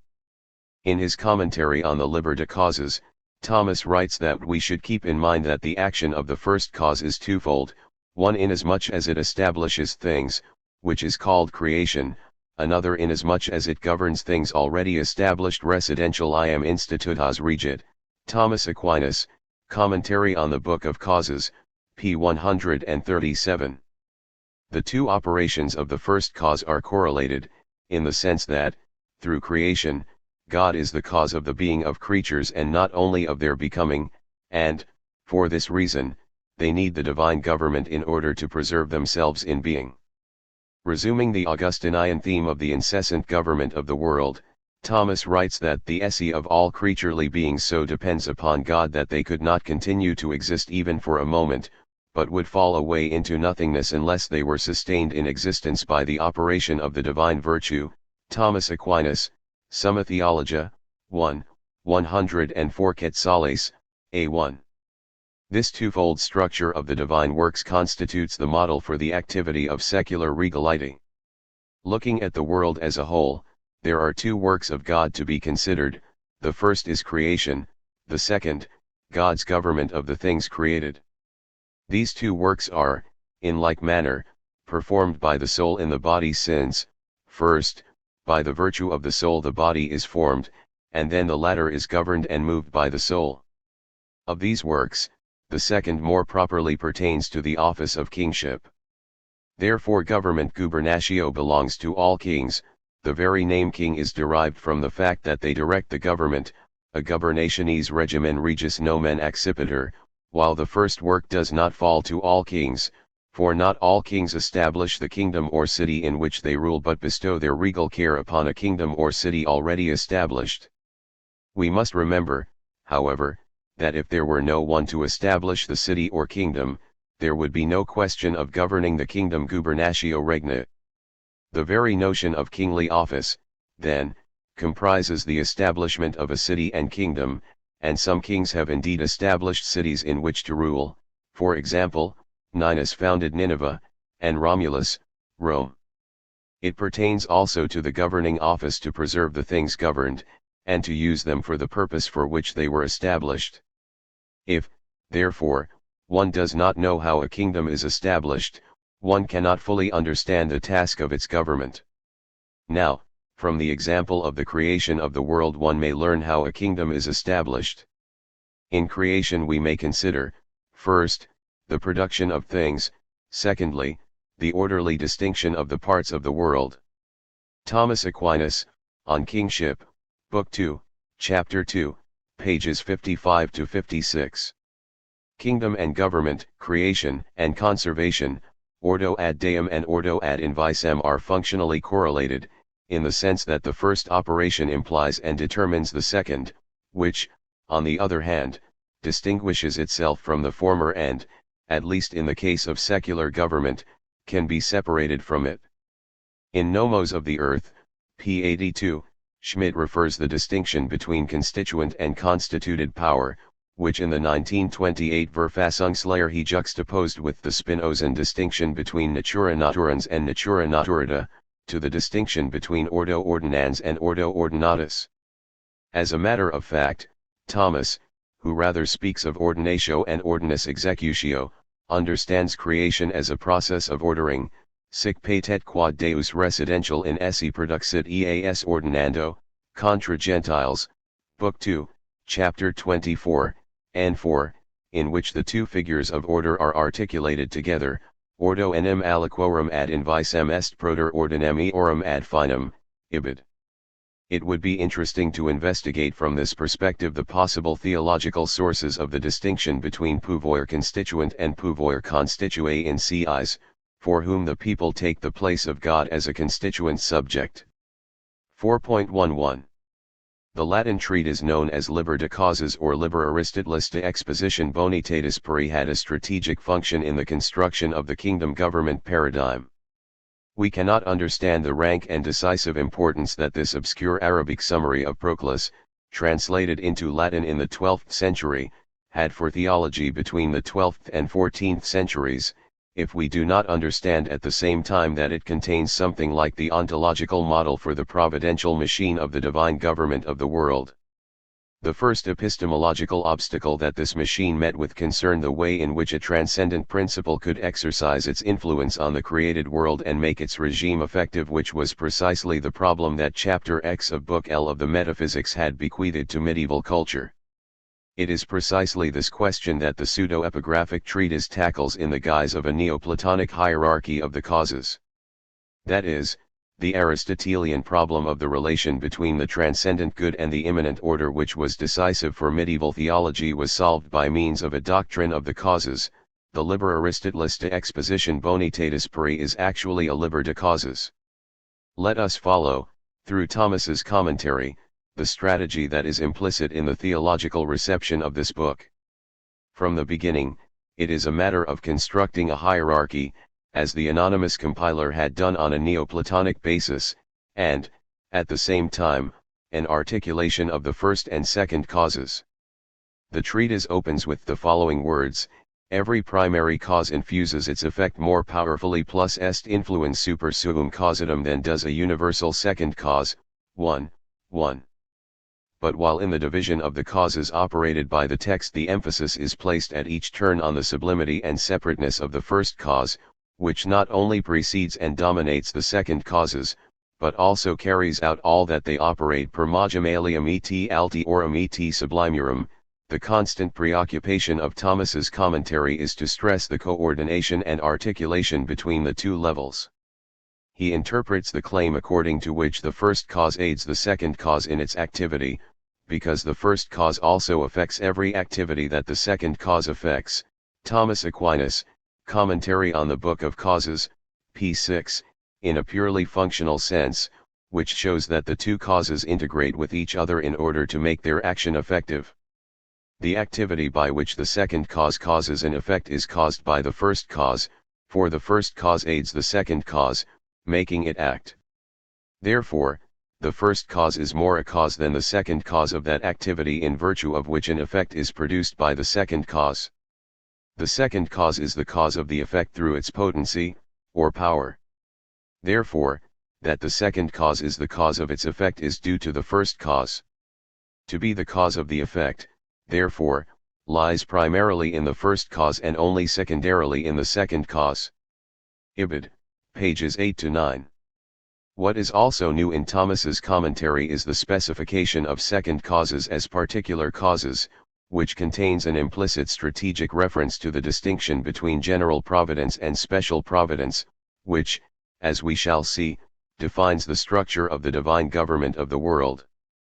For it is clear that the extent to which some efficient cause is prior, to that extent does its power extend itself to more things. But the proper effect of the second cause is found in fewer things. So it is more particular unde et particularior est. Ibid. p. 10. Thomas's interest in the functional articulation between the two orders of causes is evident in the attention with which he describes the linking together of the causes in the production of a substantial or accidental effect. The order is per se when the intention of the first cause respects the ultimate effect through all the mediating causes, as when a craftsman's art moves the hand, and the hand the hammer that pounds out the iron, to which the intention of the art reaches. The order is per accidens, however, when the intention of the cause proceeds only to the proximate effect. But that something else is in turn brought about by that effect lies outside the intention praeter intentionum of the first agent, as, when someone lights a candle, it is outside its intention that the lighted candle in turn light another, and that one another. Ibid. p. 11. But it is in the commentary on the propositions 20-24 that the strategic nexus between the hierarchy of causes in the treatise and the paradigm of the providential government of the world becomes more evident. What is in question here is the way in which the first cause governs, regit, created things while remaining transcendent with regard to them, praeter quod commissitor cum eis. Proposition 20 thus specifies that the fact that the first cause governs the world does not jeopardize its unity or transcendence, regimen non debilitat unitatem eius exaltatum super ummum rem, and does not even hinder the efficacy of its government, nec prohibitum essentia unitate isuncta arebus quin regat eas. That is, we are presented with a kind of Neoplatonic solution to the Aristotelian aporia concerning the transcendent good. On the other hand, the fact that Thomas's commentary orients the reading of the text toward a theory of providence is proved by the immediate connection that he establishes between the formulations of the text and the economic providential paradigm of the divine government of the world. Not only does a quotation from Proclus explicitly introduce this theme, every divine thing provides for secondary things, Ibid. p. 122, but the passage from the anonymous author is used against the traditional arguments of those who deny providence. We should note that in human government we see it happen that the one who has a charge of ruling a number of things must be drawn from his own government to many things. But he who is free from the charge of governing others is more able to preserve uniformity in himself. Hence the Epicurean philosophers asserted that in order to conserve divine quiet and uniformity the gods could have charge of no government. Instead, they are entirely at leisure, caring about nothing, so that in this way they are seen to be happy. And so, against this the author begins in this proposition by saying that these two things are not contrary in the first cause and that the universal government of things and the supreme unity do not impede one another. Ibid. Pages 121 to 122. In the same sense, Proposition 23, which distinguishes and coordinates science and government, is interpreted as a thesis de regimen secundi causae, that is, on the twofold way in which the second cause carries out its action in the government of the world, at one time according to its nature, this is the model of the ordo ad invisem, and at another time according to its participation in the first cause, ordo ad deum. The action of the second cause is thus compared with a heated knife that, according to its nature, cuts, but according to its participation in fire, burns, sicut cultellus ignitus, secundum propria formam incidite, in quantum vero est ignitus urit. Once again, the Aristotelian aporia concerning the transcendent good is solved by means of the articulation between transcendence and immanence.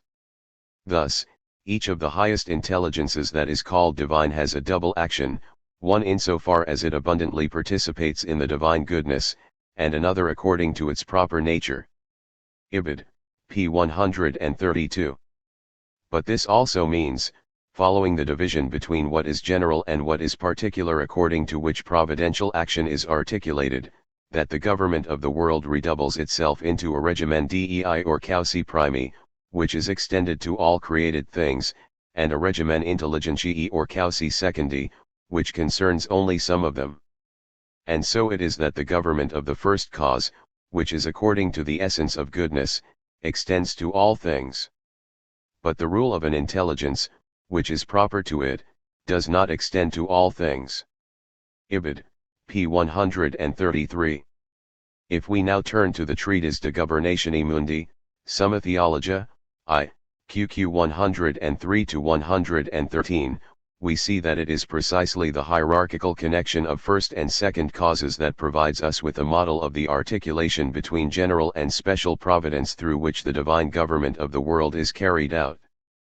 God governs the world as a first cause, ad magem primi agentis, Ibid. 1, 105 Quetzales, A5, ad 1, bestowing on created things their form and proper nature, and preserving them in being.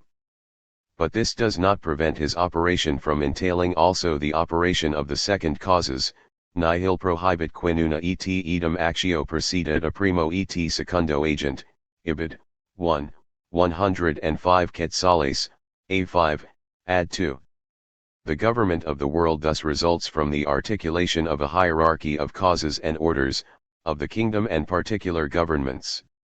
From every cause there results some sort of order in its effects, since a cause has the meaning of being a principle. In consequence there are as many orders as there are causes, with one order contained under another, even as one cause is subordinated to another in such a way that the higher cause is not subject to the lower, but the other way round. There is a clear example in human affairs.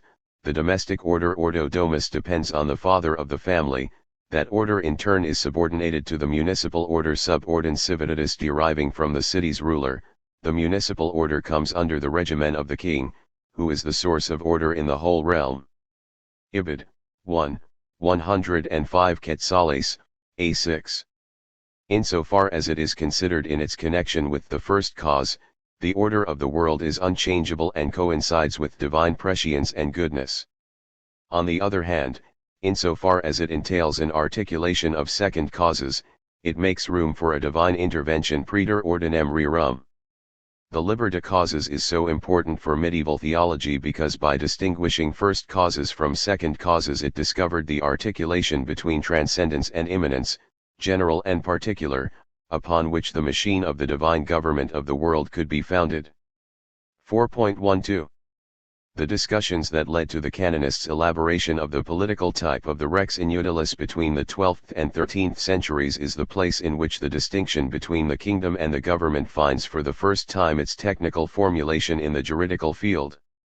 What lies at the basis of these discussions was the doctrine of the pontiff's power to depose the temporal sovereign, which had been formulated in a letter from Gregory VII to Hermann of Metz. Gregory refers here to Pope Zachary's deposition for inadequacy of the last Merovingian king, Childeric III, and his replacement with Pippin, Charles the Great's father. This text is important, since it was included by Gratian in his Decretum and thus served as a reference for the elaborations of later canonists. Asserting the primacy of the sacerdotium over the imperium, Gregory writes, another Roman pontiff deposed a king of the Franks, not so much because of his evil deeds as because he was not equal to so great an office tanti potestati non erat utilis, and set in his place Pippin, father of Charles the Great, releasing all the Franks from the oath of fealty which they had sworn to the king. Decretum, c. 6 Quetzales, c. C. Peters, p. 281. The chroniclers of the 12th century had already turned Childeric into the prototype of the Rex Ignivus et Inutilis, who embodies the gap between nominal regality and its real exercise, stabat enim in rege sola nominis umbra, in Pippino vero potestas et dignitas efficacitor aperbat. Erat tunc Childericus Rex Ignivus et Inutilis. Geoffrey of Viterbo, Pantheon, in pl. 198, 924d, 925a. But it was thanks to the canonists, especially Hugh of Pisa, that the Rex Inutilis was turned into the paradigm of the distinction between dignitas and administratio, the office and the activity in which it expresses itself. According to this doctrine, the illness, old age, madness, or sloth of a prince or prelate should not necessarily lead to his deposition, but rather to the separation between the dignitas, which remains attached to his person, and the practice, which is entrusted to a coadjutor or curator. The fact that what was at stake was not only something practical but also involved an actual doctrine of the separability of sovereign power is proved by the precision with which the glossa ordinaria to the passage of the Decretum that reported the case of two Roman emperors who reigned simultaneously assigns the dignitas to one, and the administratio to the other, thus ratifying at one and the same time the unity and divisibility of power. Dic quod erant tui personi, sed tamen erant loco. Unius. Sed forte unus habet dignitatem, alter administrationem, quoted in Peters, p. 295. It is on the basis of these canonistic elaborations that, in 1245, at the demand of the Portuguese clergy and nobility, Innocent IV issued the Decretal Grandi, with which he assigned to Afonso of Boulogne, brother of King Sancho II, who had been shown to be unable to govern the cura et administratio generalis et libera of the kingdom, yet leaving the regal dignitas to the sovereign. In other words, the radical case of the Rex Inutilis lays bare the twofold structure that defines the governmental machine of the West. Sovereign power is structurally articulated according to two different levels, aspects, or polarities. It is, at the same time, dignitas and administratio, kingdom and government.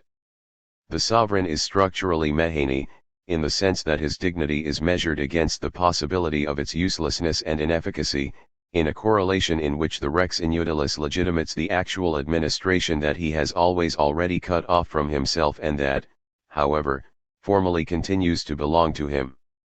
Thus, the answer to von Siedel's question, what is left of reigning if we take governing away from it, is that the kingdom is the remainder that poses itself as the whole that infinitely subtracts itself from itself.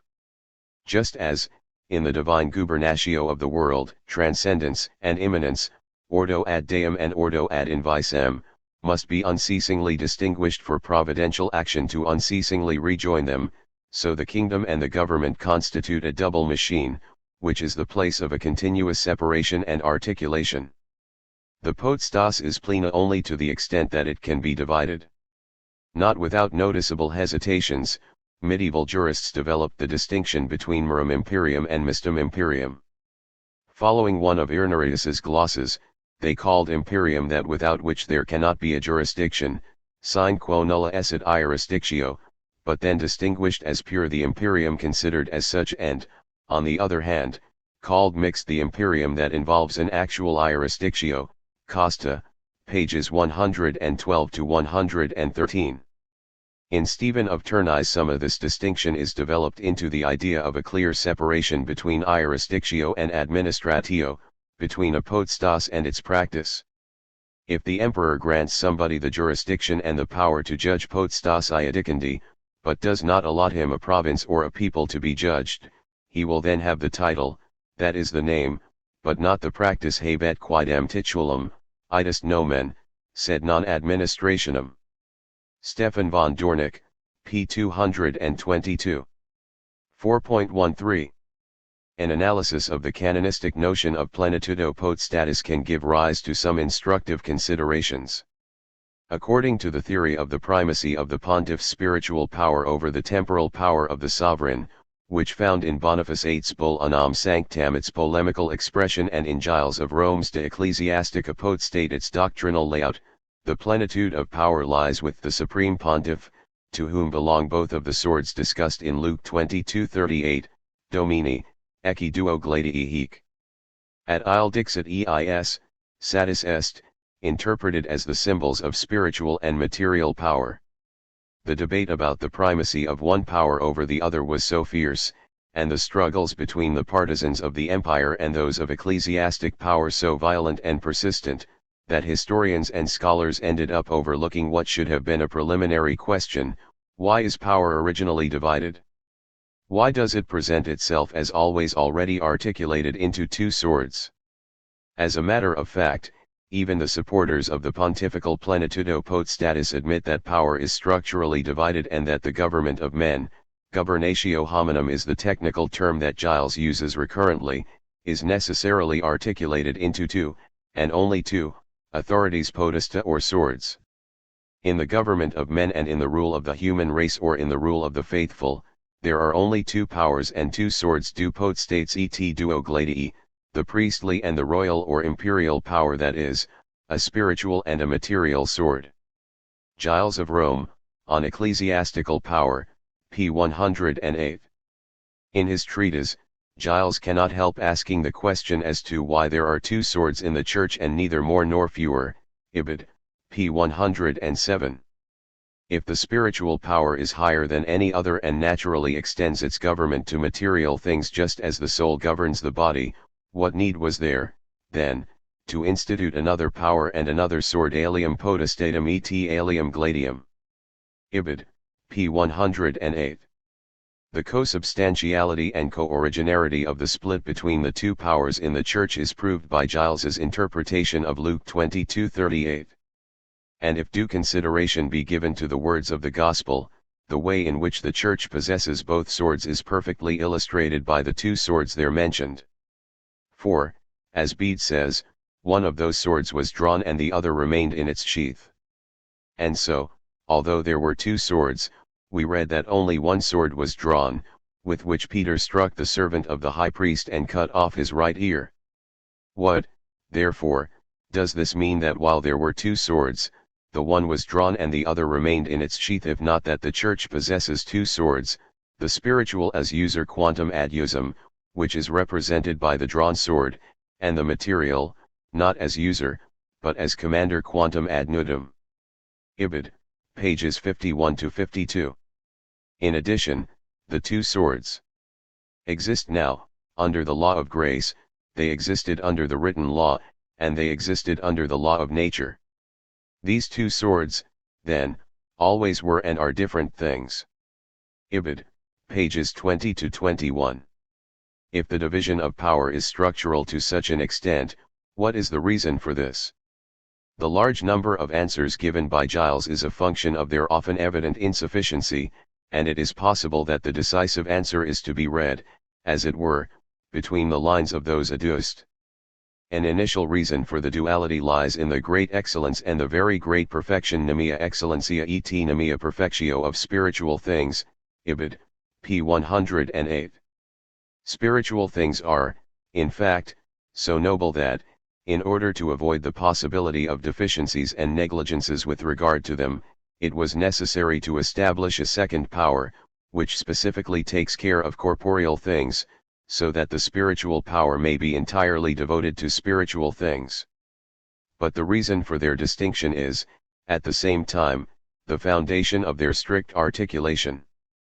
But, as has been noted, when the two powers are such that the one is general and extended generalis et extensa and the other particular and limited particularis et contract acta, it must be that the one is under the other, is instituted through the other, and may act only by commission of the other. Ibid. p. 109. Giles compares the relation between the two with the connection that, according to the medieval doctrine of generation, exists between celestial virtue, as a first cause, and the seed that is in the animal when it mates, as a second cause. There would be no power in the seed of a horse to produce a horse unless it had this from the power of heaven. Ibid. But it is precisely here that the aporetic character of the relation between the two powers comes to light. The two swords are clearly divided, and yet, the second, the material one, is included in the first. The plenitudo potestatis that rests with the pontiff is, in fact, defined by Giles as that fullness of power that resides in some agent when that agent can do without a secondary cause whatever it can do with a secondary cause. Ibid. p. 187. For this reason, that is, insofar as the pontiff has a power in which every power is contained, posse in quo reservator posse, Ibid, his potestas is said to be full. And, so that we may pass to the government of men by way of those natural phenomena which we see in the government of the world, we shall say that fullness of power does not reside in the heaven or in any secondary agent whatsoever, for the heaven cannot do without a secondary cause what it can do with a secondary cause. For example, although the heaven and a lion bring about the generation of a lion, the heaven could not produce a lion without a lion, nor could it produce a horse without a horse. Ibid. pages 187 to 188.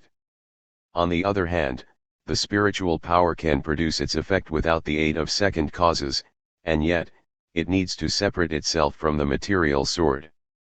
There is something lacking in spiritual power, in spite of its perfection, and that something is the effectiveness of the execution.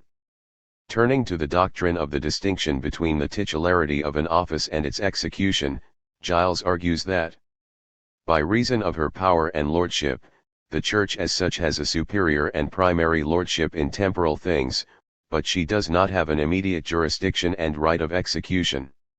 Caesar and the temporal lord, however, do have such a jurisdiction and right of execution, and so we see that there are distinct powers, we see that there are distinct rights, we see that there are distinct swords. But this distinction does not mean that the one power is not under the other, the one right under the other, and the one sword under the other. Ibid. pages 199 to 200. The actual reason for the distinction between primary and secondary power, titularity and execution, is that it is a necessary condition for the proper functioning of the governmental machine.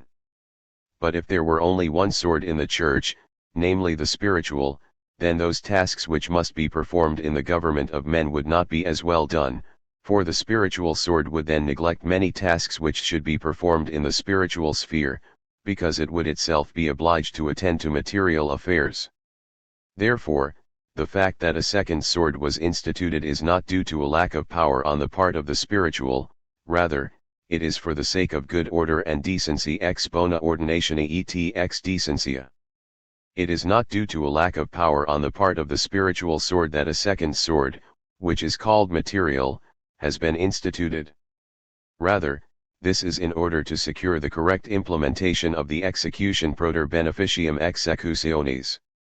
For the spiritual sword could not execute spiritual tasks or devote itself to spiritual matters so well or so beneficially if it did not have the aid of the material sword. Ibid. pages 110 to 111. Beyond the dispute about the primacy of one sword over the other, to which scholars have exclusively devoted their attention, it turns out that what is primarily at stake in the division between the two powers is guaranteeing the possibility of the government of men. This possibility requires the supposition of a plenitudo potestatis that, however, must immediately distinguish itself from its actual exercise, its executio, which then constitutes the secular sword.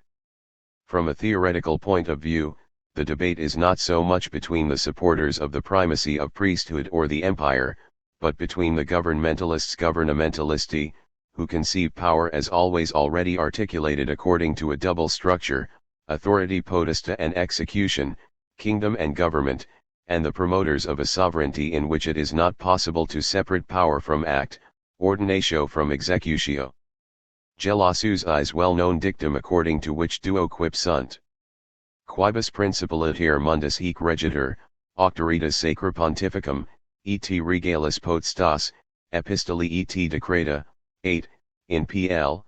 59, 42a, which he addressed to the Emperor Anastasius in 494, that is, well before the beginning of the conflict between the two swords, must be translated after all, in an absolutely literal way as, the world is governed through the coordination of two principles, the auctoritas, that is, a power without actual execution, and the potestas, that is, a power that can be exercised, the kingdom and the government. In this perspective, it is possible to clarify the position of those who, like John Quittard, refuse to accept the theory of the pontiff's plenitudo potestatis, since it implies an unnatural separation of power potentia from act, and power potera from execution. Referring most likely to Giles of Rome, John writes in his De Potestate Regia et Papali that some claim that the secular power belongs to the Pope immediately and according to his primary authority, but that the Pope does not have the immediate execution of it, which he delegates to the Prince. It can certainly happen that somebody has the power to do something, but not the act, because of some hindrance, like, for example, if one has the power to build, but not the act, since he lacks the matter, or because of a corporal defect, as in the case of a dumb person who cannot speak. These are hindrances that befall the conferring of power. But only a foolish person would bestow the priesthood upon somebody if he knew that he was hindered in this way. Therefore, it is meaningless to say that the Pope receives immediately from God the power of the secular sword, whose exercise, however, is not usually his responsibility. If this were the case, God would act against nature, as the latter never gives to anybody a virtue separated from the act, since those who have the power also have the act queus potentia, eius est actus. Quittard, p. 120. Here, the conflict does not concern only and especially the primacy of one power potera over the other, but the separation of titularity from exercise, of the kingdom from the government. Peters followed the progeny of the figure of the medieval rex inutilis in the notion of roi faineant between the 16th and 17th centuries. The term appears in the 14th century in the Grandes Chroniques de France to translate the rex nihil faciens of medieval chronicles, and is later applied, according to its double meaning of sluggish, qui fit nul chose, and dissolute, adon a la paliardise, oisivet et vices, to the last of the Carolingian monarchs. In his 1643 Histoire de France, Mesuré contemptuously applies it to the last of the Merovingian kings, tu fainéants, habitats, et plonges dans les orgers du vice, Peters, p. 543. We can then find it applied to Louis VI, Charles VI, and Henry III of France, as well as, among other English kings, to Henry III, Henry VI, and even the figure of King Arthur in some courtly novels, Peters, p. 547. 4.14. The theological model of the separation of power from its exercise is found in the distinction between absolute and ordered power potentia in God, that is, in the doctrine of divine impotence, of what God, in spite of his omnipotence, cannot do, or cannot not do. According to this doctrinal complex, which was founded on a passage from De Natura et Gratia 1, 7, 8, in which Augustine answers the question as to whether Christ could have prevented Judas's betrayal by saying that he certainly could have done it, but he had not wanted it, potuit ergo, sed noluit, God, with regard to his power considered as such, de potentia absoluta, could do anything that did not entail a contradiction, for instance, embodying himself as a woman, instead of as Jesus, to save men, or damning Peter and saving Judas, or even just destroying all of his creation. But de potentia ordinata, that is, with regard to his will and wisdom, he can only do what he has decided to do. In other words, the will constitutes the apparatus that, dividing power into absolute and ordered power, allows to contain the unacceptable consequences of divine omnipotence, and, more generally, of any doctrine of power, but without negating it as such. Thomas writes that nothing can be within divine power which is not held in the wisdom and justice of his mind and will. All the same, since his will is not bound of necessity to this or that particular objective, there is no reason why something should not be within divine power which God does not will, and which is no part of the present order he has established. We conceive of understanding and wisdom as directing, will as commanding, and power as executing. As for what lies within power as such, God is said to be able to do it by his absolute power. As for what lies within his power as carrying out the command of his just will, he is said to be able to do it by his ordinate power. Accordingly, we should state that by absolute power God can do things other than those he foresaw that he would do and preordained to do. Nevertheless, nothing can come to pass that he has not foreseen and preordained. Thomas Aquinas, Summa Theologia, 1, 25 Quetzales, A5, Ad 1. What is interesting about this theological apparatus is that, contrary to those who rejected any distinction between absolute and ordered power, it made it possible to reconcile God's omnipotence with the idea of an ordered, non-arbitrary, and non-chaotic government of the world. But this de facto amounted to making the distinction in God between his absolute power and its effective exercise, between a formal sovereignty and its execution.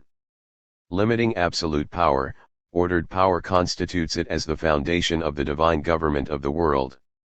The nexus between this theological problem and the juridical political problem of the separation between sovereignty and its exercise is evident, and was soon noticed by canonists.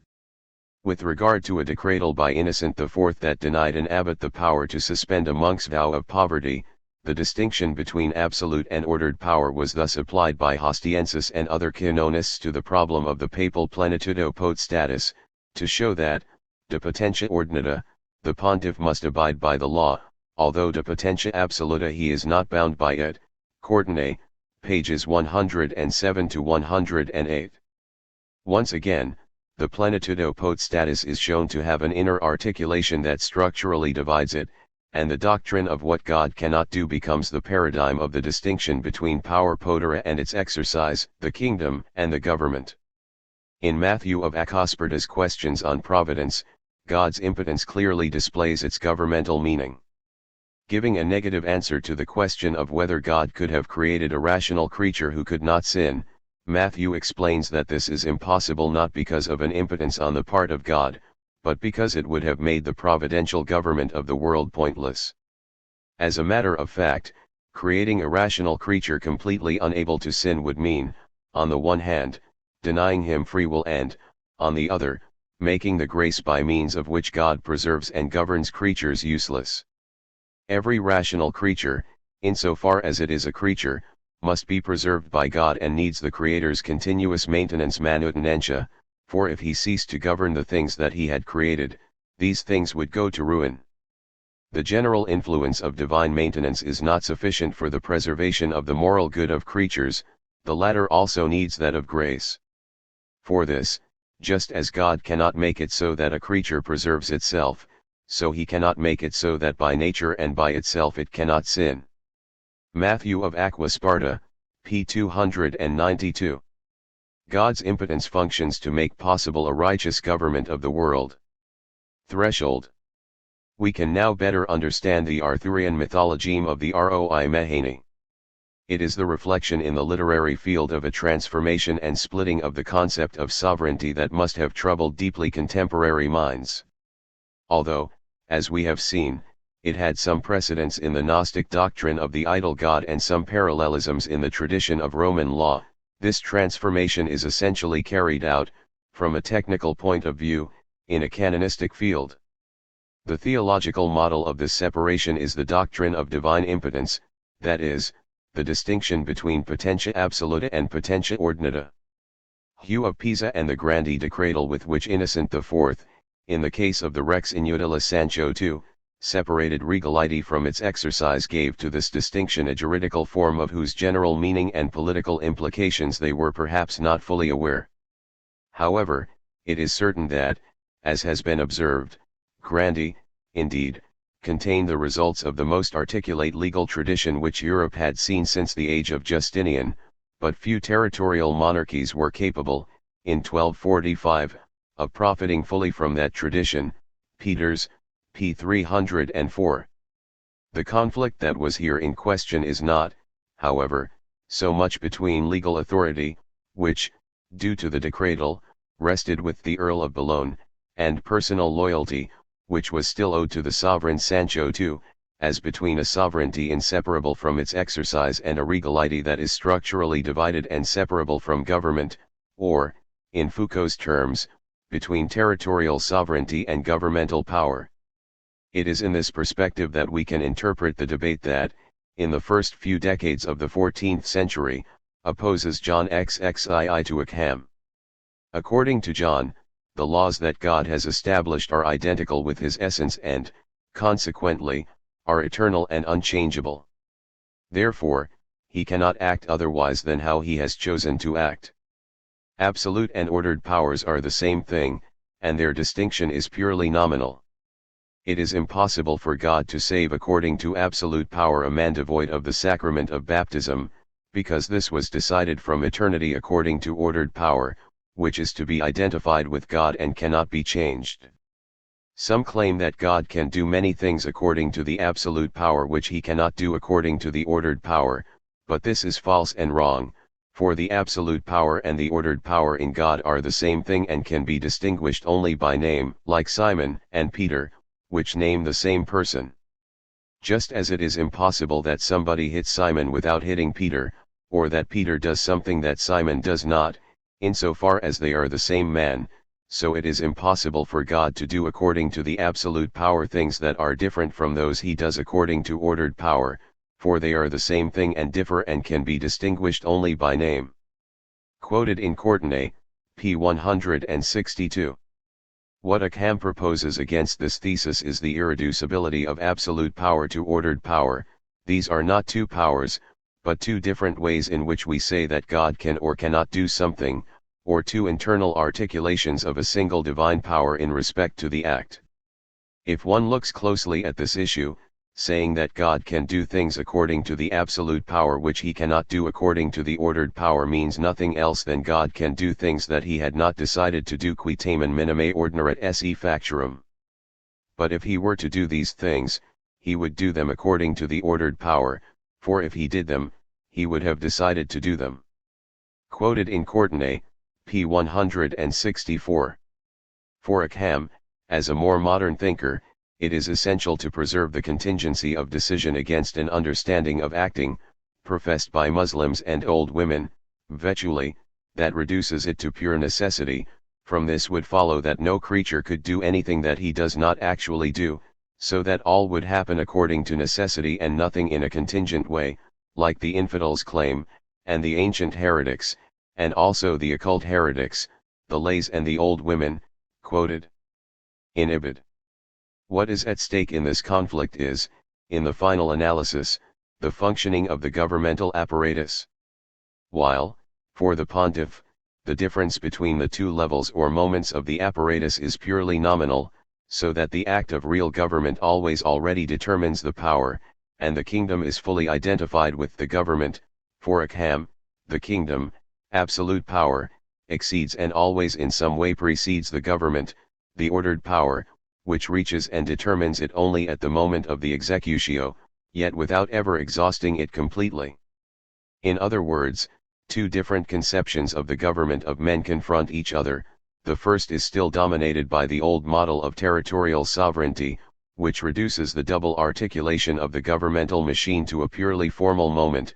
The second is closer to the new economico-providential paradigm, in which the two elements maintain their identity, in spite of their correlation, and the contingency of the acts of government corresponds to the freedom of the sovereign decision. And yet, because of a peculiar inversion, this very paradigm that is, so to speak, more democratic is also close to the position of those canonists and theologians, like Duns Scotus, who, in the same years, elaborate the doctrine of the potentia absoluta as a model for exceptional powers poteri exionally.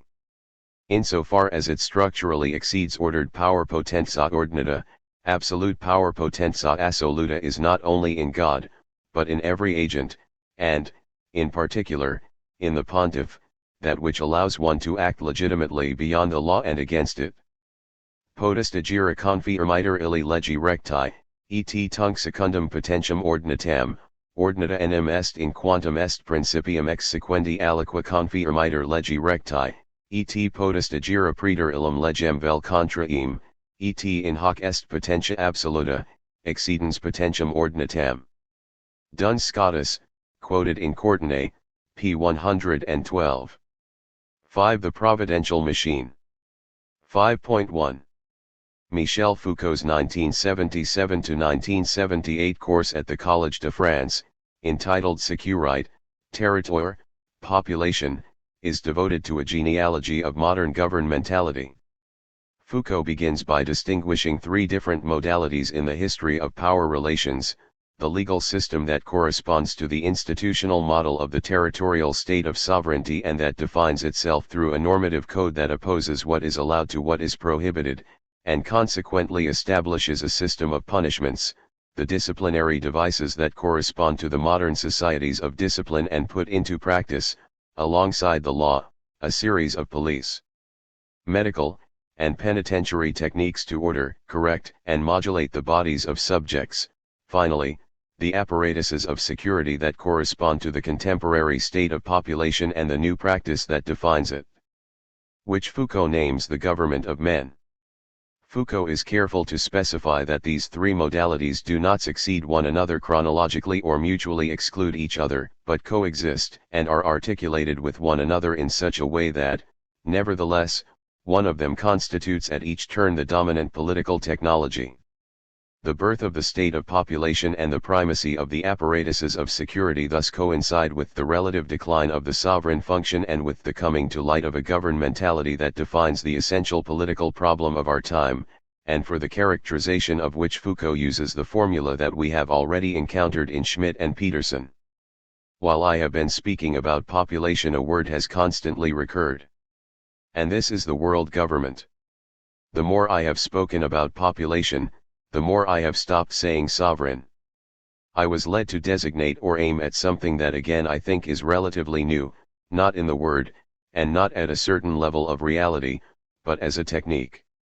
Or rather, the modern political problem, the privilege that government begins to exercise in relation to rules, to the extent that, to limit the king's power, it will be possible one day to say, the king reigns, but he does not govern. This inversion of government and the reign or rule, and the fact that government is basically much more than sovereignty, much more than reigning or ruling, much more than the imperium, is, I think, absolutely linked to the population. Foucault, p. 76. Foucault identifies the origins of governmental techniques in the Christian pastorate, that government of souls, regimen animarum, that, as a technique of techniques, defines the activity of the Church until the 18th century, when it becomes the model and matrix, Ibid, p. 147, of political government. One of the essential characters of the pastorate is that it refers to both individuals and the entirety of mankind. It looks after men omnes et singulatum. It is this double articulation that is transmitted to the activity of government in the modern state, which is, for this reason, both an individualizing and a totalizing activity. Another essential trait shared by the pastorate and the government of men is, according to Foucault, the idea of an economy, that is, an administration of individuals, things, and wealth ordered according to the model of the family. If the pastorate presents itself as an oikonomia psychon, an economy of the souls, the essential issue of government will be the introduction of economy into political practice, Ibid. p. 95. Government is actually nothing other than the art of exercising power in the form of economy, Ibid. p. 95, and the ecclesiastic pastorate and political government are both located within an essentially economical paradigm. Although, in his economic definition of the pastorate, Foucault quotes Gregory of Nazianzus, Ibid. p. 192, an author who, as we have seen, plays an important role in the elaboration of the Trinitarian economy. He seems to ignore completely the theological implications of the term oikonomia, to which our research is devoted. But the fact that, in this perspective, the Foucauldian genealogy of governmentality can be extended and moved back in time, right up to the point at which we are able to identify in God Himself, through the elaboration of the Trinitarian paradigm, the origin of the notion of an economical government of men and the world, does not discredit his hypotheses, but rather confirms their theoretical core to the very extent to which it details and corrects their historico-chronological exposition. Thus, the lesson of March 8, 1978, is devoted, among other things, to an analysis of Thomas Aquinas's De Regno and aims to show that, in medieval thought, and especially in scholasticism, there is still a substantial continuity between sovereignty and government, if the sovereign can and must govern in the extension and uninterrupted continuity of exercise of his sovereignty, it is insofar as he is part of this great continuum extending from God to the father of the family by way of nature and pastors. This great continuum from sovereignty to government is nothing else but the translation of the continuum from God to men in the in inverted commas political order, Ibid. p. 234. According to Foucault, this continuity is broken for the first time in the 16th century, when a series of new paradigms, from Copernicus's and Kepler's astronomy to Galileo's physics, from John Ray's natural history to the grammar of Port Royal, show that God only rules the world through general, immutable, universal, simple, and intelligible laws, which is to say that God does not govern it in the pastoral sense but reigns over the world in a sovereign manner through principles. Ibid. p. 235. On the contrary, we have shown that the first seed of the division between the kingdom and the government is to be found in the Trinitarian oikonomia, which introduces a fracture between being and praxis in the deity himself.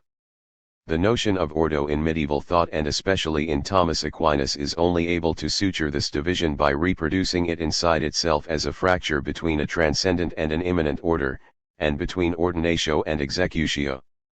But it is even more surprising that, in his genealogy of governmentality, Foucault mentions Thomas's booklet De Regno while leaving aside the treatise De Governatione Mundi, in which he could have found the basic elements of a theory of the government as distinct from the kingdom. Besides, the term gubernatio beginning from a certain moment in time and certainly already in Salvian's book De Governatione Dei is synonymous with providence, and the treatises on the divine government of the world are nothing else but treatises on the way in which God articulates and carries out his providential action. Providence is the name of the oikonomia, insofar as the latter presents itself as the government of the world. If the doctrine of oikonomia and that of providence that depends on it can be seen, in this sense, as machines that found and explain the government of the world, and become fully intelligible only in this way, it is equally the case that, conversely, the birth of the governmental paradigm becomes comprehensible only if it is set against the economic theological background of providence with which it is in agreement. It is all the more surprising that, in the 1977 to 1978 course, the notion of providence is never referred to. And yet the theories of Kepler, Galileo, Ray, and the Port Royal Circle that Foucault refers to do nothing other than to radicalize, as we shall see, the distinction between general and special providence into which the theologians had transposed, in their own way, the opposition between the kingdom and the government. The passage from ecclesiastical pastorate to political government, which Foucault tries to explain in all truth, in not terribly convincing a way by means of the emergence of a whole series of counter-practices that resist the pastorate, is far more comprehensible if it is seen as a secularization of the detailed phenomenology of first and second, proximate and distant, occasional and efficient causes, general and particular wills, mediated and immediate concourses, ordinatio and executio, by means of which the theoreticians of providence had tried to make the divine government of the world intelligible. When we undertake an archaeological research, it is necessary to take into account that the genealogy of a political concept or institution may be found in a field that is different from the one in which we initially assumed we would find it. For instance, it may be found in theology and not in political science. If we limit our analysis to strictly speaking political medieval treatises, such as Thomas's De Regno or John of Viterbo's De Regimen Civitatem, we are faced with what, to the modern eye, appears to be an inconsistency, and with a terminological confusion that, at times, makes it impossible to establish a convincing connection between modern political categories and medieval concepts. However, if we take into consideration the hypothesis, which we have followed, that the genealogy of modern political concepts is to be sought in the treatises De Governatione Dei and in the writings on Providence, then the above-mentioned connection becomes clear. Once again, archaeology is a science of signatures say nature, and we need to be able to follow the signatures that displace the concepts and orient their interpretation toward different fields. It is the failure to attend to this methodological warning that not only prevented Foucault from articulating his genealogy of governmentality all the way to the end and in a convincing way, but also compromised Michel Sennelert's valuable researches on the arts de gouverner. Du regimen médiéval au concept de government. The modern concept of government does not continue the history of the medieval regimen, which represents a kind of dead end, so to speak, of Western medieval thought, but that, far wider and more articulated, of the treatises on Providence, which, in turn, originates from the Trinitarian Oikonomia. 5.2. An exhaustive reconstruction of the immense debate on Providence that, in pagan, Christian, and Judaic cultures, began with the Stoics and reached almost without interruption the threshold of modernity is out of the question. Rather, this debate interests us only to the extent to which it constitutes the place in which the theologico-economical paradigm and the fracture between being and praxis that it entails take the form of a government of the world and, vice versa, the government presents itself as an activity that can be thought only if ontology and praxis are divided and coordinated economically. In this sense, we can say that the doctrine of providence is the privileged theoretical field in which the classical vision of the world, with its primacy of being over praxis, begins to crack, and the deus ociosus gives way to a deus actuosus. Here, we need to analyze the meaning and the implications of this divine activity of government. It has often been noted that one of the crucial points of the dispute on providence concerned, from the very beginning, the distinction between general and particular, or special, providence.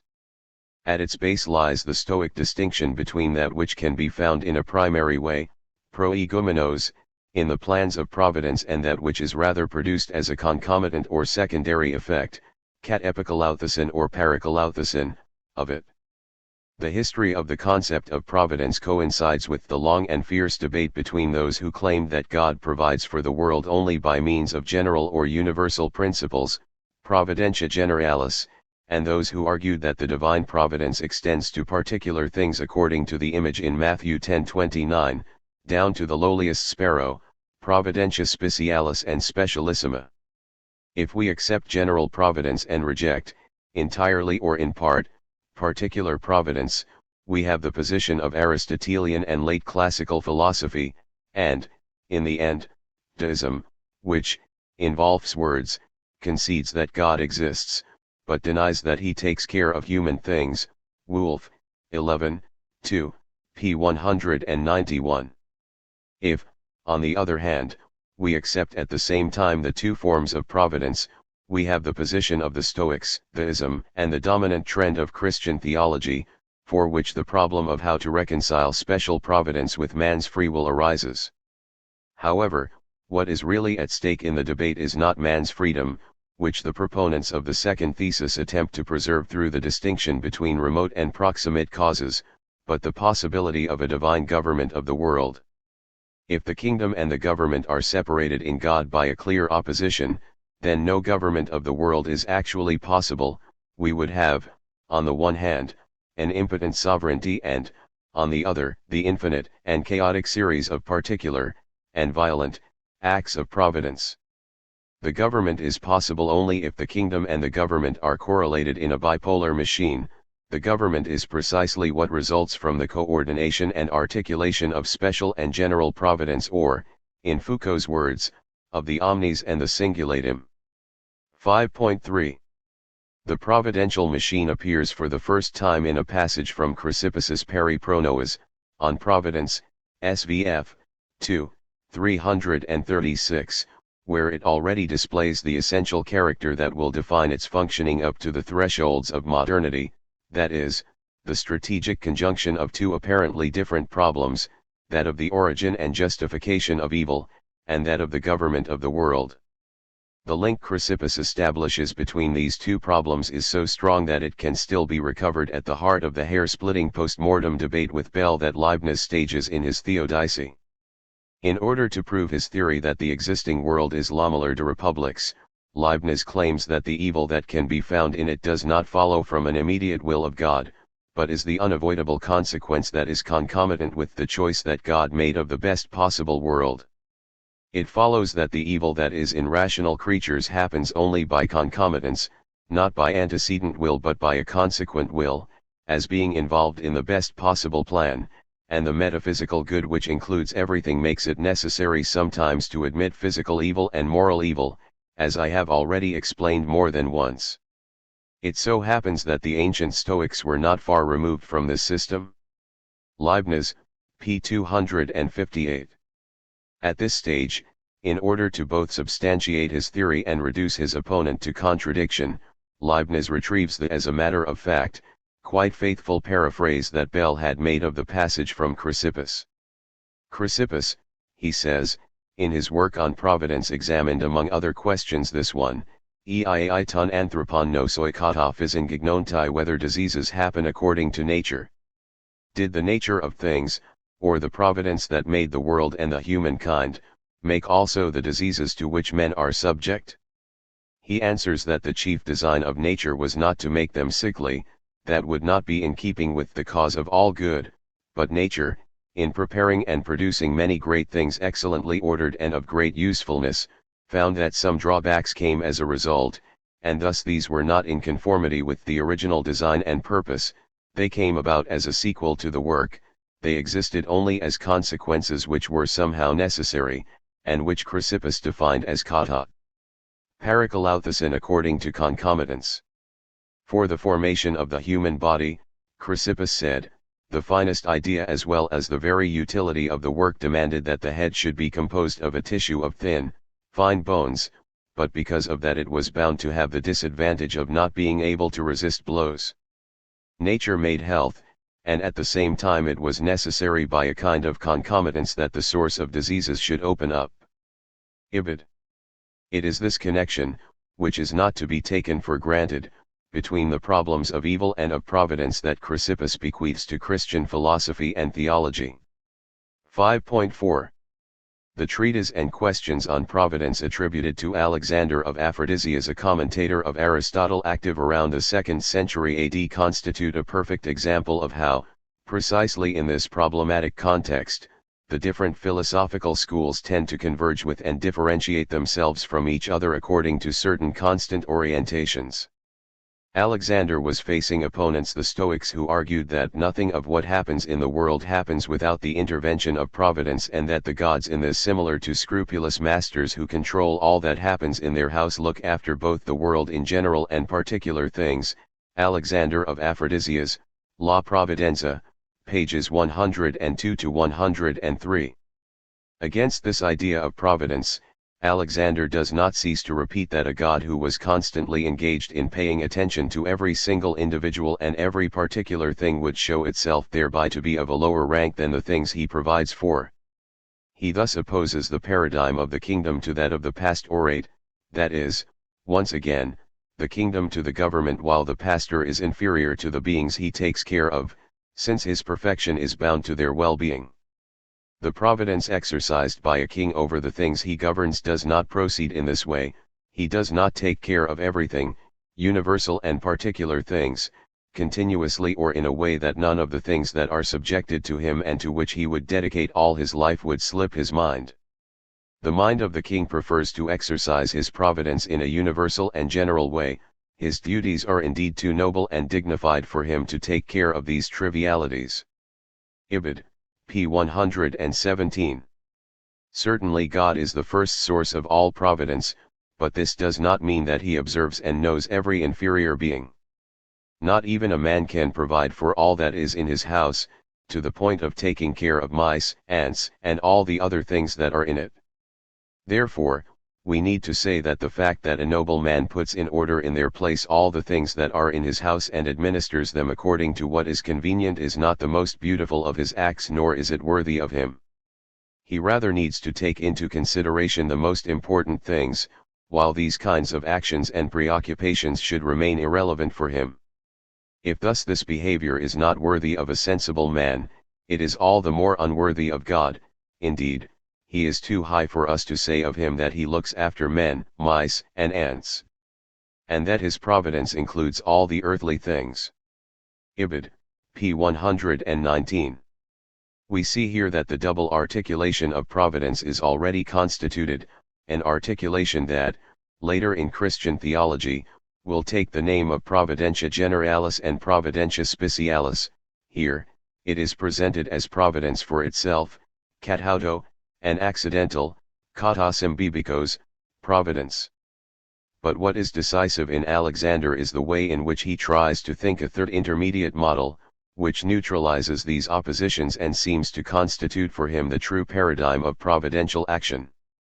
Alexander writes that the providence of the gods for the things that are in the sublunar world cannot be a primary activity, intentionally carried out in view of these things, because in that case, since all that is in view of something is inferior to it, God would be inferior to the entities of the sublunar world. Ibid. p. 143. But it would equally be absurd to state that providence is produced in a purely accidental way, because this would amount to the claim that God is in no way aware of it, while he cannot but be the wisest of beings. Here, Alexander outlines the paradigm of a divine action that avoids both the model of voluntary activity and that of the unwitting accident, a paradigm that presents itself, so to speak, in the paradoxical guise of a conscious accident or of a consciousness without aim. Alexander calls nature that which corresponds to this providential canon and consistently defines this nature as a divine technique. Ibid. p. 149. The divine power which we also call nature makes subsist the things in which it is found and gives them a form according to a certain ordered connection, but this does not happen in virtue of some decision. Nature does not exercise decision and rational reflection with regard to all the things that it does, since nature is an irrational power. Ibid. p. 151.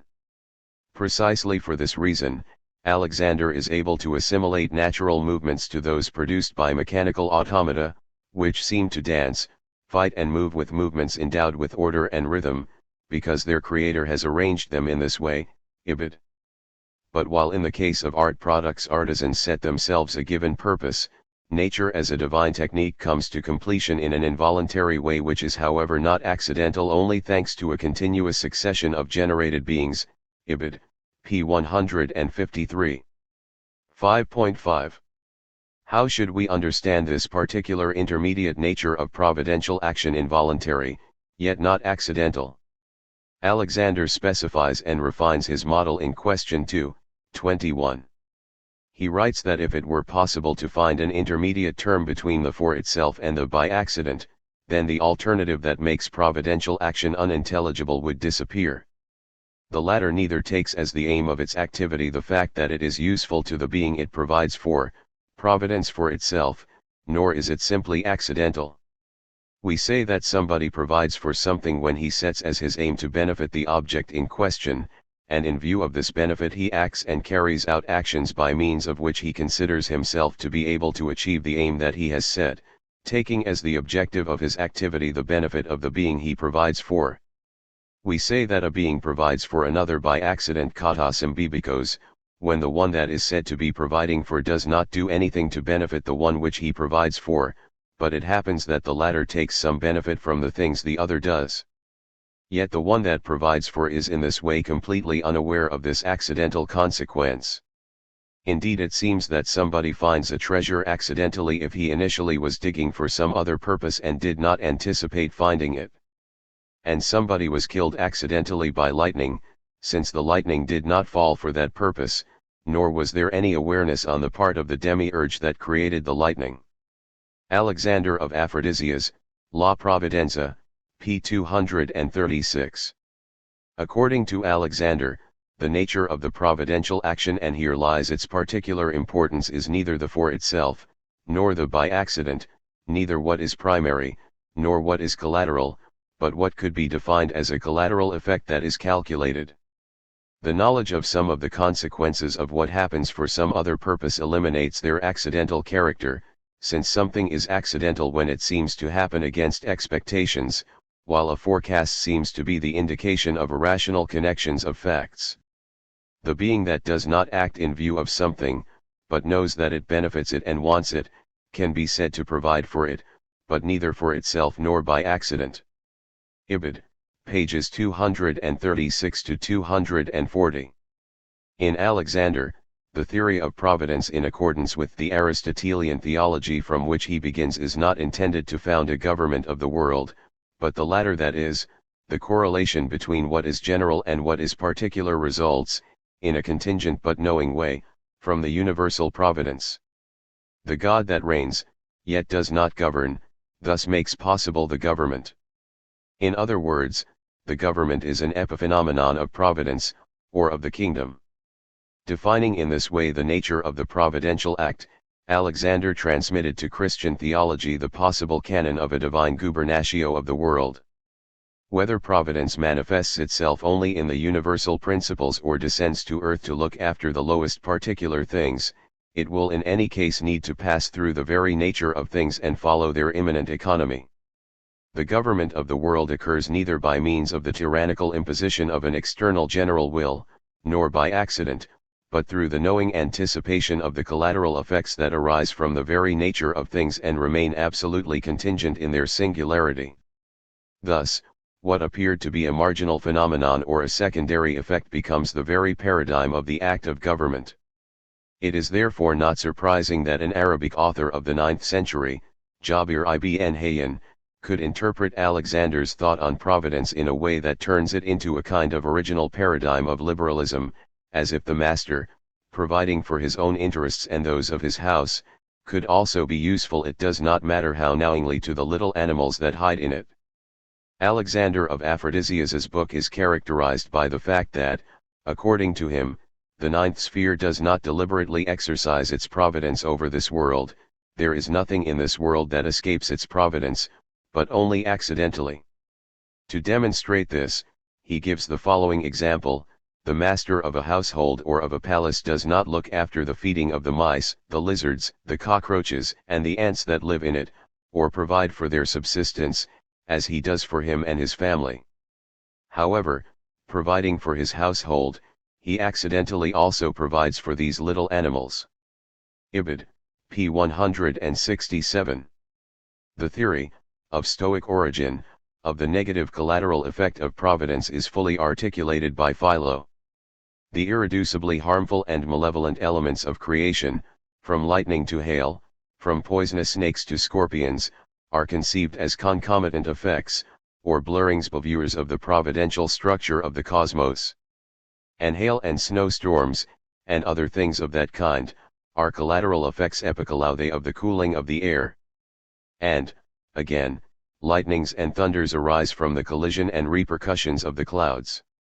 And earthquakes and pestilences and the fall of thunderbolts, and things of that kind, are not primary works of nature, but follow necessary things as concomitant effects. As for reptiles, those which are venomous have not been called into existence by an immediate providence, but by collateral effects, as I said before, for they are brought into life when the moisture which is in them changes to a more violent heat. Philo, on Providence Fragment 2, pages 753 to 754. Modern governmental reason reproduces precisely the double structure of providence. Every act of government aims at a primary target, yet, precisely for this reason, it can lead to collateral damages, one which can be expected or unexpected in their specifics, but are in any case taken for granted. The computation of collateral effects, which can even be considerable, in the case of war, they entail the death of human beings and the destruction of cities, is, in this sense, an inherent part of the logic of government. The idea that special providence, brought to an extreme, leads to absurd consequences, can also be found in Christian theologians.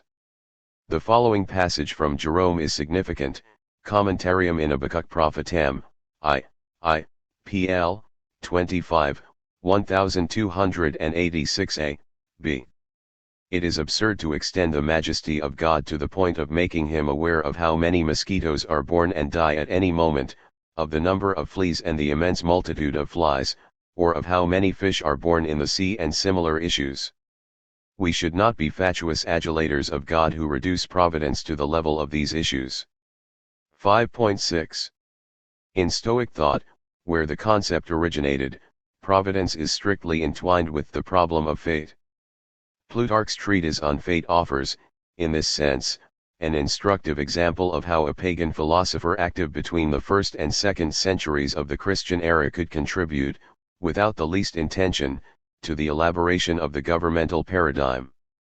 Plutarch begins by defining the concept of fate, Harmony, following a Stoic model that clearly shows how ontology had by then redoubled itself into a pragmatics pragmatica. He distinguishes between fate as a substance, ousia, and fate as an activity, energia, effectiveness. As a substance, fate amounts to the soul of the world that is divided spatially into three parts: the heaven of the fixed stars, the part containing the errant planets, and the part located beneath the heavens in the terrestrial region.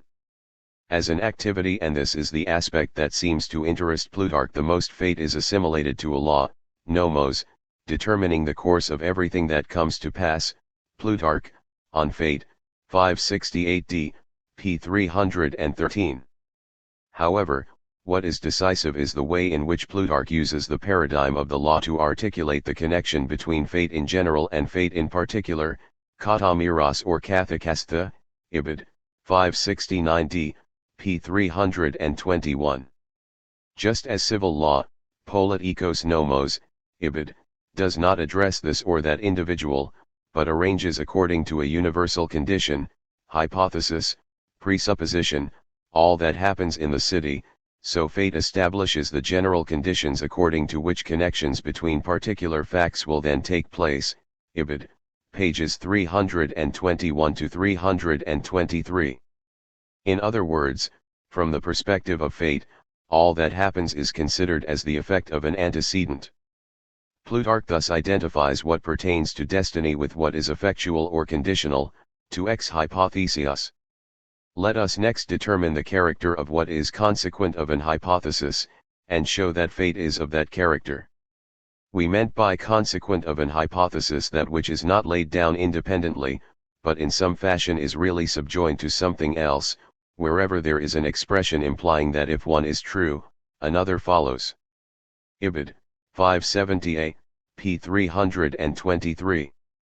The principle according to which everything conforms to destiny pantakath hamarmenon, Ibid, 570c, p. 325, has a meaning only if we specify that the phrase conforms to destiny does not refer to the antecedents, but exclusively to the order of the effects and consequences. And we must call destined and in conformity with destiny only the things that are effects of what has been established primarily proegesiminos in the divine appointment of things. Ibid, 570e, p. 327. That is, destiny divides what is real into two different levels, that of the general antecedents, proegumena, and that of the particular effects. The former are somehow in destiny, but do not occur according to destiny, and destiny is that which results effectually from the correlation between the two levels. It is at this stage that Plutarch introduces his doctrine of providence, which is nothing but a more rigorous formulation of his theory of fate. Like the fate substance, providence also has a triple figure, which reflects the schema of the three divine orders of the second Pseudo-Platonic letter. The first and supreme providence is the intellection or the will of the primary God, beneficent to all things, in accordance with which every being has been ordered as is best and most excellent, Ibid. 572f, p. 343. It has begotten destiny, and includes it in a sense, Ibid. 574b, p. 351. The second providence, which was created together with destiny and is, like it, included in the first providence, is that of the secondary gods that walk through heaven. Mortal things are arranged and preserved in conformity with it. The third providence, which was created after destiny and is contained within it, rests with the demons who are commissioned to oversee and order the individual actions of men. According to Plutarch, only the first providence is worthy of its name. It is the eldest of all beings, and as such superior to destiny, since all that conforms to destiny conforms to providence but not vice versa, Ibid. 573b, pages 343 to 345. While destiny was compared with the law, the first providence is similar to a political legislation appropriate to the souls of men, Ibid. 573d, p. 347. For Plutarch, providence and fate are, at the same time, different and strictly intertwined. If the first providence corresponds to the level of what is primary and of the universal, fate, which is contained by providence and partly identical with it, corresponds to the level of particular effects that derive from it. But nothing is more ambiguous than the relation of collaterality or of effectuality, accolaudia. It is necessary to measure the novelty that this concept introduces into classical ontology. Overturning the Aristotelian definition of the final cause and its primacy, it transforms what appeared in Aristotle as the aim into an effect. Plutarch seems to be aware of it when he observes that perhaps a stickler for precision in such matters might insist that on the contrary it is the particulars that have priority, and that the universal exists for their sake, the end being prior to what serves it, Ibid. 569f, pages 322 to 323. In other words, what is specific to the providence-fate machine is its functioning as a bipolar system that ends up producing a kind of zone of indifference between what is primary and what is secondary, the general and the particular, the final cause and the effects. And although Plutarch, like Alexander, was not in the least aiming at a governmental paradigm, the effectual ontology that results from his work in a way contains the condition of possibility for government, understood as an activity that, in the last instance, is not targeting the general or the particular, the primary or the consequent, the end or the means, but their functional correlation. Modern science's image of the world has often been opposed to the theological concept of a providential government of the world. However, in their conceptual structure they are more similar than we customarily think. First of all, the model of general providence is based on eternal laws that are entirely analogous to those of modern science. But it is in particular the relation between the first and second causes that presents evident analogies to modern science's image of the world. Didier Deleuze has shown that, in modern thought, from Hume to Adam Smith, a concept arises that, in a perfect analogy with the theory of providence, breaks with the primacy of final causes and replaces them with an order produced by the contingent game of imminent effects. The order of the world does not refer back to an initial plan, but results from the continuous series of the proximate causes. Therefore, it works not like a brain, but like a womb. Deleuze, pages 259 to 267. As a matter of fact, in spite of the idea of a divine ordinatio, the twofold structure of the providential order can be perfectly reconciled with the contingency of the second causes and their effects. The government of the world does not result from the imposition of a general and indefectible law, but from the correlation between the general law and the contingent level of the second causes. 5.7. It should not therefore surprise us that, in his treatise on destiny, Alexander decidedly takes sides against the Stoic providence-fate apparatus. He begins by showing that, given the Aristotelian classification of the four causes, efficient, material, formal, final, fate cannot find a place in any of these without contradictions, or include in itself the totality of events. Following this argument, he is led to attend to an order of events, of ticks and meaningless gestures, that ancient man seemed to ignore, like the touching and pulling out of hairs, and as many actions as resemble this. Alexander of Aphrodisias, on destiny, p. 21, or to those remnants, refuse, and anomalies that cannot be inscribed in any finalism or in any destinal connection. Of what will they say the superfluities that grow in certain parts of the body are the causes, or of what the monstrosities and creatures unnatural, who even at the start are incapable of life? Nay, let someone tell us of what result are the decayed and withered fruits the cause. And of what is the doubling of certain leaves the cause? Note every generated thing is from the moment it exists, a cause of something to be. Ibid, p. 101. Alexander is perfectly aware of the fact that his opponents claim to reconcile fate with man's capacity for action, and to found through fate the very possibility of a government of the world. He quotes the passage from a treatise in which the nexus fate-government is affirmed explicitly, so then all things do not take place according to destiny, and the government dioikesis, the administration of the universe is not free from prevention or interference. Well then, there is no ordered world cosmos, and as there is no cosmos, there are no gods. Ibid, p. 155. Another proponent of fate claims that if we introduced into the world a movement without cause, the universe would be scattered, would be rent asunder, and would no longer remain one and eternal, or governed according to one order and one oikonomia. Ibid, p. 97. Against these ideas, Alexander resolutely asserts the contingent character, that is, open to the possibility of not producing itself, of human actions. In the conclusion of the treatise we thus read, of those things alone is any man the master, namely, such as it is equally in his own power not to do. Ibid, p. 163, power potera is the correct term for exousian, not freedom, as most current translations render it. And yet, just as in the treatise on providence the intention to contain providence within the field of what is general led Alexander to elaborate an ontology of collateral effects that is no longer Aristotelian, but seems to anticipate modern governmental theories, so here the rejection of fate leads him to support in all fields a theory of contingency that can be perfectly reconciled with modern techniques of government. In fact, for the latter, what is essential is not really the idea of a predetermined order, so much as the possibility of managing the disorder, not the binding necessity of fate, but the constancy and computability of a disorder, not the uninterrupted chain of causal connections, but the conditions of the maintenance and orientation of effects that are in themselves purely contingent.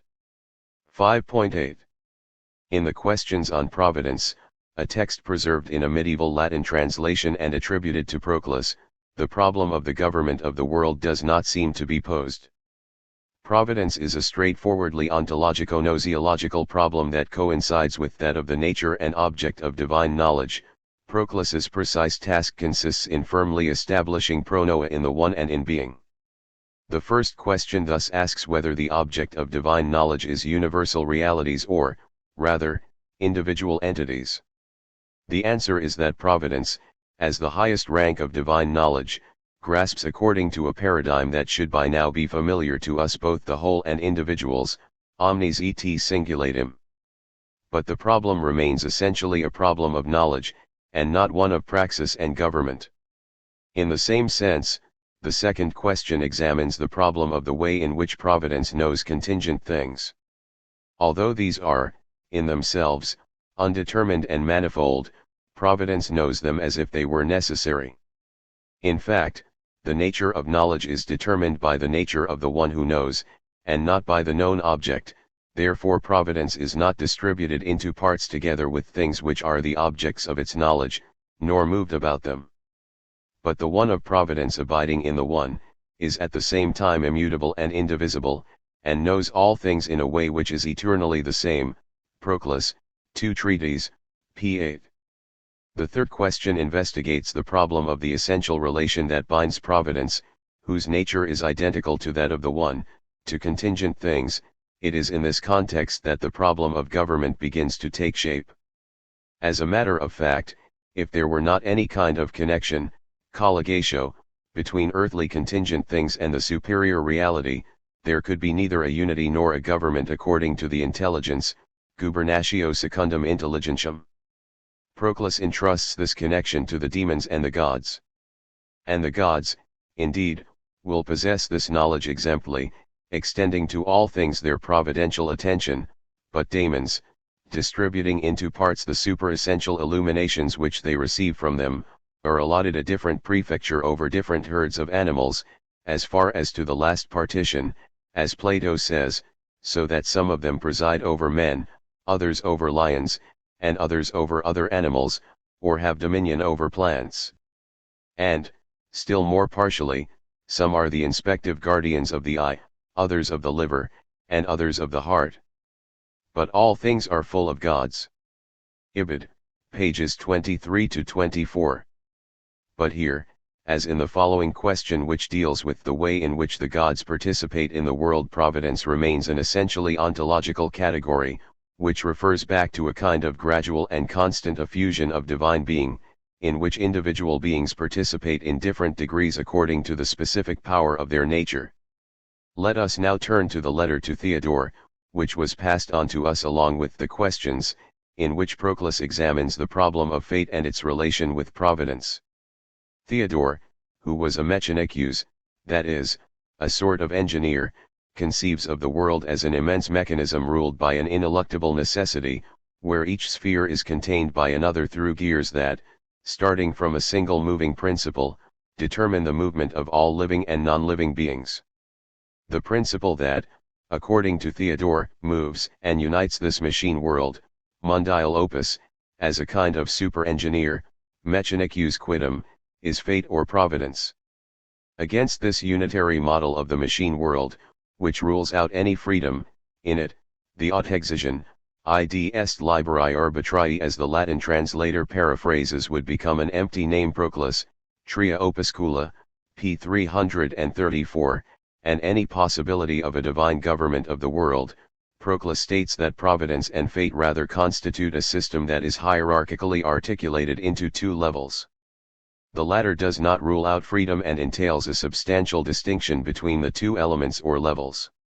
At any point in the universe, the primary efficient causes are distinguished from the effects, ubique autem factivi causa ab effectibus distincti sunt, Ibid, p. 344, and the acting principle cannot be located on the same level as its effects, faciens non est tale, quali factum, Ibid, p. 346. In other words, this doctrine presupposes a binary ontology that splits reality into two levels, a transcendent and an immanent one. Providence corresponds to the order of transcendent primary causes, while fate corresponds to that of the effects or immanent secondary causes. Providence, that is, the primary cause, is the source of the good, while fate, as a secondary cause, produces the immanent connection of the effects. Providentium quidem causam esse bonarum his quibus providetur, fatum autem causam quidem esse et ipsum, sed connex iones quis dam et consequentia his qui generantur, Ibid, p. 342. Together, they work like a two-stroke machine, in which the destinal connection of the effects, fate as causa connex iones, carries out and realizes the providential effusion of the transcendent good. Although the idea of a divine gubernatio of the world is not yet enunciated as such, the splitting of being into two different and coordinated levels is the precondition that will allow Christian theology to construct its governmental machine. This is not the place to pose the problem of the attribution to Proclus of the leaflets translated by William of Moerbeke. Such attribution relies only on the partial agreement between the Latin text and that of three treatises written by the Byzantine scholar Isaac Sebastocrator in the 11th century, which are supposed to plagiarize the original text by Proclus. It is, however, certain that the ontology that is described in these leaflets is not Neoplatonic, but rather Stoic or Christian. The idea of a creator of the world is repeatedly advanced. It is possible that the author of the leaflets was not Proclus, but a representative of that Judaic-Christian view of the world, at any rate, not a classical one, that we have already encountered a number of times. 5.9. The text that has handed down the apparatus Providence Fate to Christian theology is Boethius's De Consolatione Philosophiae. The entire conversation between the disconsolate Boethius and Lady Philosophy, who has chased away as theatrical prostitutes the muses of poetry, revolves around the way in which the world is governed by God, Quibus Gubernacules Regitur, 1:6, and the reasons for the apparent triumph of evil over good and of fortune over justice. The only authentic remedy for the state of confusion and oblivion in which Boethius has fallen is the true doctrine about the world's government Veram de Mundi Gubernatione Sententia, Ibid, p. 19. For this reason, after having dispelled Boethius's initial doubts, the sweet and strict teacher who had once taught him how to transfer to public administration what I had learned from you in the course of our private leisure, 1:4, p. 10, now smilingly consents to explain to him the difficult doctrine of providence and fate, whose aporius she herself compares with the hydra's heads. Once one has been removed, countless others spring up in its place. 4:6. Providence and fate, transcendence and immanence, which already in Plutarch and Proclus formed a double-faced system, are now clearly articulated with each other to constitute a perfect machine for governing the world. Philosophy explains to her pupil that the generation and movement of the universe receive causes, order, and form from the mind of God. But the latter has established a twofold manner of governing things, rebus gerendis, ibid. When this manner is thought of as in the purity of God's understanding, it is called providence, and when it is thought of with reference to all things, whose motion and order it controls, it is called by the name the ancients gave it, fate. If anyone will examine their power, it will soon be clear to him that these two aspects are different. Providence is the divine reason itself. It is set at the head of all things and disposes of things. Fate, on the other hand, is the planned order dispositio. This is part of a Latin vocabulary which presupposes that of the oikonomia inherent in things subject to change through which providence binds everything in its own allotted place. Providence includes all things at the same time, however diverse and infinite, while fate controls the motion of different individual things in different places and at different times. So this unfolding of the plan in time when brought together as a unified whole in the foresight of God's mind is providence, and the same unified whole when dissolved and unfolded in the course of time is fate. They are different, but the one depends on the other. The order of fate is derived from the simplicity of providence. Ibid, p. 104. The twofold character of the government of the world and, at the same time, the unitary nexus that binds together its two aspects has possibly never been affirmed with more peremptory clarity than it is in this passage. The power that runs the world results from the interaction between a transcendent principle, which is simple and eternal, and an immanent, inherens rebus, oikonomia, which is articulated in time, explicata temporibus, and space, locis distributa. The two principles are heterogeneous, yet interdependent, alterum pendet ex altero, not only because fate follows from providence, but also because, as is explained in the ode that concludes the chapter, if fate did not constrain things in their movement, those things which stable order now protects, divorced from their true source would fall apart.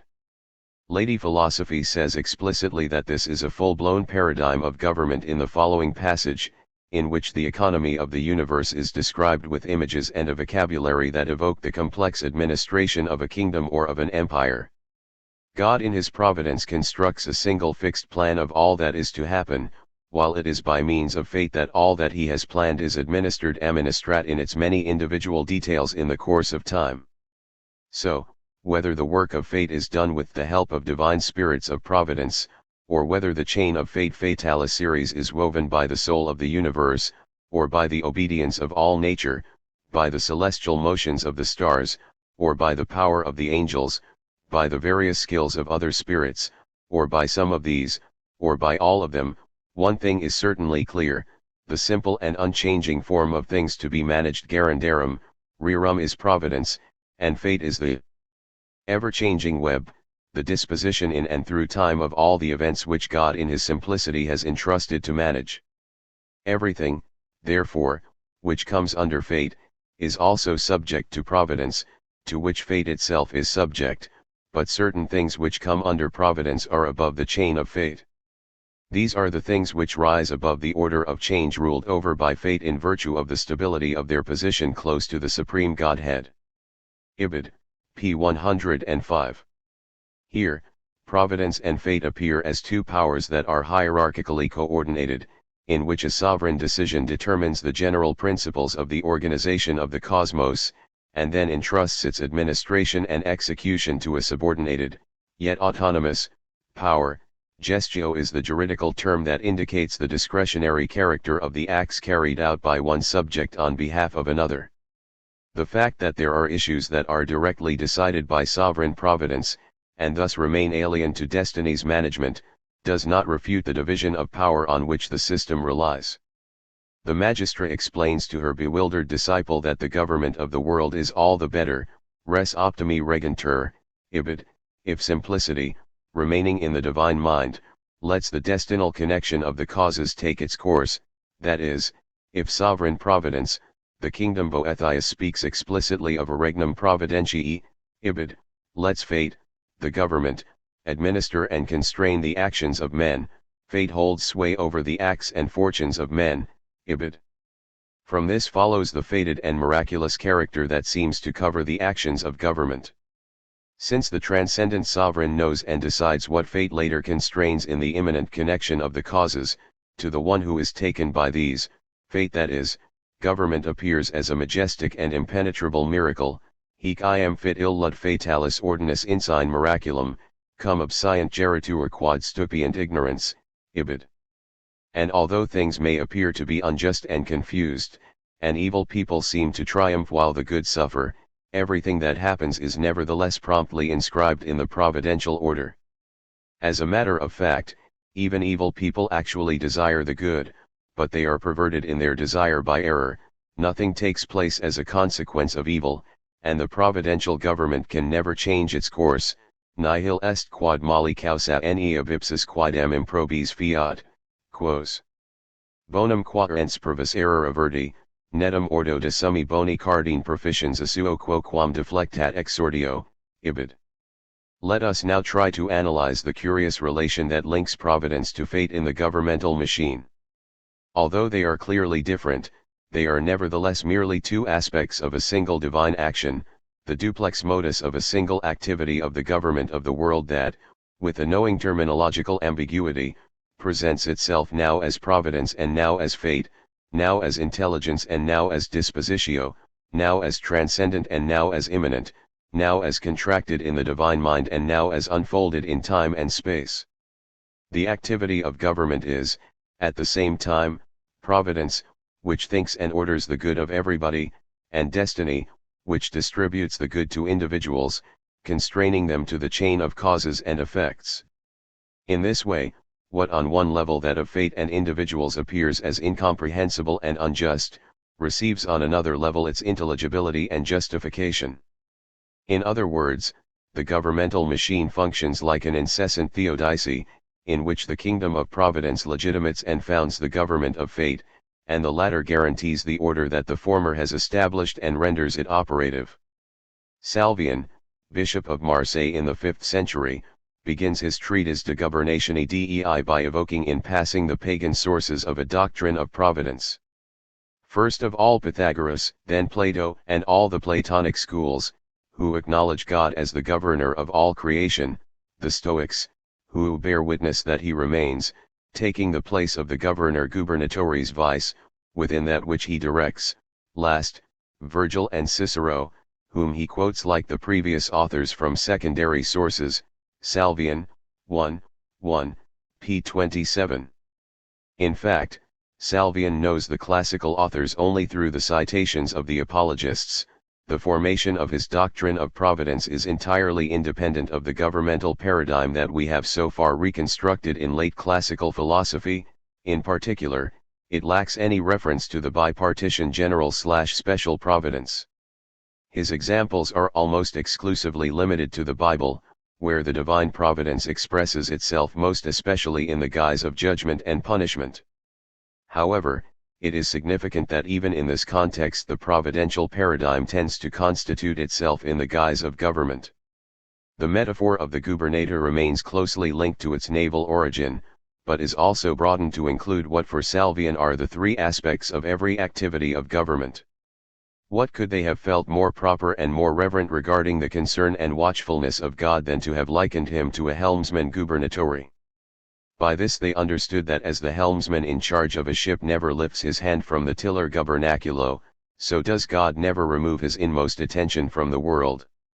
Just as the helmsman steers, completely dedicated in mind and body to his task, taking advantage of the wind, avoiding the rocks and watching the stars, in like manner our God never puts aside the function munis of his most loving watch over the universe.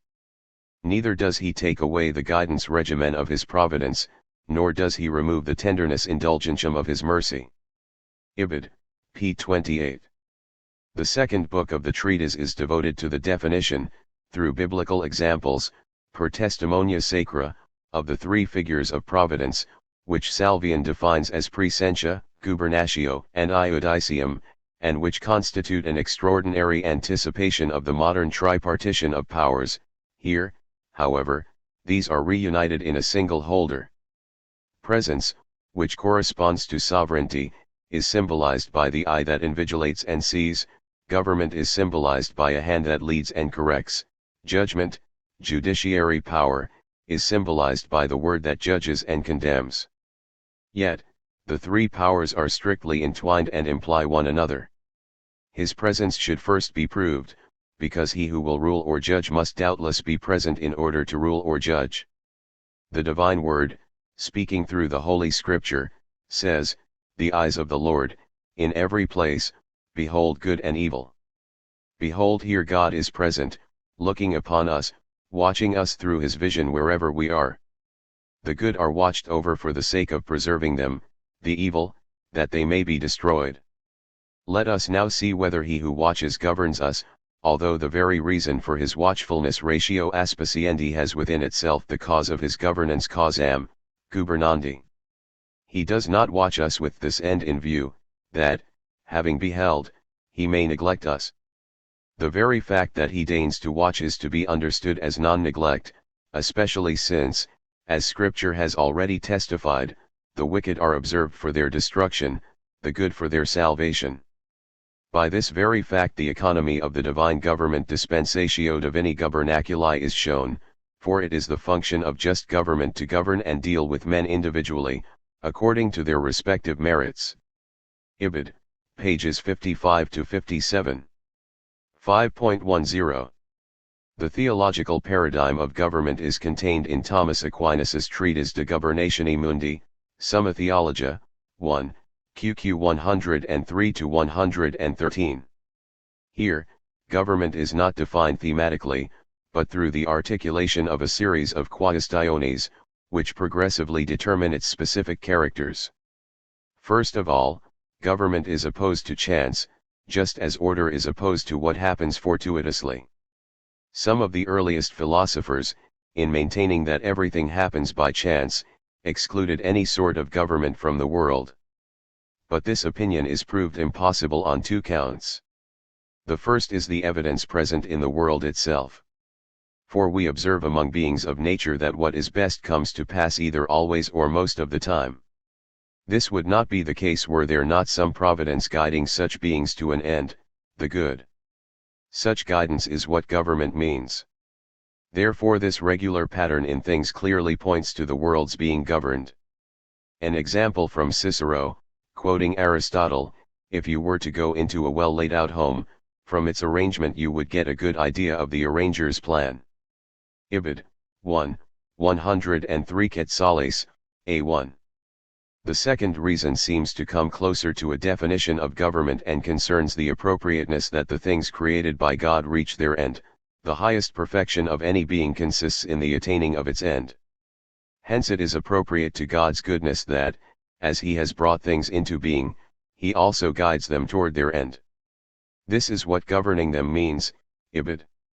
The generic meaning of governing is thus guiding creatures toward their end. Thomas specifies that created things need to be governed since, if they were not preserved by the manus gubernatoris, they would fall back into the nothingness from which they originated.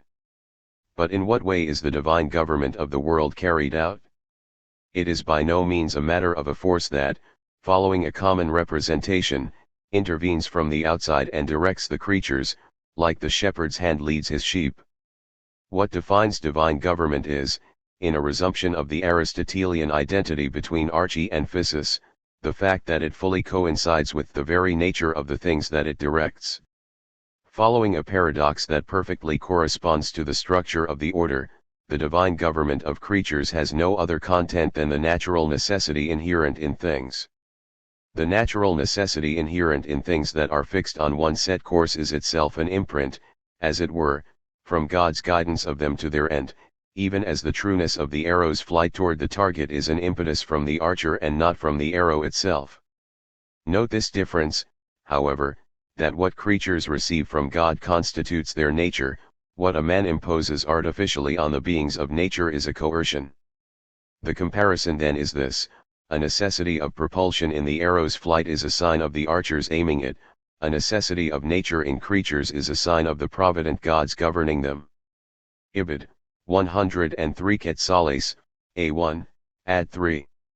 Therefore, government defines itself as a very particular form of activity, which is necessarily not violent, in the sense of against nature, which this term assumes in medieval thought as opposed to spontaneous, qui spont fit, and articulates itself by means of the very nature of governed things. Divine government and the self-government of the creature coincide. Governing can only mean according to a paradigm that the physiocrats and the theoreticians of the science de l'ordre, from L. E. Trozen to Mercier de la Riviere, would rediscover 5 centuries later knowing the nature of things and letting it act. If, however, this identity between natural order and government were both absolute and undifferentiated, government would then be a worthless activity, which, given the original imprint of nature at the moment of creation, would simply coincide with passivity and laissez-faire. But this is not the case. It is in the answer given to the questions whether God is active in every agent cause and whether God has the power to do anything outside of the order inherent in creation that the concept of government receives its specific determinations. Thomas was facing, or rhetorically pretended to be facing, 2 opposed theses, that of Islamic faith, according to which God acts immediately in every natural action with a continuous miracle, solus Deus immediate omnia operatur, ibid. 1, 105 Quetzales, A5, and, on the other hand, that according to which the intervention of God is limited to the original gift of nature and of the virtus operandi at the moment of creation. Thomas argues that the Islamic thesis is impossible because it amounts to eliminating the order of causes and effects in creation.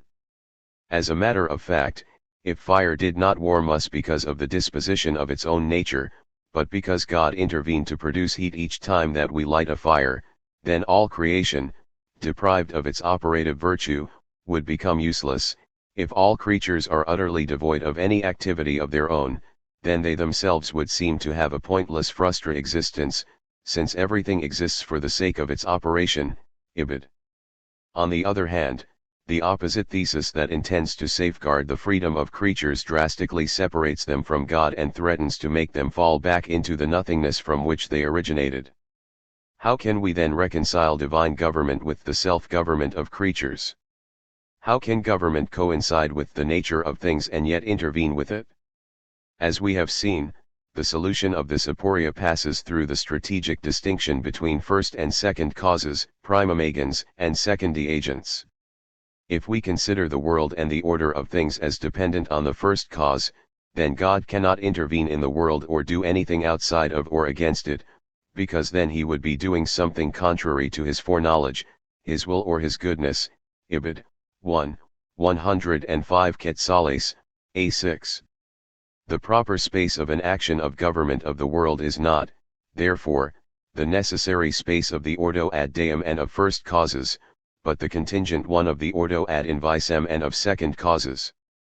If we take the order in things as it depends on any of the secondary causes, then God can act apart preter from it, he is not subject to that order but rather it is subject to him, as issuing from him not out of a necessity of nature, but by decision of his will. He could in fact have established another sort of pattern in the world, hence when he so wills, he can act apart from the given order preter hunc ordinem institutum, producing, for example, the effects of secondary causes without them or some effects that surpass the powers of these causes. Ibid. In its preeminent form, the sphere of divine action preter ordinem rerum is the miracle, unde illiquia Deo funt praeter causes nobis notas, miracula decuntur, ibid. 1, 105 Quetzales, A7. This action of government is, however, only possible, as we have already seen in Augustine, insofar as God, as first cause, gives to creatures their form and preserves them in being, dat formam creaturis agentibus, eteas tenet in esse, ibid. 1, 105 Quetzales, A5. He therefore acts intimately within things, ipsi Deus est per precausa ipsius esse universalis in rebus omnibus, quod inter omnia est magis intimum rebus, sequitur quod Deus in omnibus intimi operator, ibid. At this point, the meaning of the structural splitting of the ordo and its nexus with the bipartite system kingdom/government, ontology/oikonomia, begins to become evident. The kingdom concerns the ordo ad deum, the relation of creatures to the first cause. In this sphere, God is impotent or, rather, can act only to the extent that his action always already coincides with the nature of things. On the other hand, the government concerns the ordo ad invisem, the contingent relation of things between themselves. In this sphere, God can intervene, suspending, substituting, or extending the action of the second causes. Yet, the two orders are functionally linked, in the sense that it is God's ontological relation with creatures in which he is, at the same time, absolutely intimate with them and absolutely impotent that founds and legitimates the practical relation of government over them. Within this relation, that is, in the field of the second causes, his powers are unlimited. The splitting between being and praxis that the oikonomia introduces in God actually functions like a machine of government. 5.11. From this fundamental bipolar articulation of God's power over the world also derives the other essential character of the divine activity of government, that is, its being split between a power of rational deliberation and an executive power, which necessarily entails a plurality of mediators and ministers.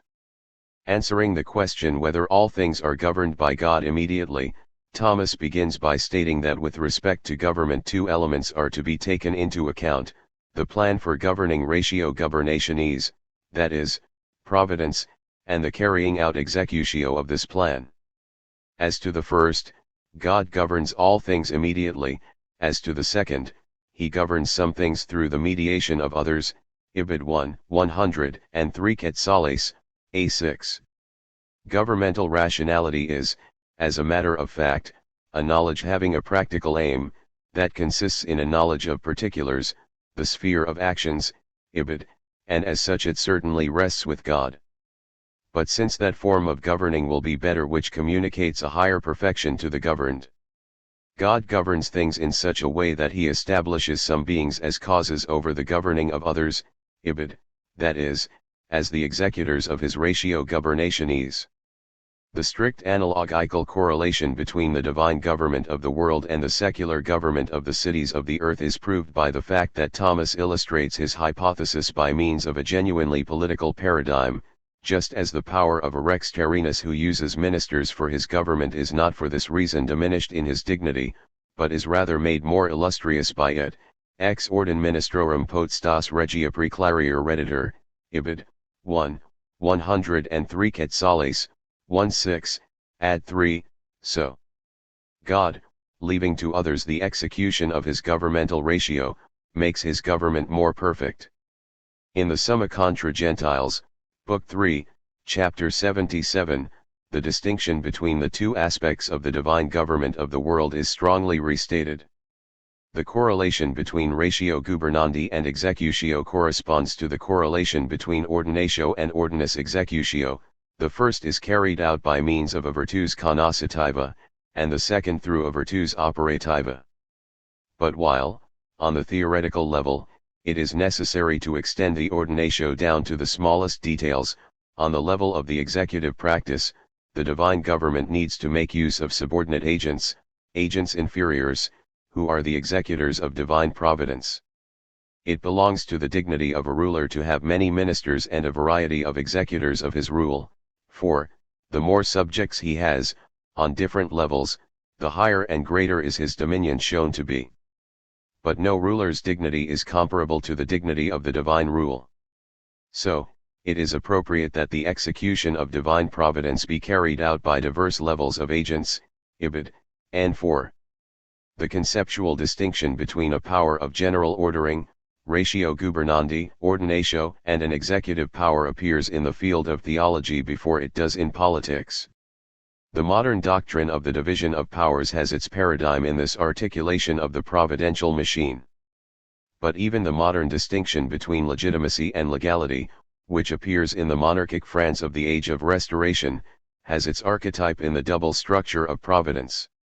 What Schmidt calls the legislative state, that is, the modern rule of law in which every activity of government presents itself as an application and execution of a law enforced impersonally, is, in this perspective, the extreme outcome of the providential paradigm, in which kingdom and government, legitimacy and legality coincide.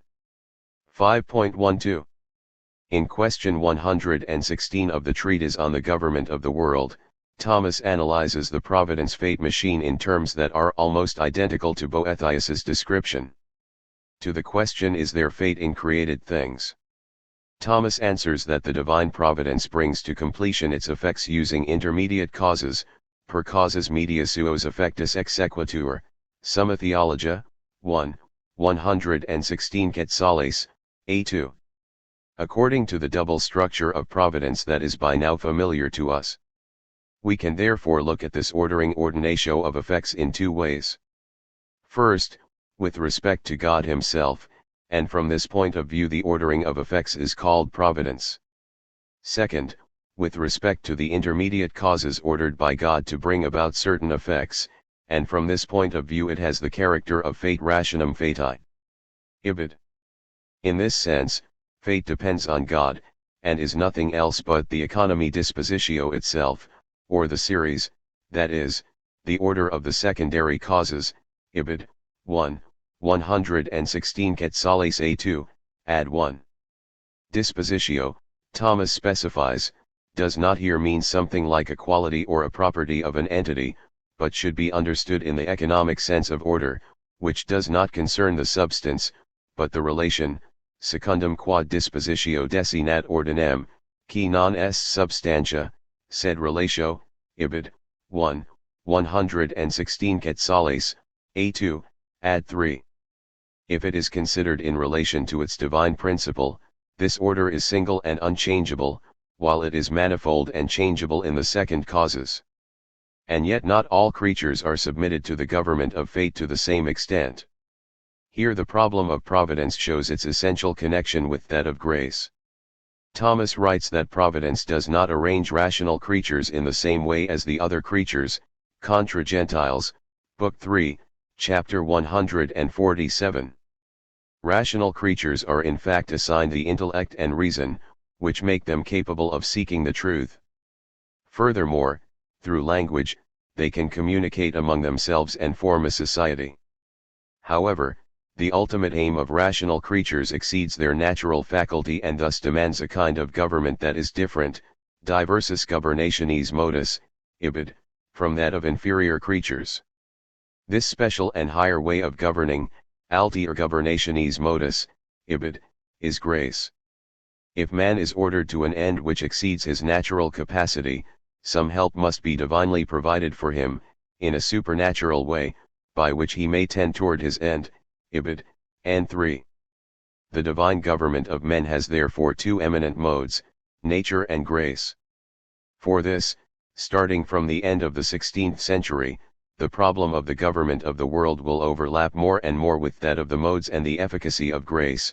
The treatises and debates on providence will take the shape of analyses and definitions of the figures of grace as preventative grace, concomitant grace, gratuitous grace, habitual grace, sufficient grace, efficient grace, and so on. And not only do the forms of government immediately correspond to the figures of grace, but the necessity for the gratuitous help of God, without which man cannot achieve his aim, corresponds to the necessity of government, without which nature would not be preserved in its being. In any case, just as in the case of nature, grace subscribes to the principle according to which the providential government cannot in any way constrain the free will of men. For this, grace as a figure of government cannot be seen as a divine compulsion to the good, coactio homini ad bene agendum ibid, chapter 148. That divine help is provided to man so that he may act well is to be understood in this way: it performs our works in us, as the primary cause performs the operations of secondary causes, and as a principal agent performs the action of an instrument. Hence, it is said in Isaiah 26:12, 13, Thou hast wrought all our works for us, O Lord.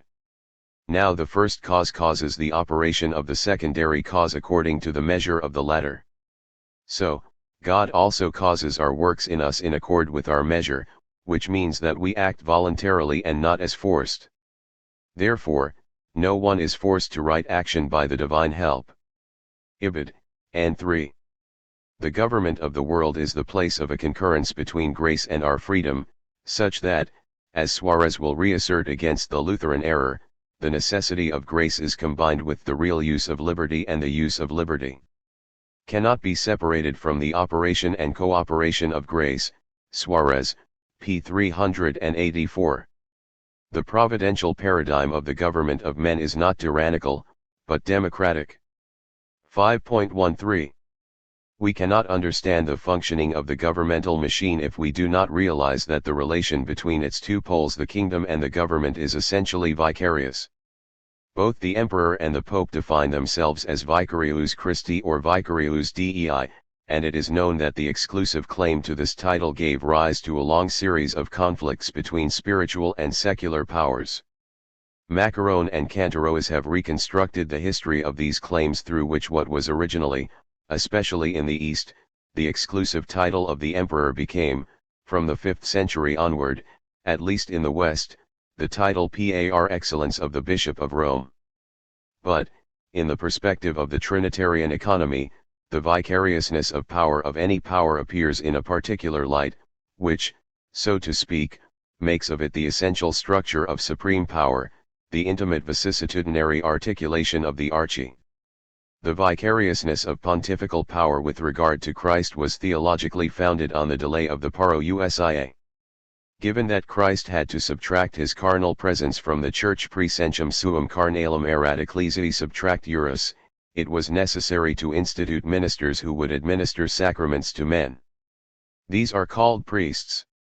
And after the subtraction of Christ's corporeal presence, given that questions concerning faith were going to occur, which would have divided the Church, whose unity requires the unity of faith.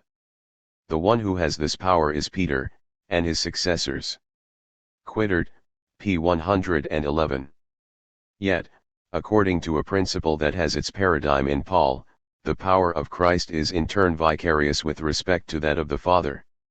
In 1 Corinthians 24:28, Paul in fact clearly affirms that, by the time the end comes, after having subjected to himself every power, with the exception of that of the Father, from which his power derives, Christ will return the kingdom to God, who had subjected everything to Christ.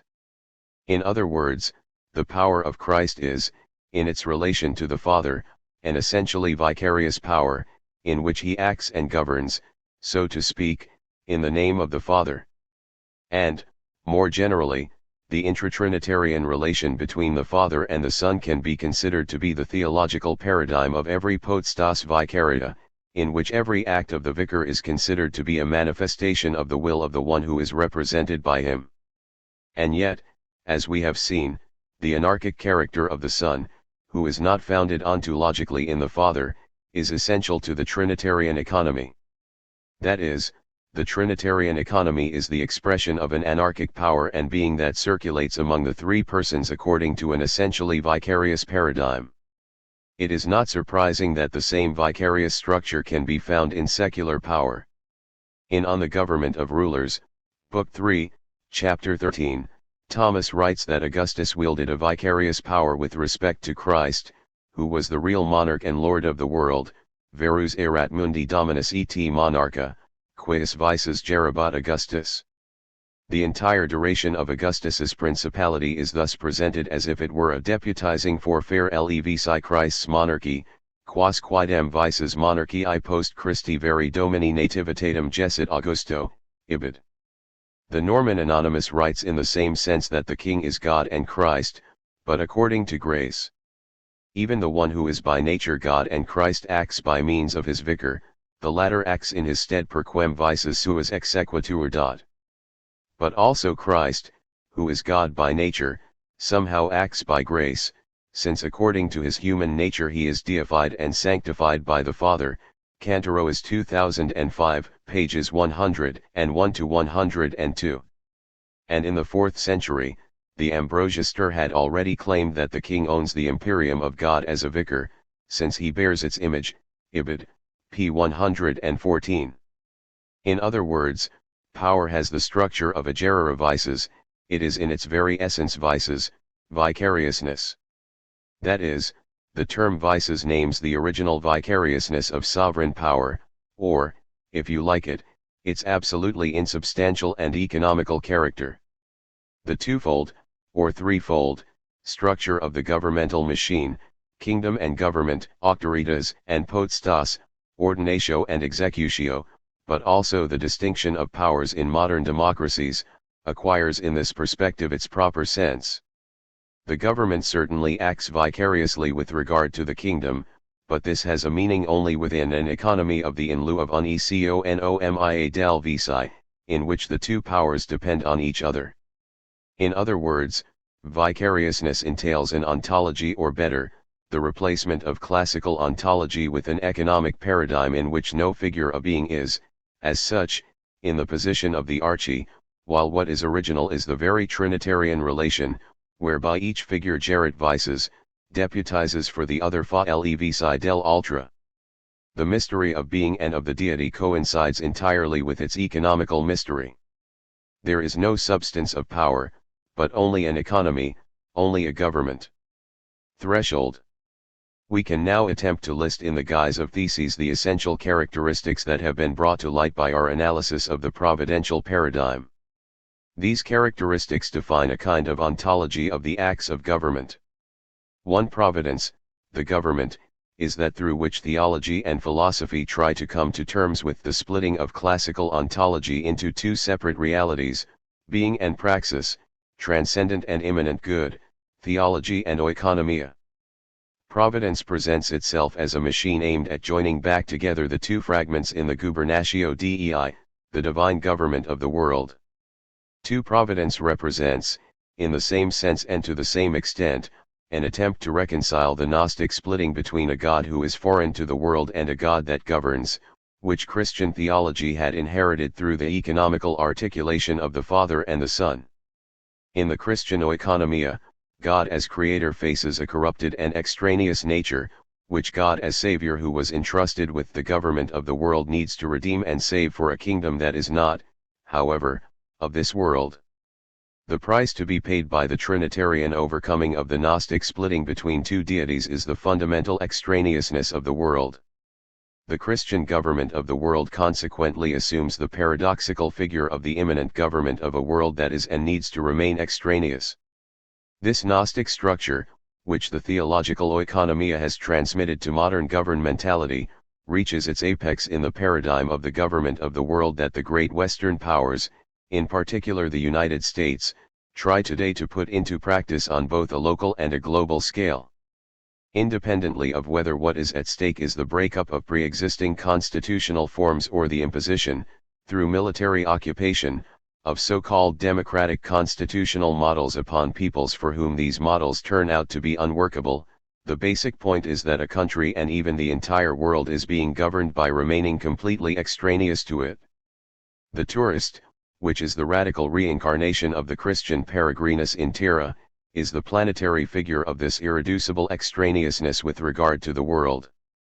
In this sense, he is a figure whose political meaning is consubstantial with the prevailing governmental paradigm, just as the peregrinus was the figure that corresponded to the providential paradigm.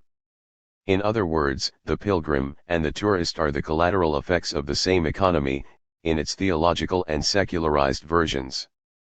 3. Although the providential machine is unitary, it articulates itself, for this very reason, into two different planes or levels: transcendence/immanence, general providence/special providence, or fate, first causes/second causes, eternity/temporality, intellectual knowledge/praxis.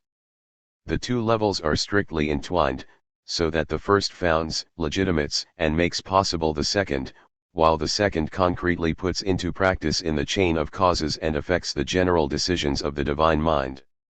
The government of the world is what results from this functional correlation. For in its pure form, the paradigm of the act of government is, consequently, the collateral effect. Insofar as it is not aimed at a particular purpose, but derives, as a concomitant effect, from a general law and economy, the act of government represents an area of undecidability between what is general and what is particular, between what is calculated and what is not wanted. This is its economy. 5. In the providential machine, transcendence is never given by itself and separated from the world, as in gnosis, but is always in relation to immanence. On the other hand, the latter is never really such, since it is always thought as an image or a reflection of the transcendent order. Accordingly, the second level presents itself as an execution, executio, of what has been arranged and ordered on the first, ordinatio. The division of powers is consubstantial with the machine.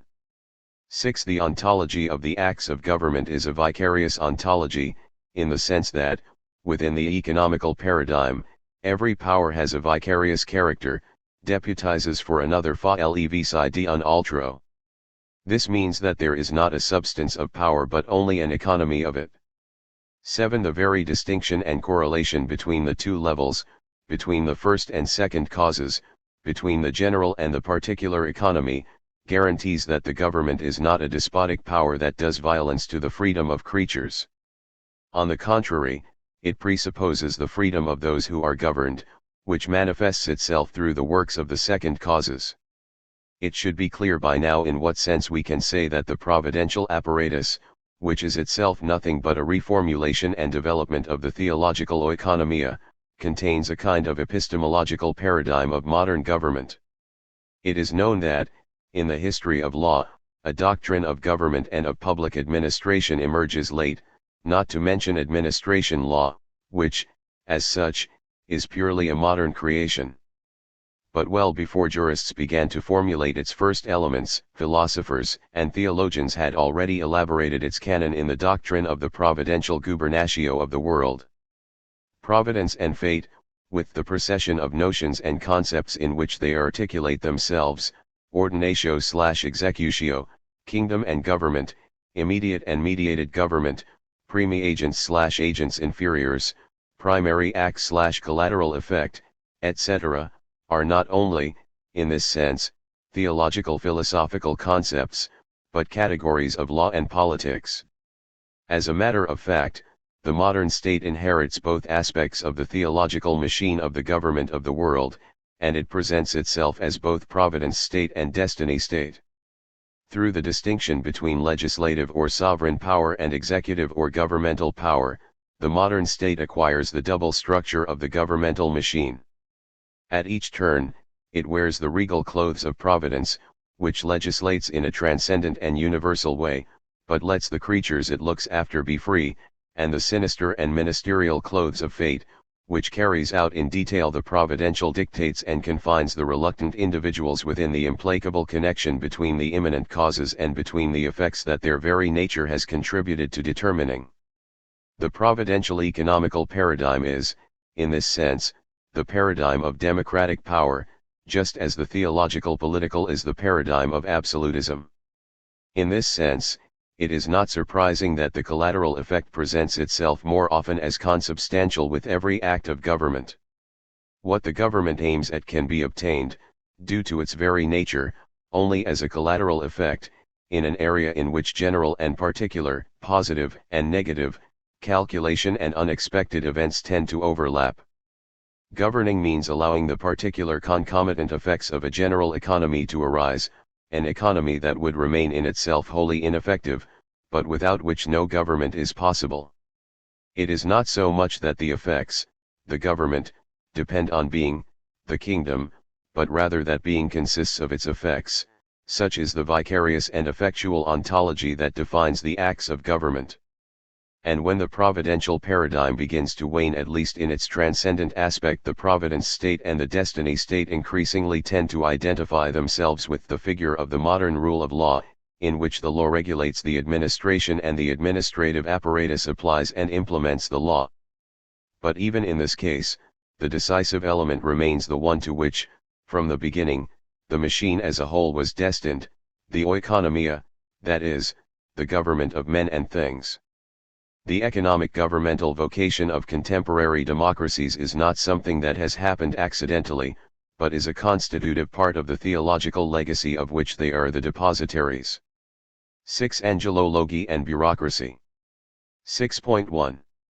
In 1935, the same year when he resolutely denies the possibility of a Christian political theology in his monograph, Monotheism as a Political Problem, Peterson also affirms the political and public character of the celestial city and through its liturgical participation in it of the Church.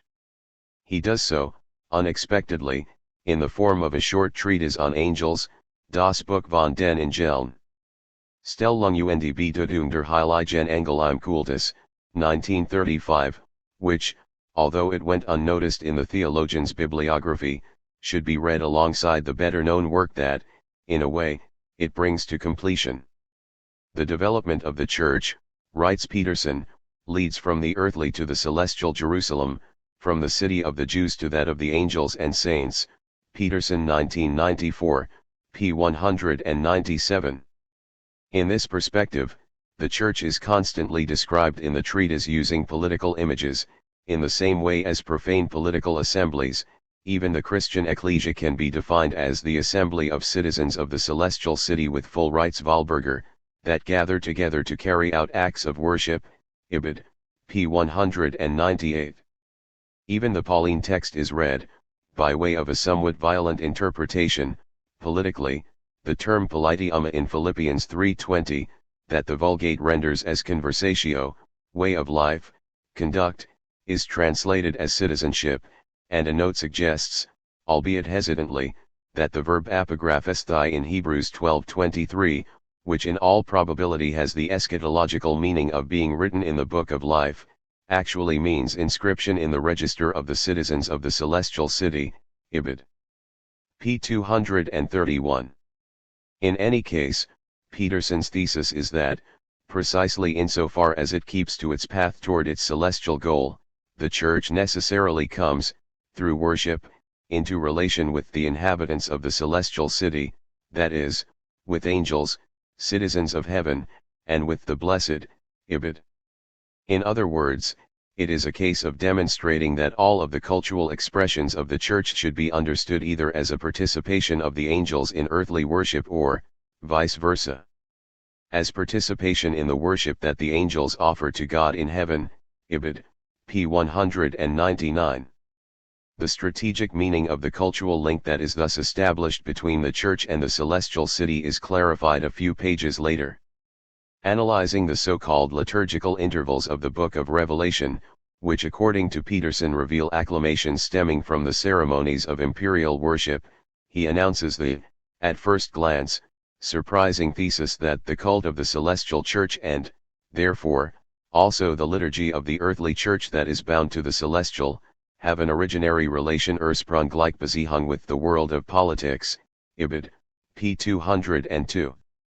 The old Augustinian theme according to which the celestial city will be constituted by the angels and the blessed, who will take the place of the fallen angels so as to restore the perfect number of the kingdom, assumes in Peterson a strongly political flavor. The images that Augustine borrows from the political vocabulary of his time so as to describe the celestial Jerusalem, adi unctus entium legionibus et exercitibus angelorum, ut fiat illa una civita sub uno rege, et una quidam provincia sub uno imperator, felix in perpetua pace et salute.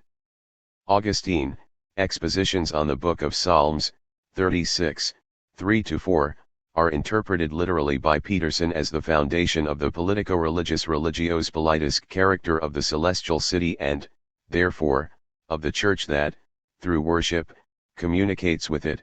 It is a case of the politico-religious concept or, in other words, of the concept of order Ordnungsbegriff of a celestial hierarchy that the worship of the church issues in. This is a further confirmation of our thesis that Christian worship has an originary relation to the political sphere, Peterson 1994, p. 214. While in the book on monotheism as a political problem Peterson resolutely denies, in contrast to Schmidt, the legitimacy of a political theological interpretation of Christian faith, he nonetheless affirms at the same time with equal determination the politico-religious character of the Church.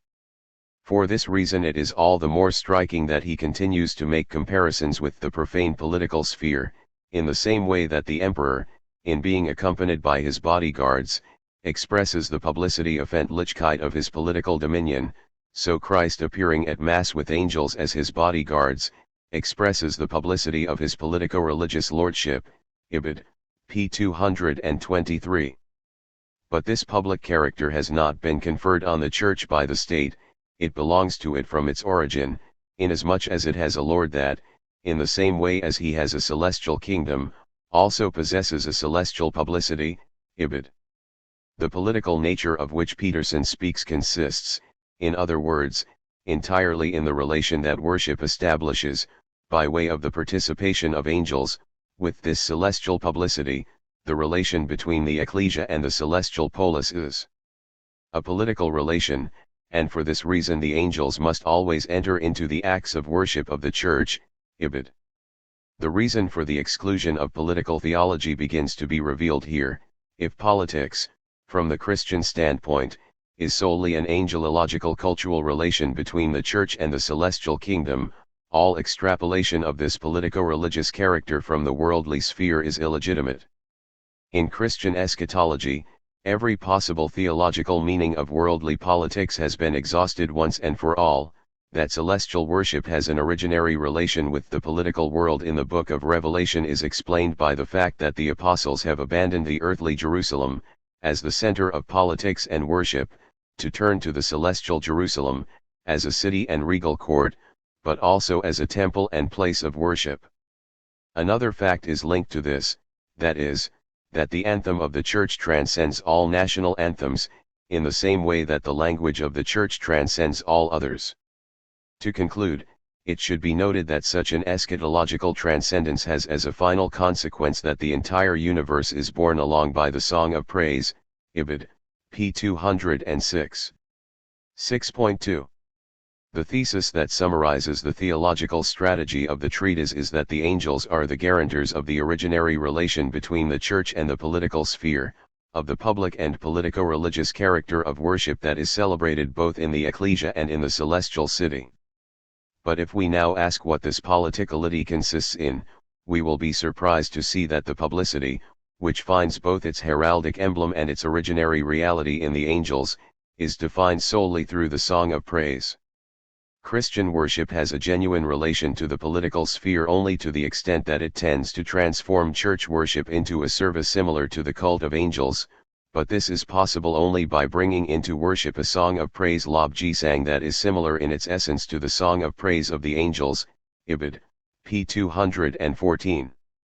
For this reason, according to Peterson, liturgy culminates in the Sanctus Tris Agio, in the hymn that glorifies God through the triple acclamation Sanctus, Sanctus, Sanctus, and as it is said of the angels that they sing with untiring lips and ceaseless praise the Sanctus, we can for this very reason participate continuously in the angelical liturgy in the form of a daily and nightly service, Ibid. p. 215. That the song of praise and glory is not merely one characteristic of the angels among others, but defines their essence and therefore their politicality, is affirmed without reservation by Peterson in the conclusion of his treatise. In this exuding and flowing verstramen und Ostramen in words and song, in this phenomenon consists the essence of these angels. It is not a case of angels being, to begin with and abstractly, angels in general, that sing in addition, but rather of angels that are such inasmuch as they spread, in the way we have described, in the glorification of the Holy, Holy, Holy. It is this cry rough that properly constitutes their essence, in this exuding they are what they are, that is, cherubims and seraphims. Ibid. p. 226. If the politicality and truth of the ecclesia is defined by its participation in the angels, then men can also reach their full celestial citizenship only by imitating the angels and participating with them in the song of praise and glorification. The political vocation of man is an angelic vocation, and the angelic vocation is a vocation to the song of glory. The circle is closed. The celestial songs correspond to the songs of the Church, and the intimate life of the Church is articulated according to the participation in the celestial song.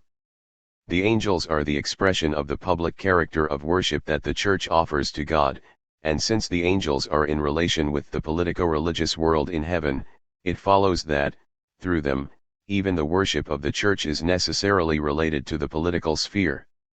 Finally, if through their song the angels distinguish in the Church the angel intimating angelan-like and the people voke, they are also those that awaken the mystical life of the Church, which achieves completion when man, incorporated into the angelic choruses, begins to praise God from the depths of his creaturely being.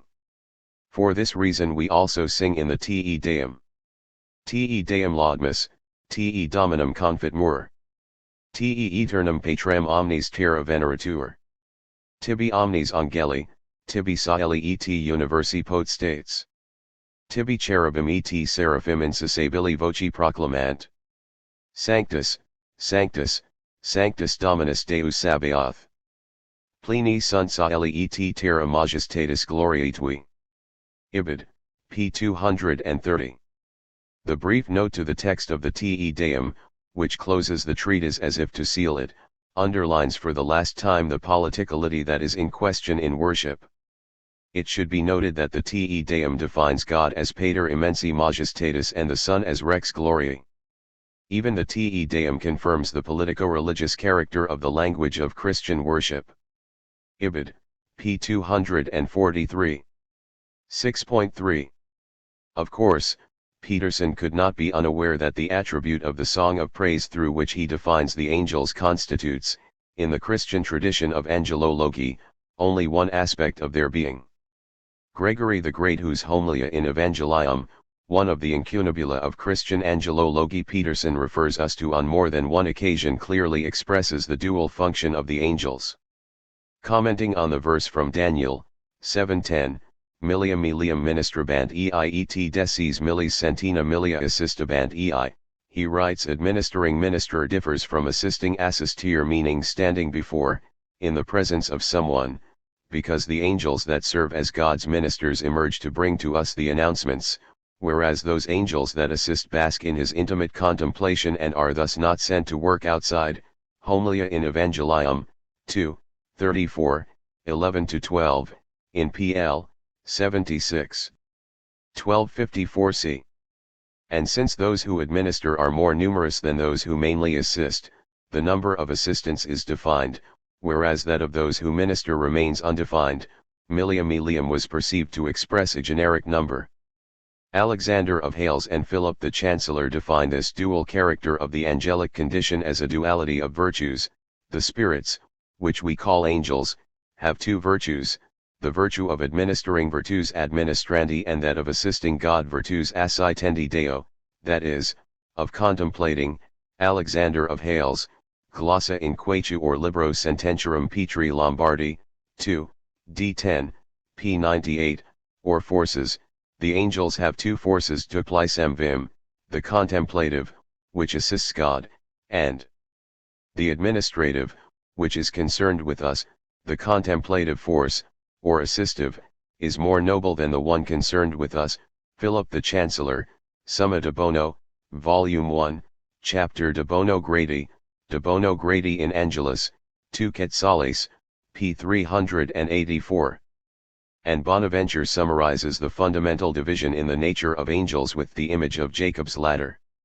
Angelic operations can be reduced to two, the contemplative operation and the administrative. And it is through these two that the angelic spirits and their operations can be distinguished. The contemplative consists in an ascent to the highest things, the administrative in the descent to human ones. The two encounter one another on the ladder on which the angels climb and descend. De Div 2, De Sanctus Angelus I, Call 2. In the Banquet, Book 2, Chapter 4, p. 49, Dante distinguishes in the same way between two blessednesses in the nature of angels, the contemplative blessedness with which the angels see and glorify the face of God, and the blessedness of governing the world, which corresponds in men to active, that is, civil, life. Of the two functions it is the second, the administrative, where the angels collaborate in the divine government of the world. For this reason Bonaventure calls it opus gobernationis, which attracts most of the medieval theologians' attention. It defines the vocation of angels to such an extent that Ambrose was able to write that, whereas men are created in the image of God, the angels are created ad ministerium, explanatio super Samos, 17:13. Following these premises, beginning with the Quaestio 106, Aquinas's treatise De Gobernatione Mundi becomes a treatise on angelology, which takes up more than half of the entire book and constitutes the broadest treatment that the angelic doctor has dedicated to this theme. Having answered in the affirmative to the questions of whether the world in general is governed, and if it is governed by God, Aquinas confronts the problem, decisive from the point of view of the ministerial function of angels, whether all things are governed by God immediately. Summa Theologia, I, 103 Quetzales, A6, Ad 3, p. 25.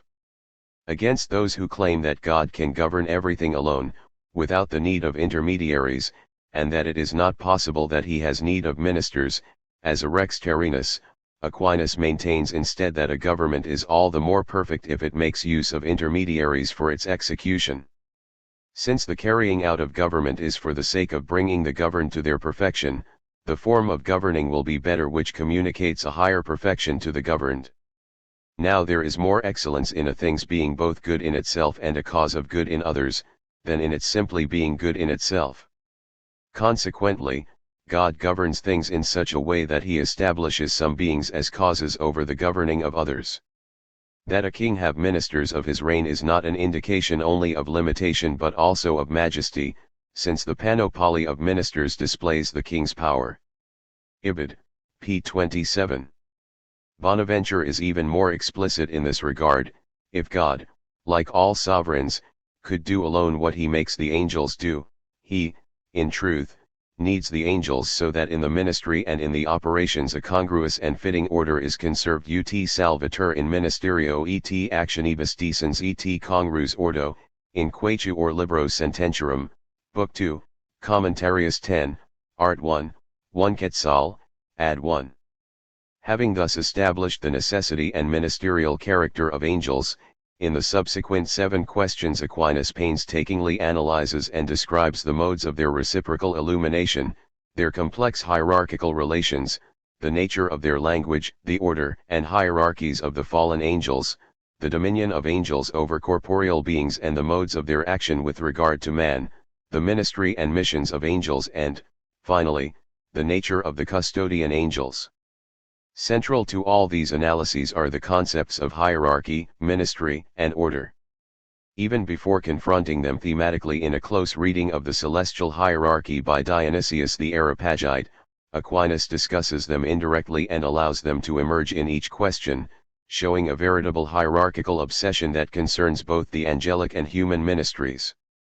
Thus, with regard to illumination, he excludes the possibility that a lesser angel might be able to illuminate one higher in the hierarchy, whereas, in an exception to the usual parallelism that Aquinas establishes between the celestial and earthly hierarchies, in the case of the ecclesiastical hierarchy it is possible that those beneath can teach their superiors. In the section on the language of angels, Summa Theologia, I.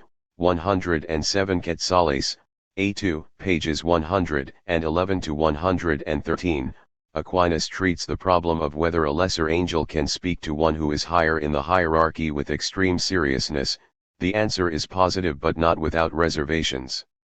In discussing the government of corporeal creatures by angels, the hierarchical principle of the offices and ministries of the angels is raised to a universal law that also includes civil hierarchies.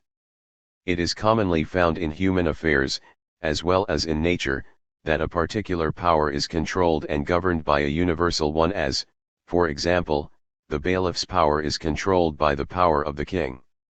Among the angels also, as stated before, the higher angels are above the lower ones. Ibid. I. 110 Quetzales, A1, p5.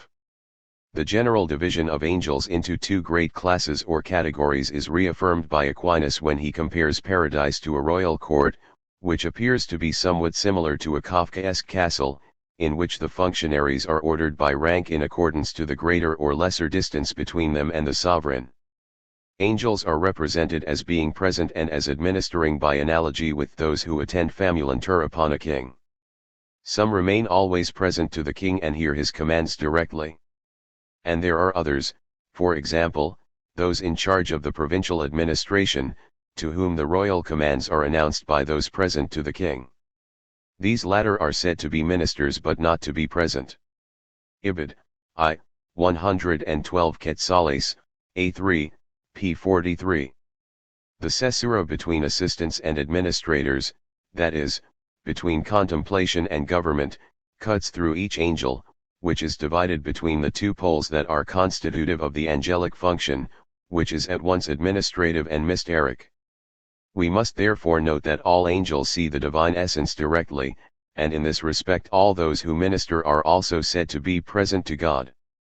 Thus Gregory says, those sent on an external ministry for the sake of our salvation can be present to God always and see the face of the Father. Nevertheless, not all the angels are capable of apprehending the hidden secrets of the divine mysteries in the same clear light of the divine essence, but only the higher angels through whom these secrets are made known to the lower ones. Ibid. The problem of whether the administering angels are more or less numerous than the assisting ones and, more generally, the problem of the number of angels was a subject upon which opinion differed. Aquinas summarizes this as follows. Gregory says that there are more angels ministering than remain present because he understands the text, thousands of thousands ministered to him, not in a multiplicative sense but in the partitive sense as though it meant thousands out of thousands. Thus the number of ministering angels is indefinite and this signifies that it goes beyond any finite number. The number of those present, however, is finite since it is added, and 10,000 times 100,000 were present to him. This view accounts for the number of angelic orders, since 6 minister and 3 remain present. However, Dionysius declares that the angelic population exceeds every population of material things, so that, just as the higher bodies immeasurably transcend the lower bodies in greatness, the higher beings of non-material nature transcend all the things of material nature. But since it is written by Dionysius 10,000 times 100,000, those present are said to be many more than those on ministry. Such figures should not however be taken literally, as though the angels were so many but no more, their number is much greater inasmuch as it exceeds every material multitude. Ibid. I. 112 Quetzales, A4, Add 2, pages 45 to 47. The prevalence of the glorious contemplative aspect over the administrative, or vice versa, is translated here immediately into a numerical excess. In any case, it is interesting to note that the first time that we see the idea of a multitudo or of an infinite mass of rational living beings, it does not refer to men but to citizens of the celestial city, and yet, it is not a case of a formless mass but of a multitude that is perfectly and hierarchically ordered. 6.4. The introduction of the theme of hierarchy into angelology and even the invention of the very term hierarchy is the work of an apocryphal author whose gesture is one of the most tenacious mystifications in the history of Christian literature, and it is still waiting to be uncovered. The ambiguity that has marked its reception, especially in the Latin West since the 9th century, has led to the confusion of what is in truth the sacralization of ecclesiastical hierarchy, and, perhaps, every hierarchy, with a mystical theology. And yet a reading that has freed itself from the screen of the trilatitious interpretation leaves us in no doubt as to the strategy of the apocryphal author, who wrote a celestial hierarchy soon after his ecclesiastical hierarchy. It is a case, on the one hand, of placing the angels in a hierarchy, arranging their ranks according to a rigidly bureaucratic order, and, on the other hand, of angelifying the ecclesiastical hierarchies, by distributing them according to an essentially sacred gradation. In other words, it is a case of transforming the mysterium into a ministerium and the ministerium into a mysterium, following a contiguity whose meaning in medieval Christian culture Kantaroas had already made the object of study, Kantaroas 2005, p. 195.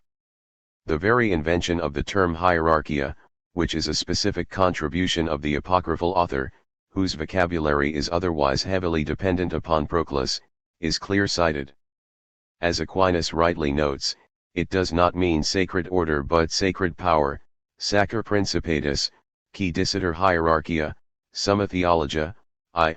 108 Quetzales, A1, 3, p. 121. In fact, the central idea that runs throughout the Dionysian corpus is that what is sacred and divine is hierarchically ordered, and its barely disguised strategy aims through the obsessive repetition of a triadic schema that descends from the Trinity, via the angelic triarchies, to the earthly hierarchy at the sacralization of power. The parallelism between celestial hierarchy and earthly hierarchy is, after all, already announced in the opening of the treatise on angels and repeated more than once in the text. It is then taken up almost in the same terms in the ecclesiastical hierarchy. Power, which loves men and introduces us to mystery, writes the Pseudo-Dionysius, reveals the celestial hierarchies to us and establishes our hierarchy in such a way that it is linked to their ministry Soleato through the resemblance with its celestial form, celestial hierarchy, 124a, p. 16. For thus our hierarchy, repeats the treatise on the earthly hierarchy, reverently arranged in ranks fixed by God, is like the celestial hierarchies, preserving, so far as man can do, its godlike characteristics and divine imitation. Ecclesiastical Hierarchy, 536d, p. 88.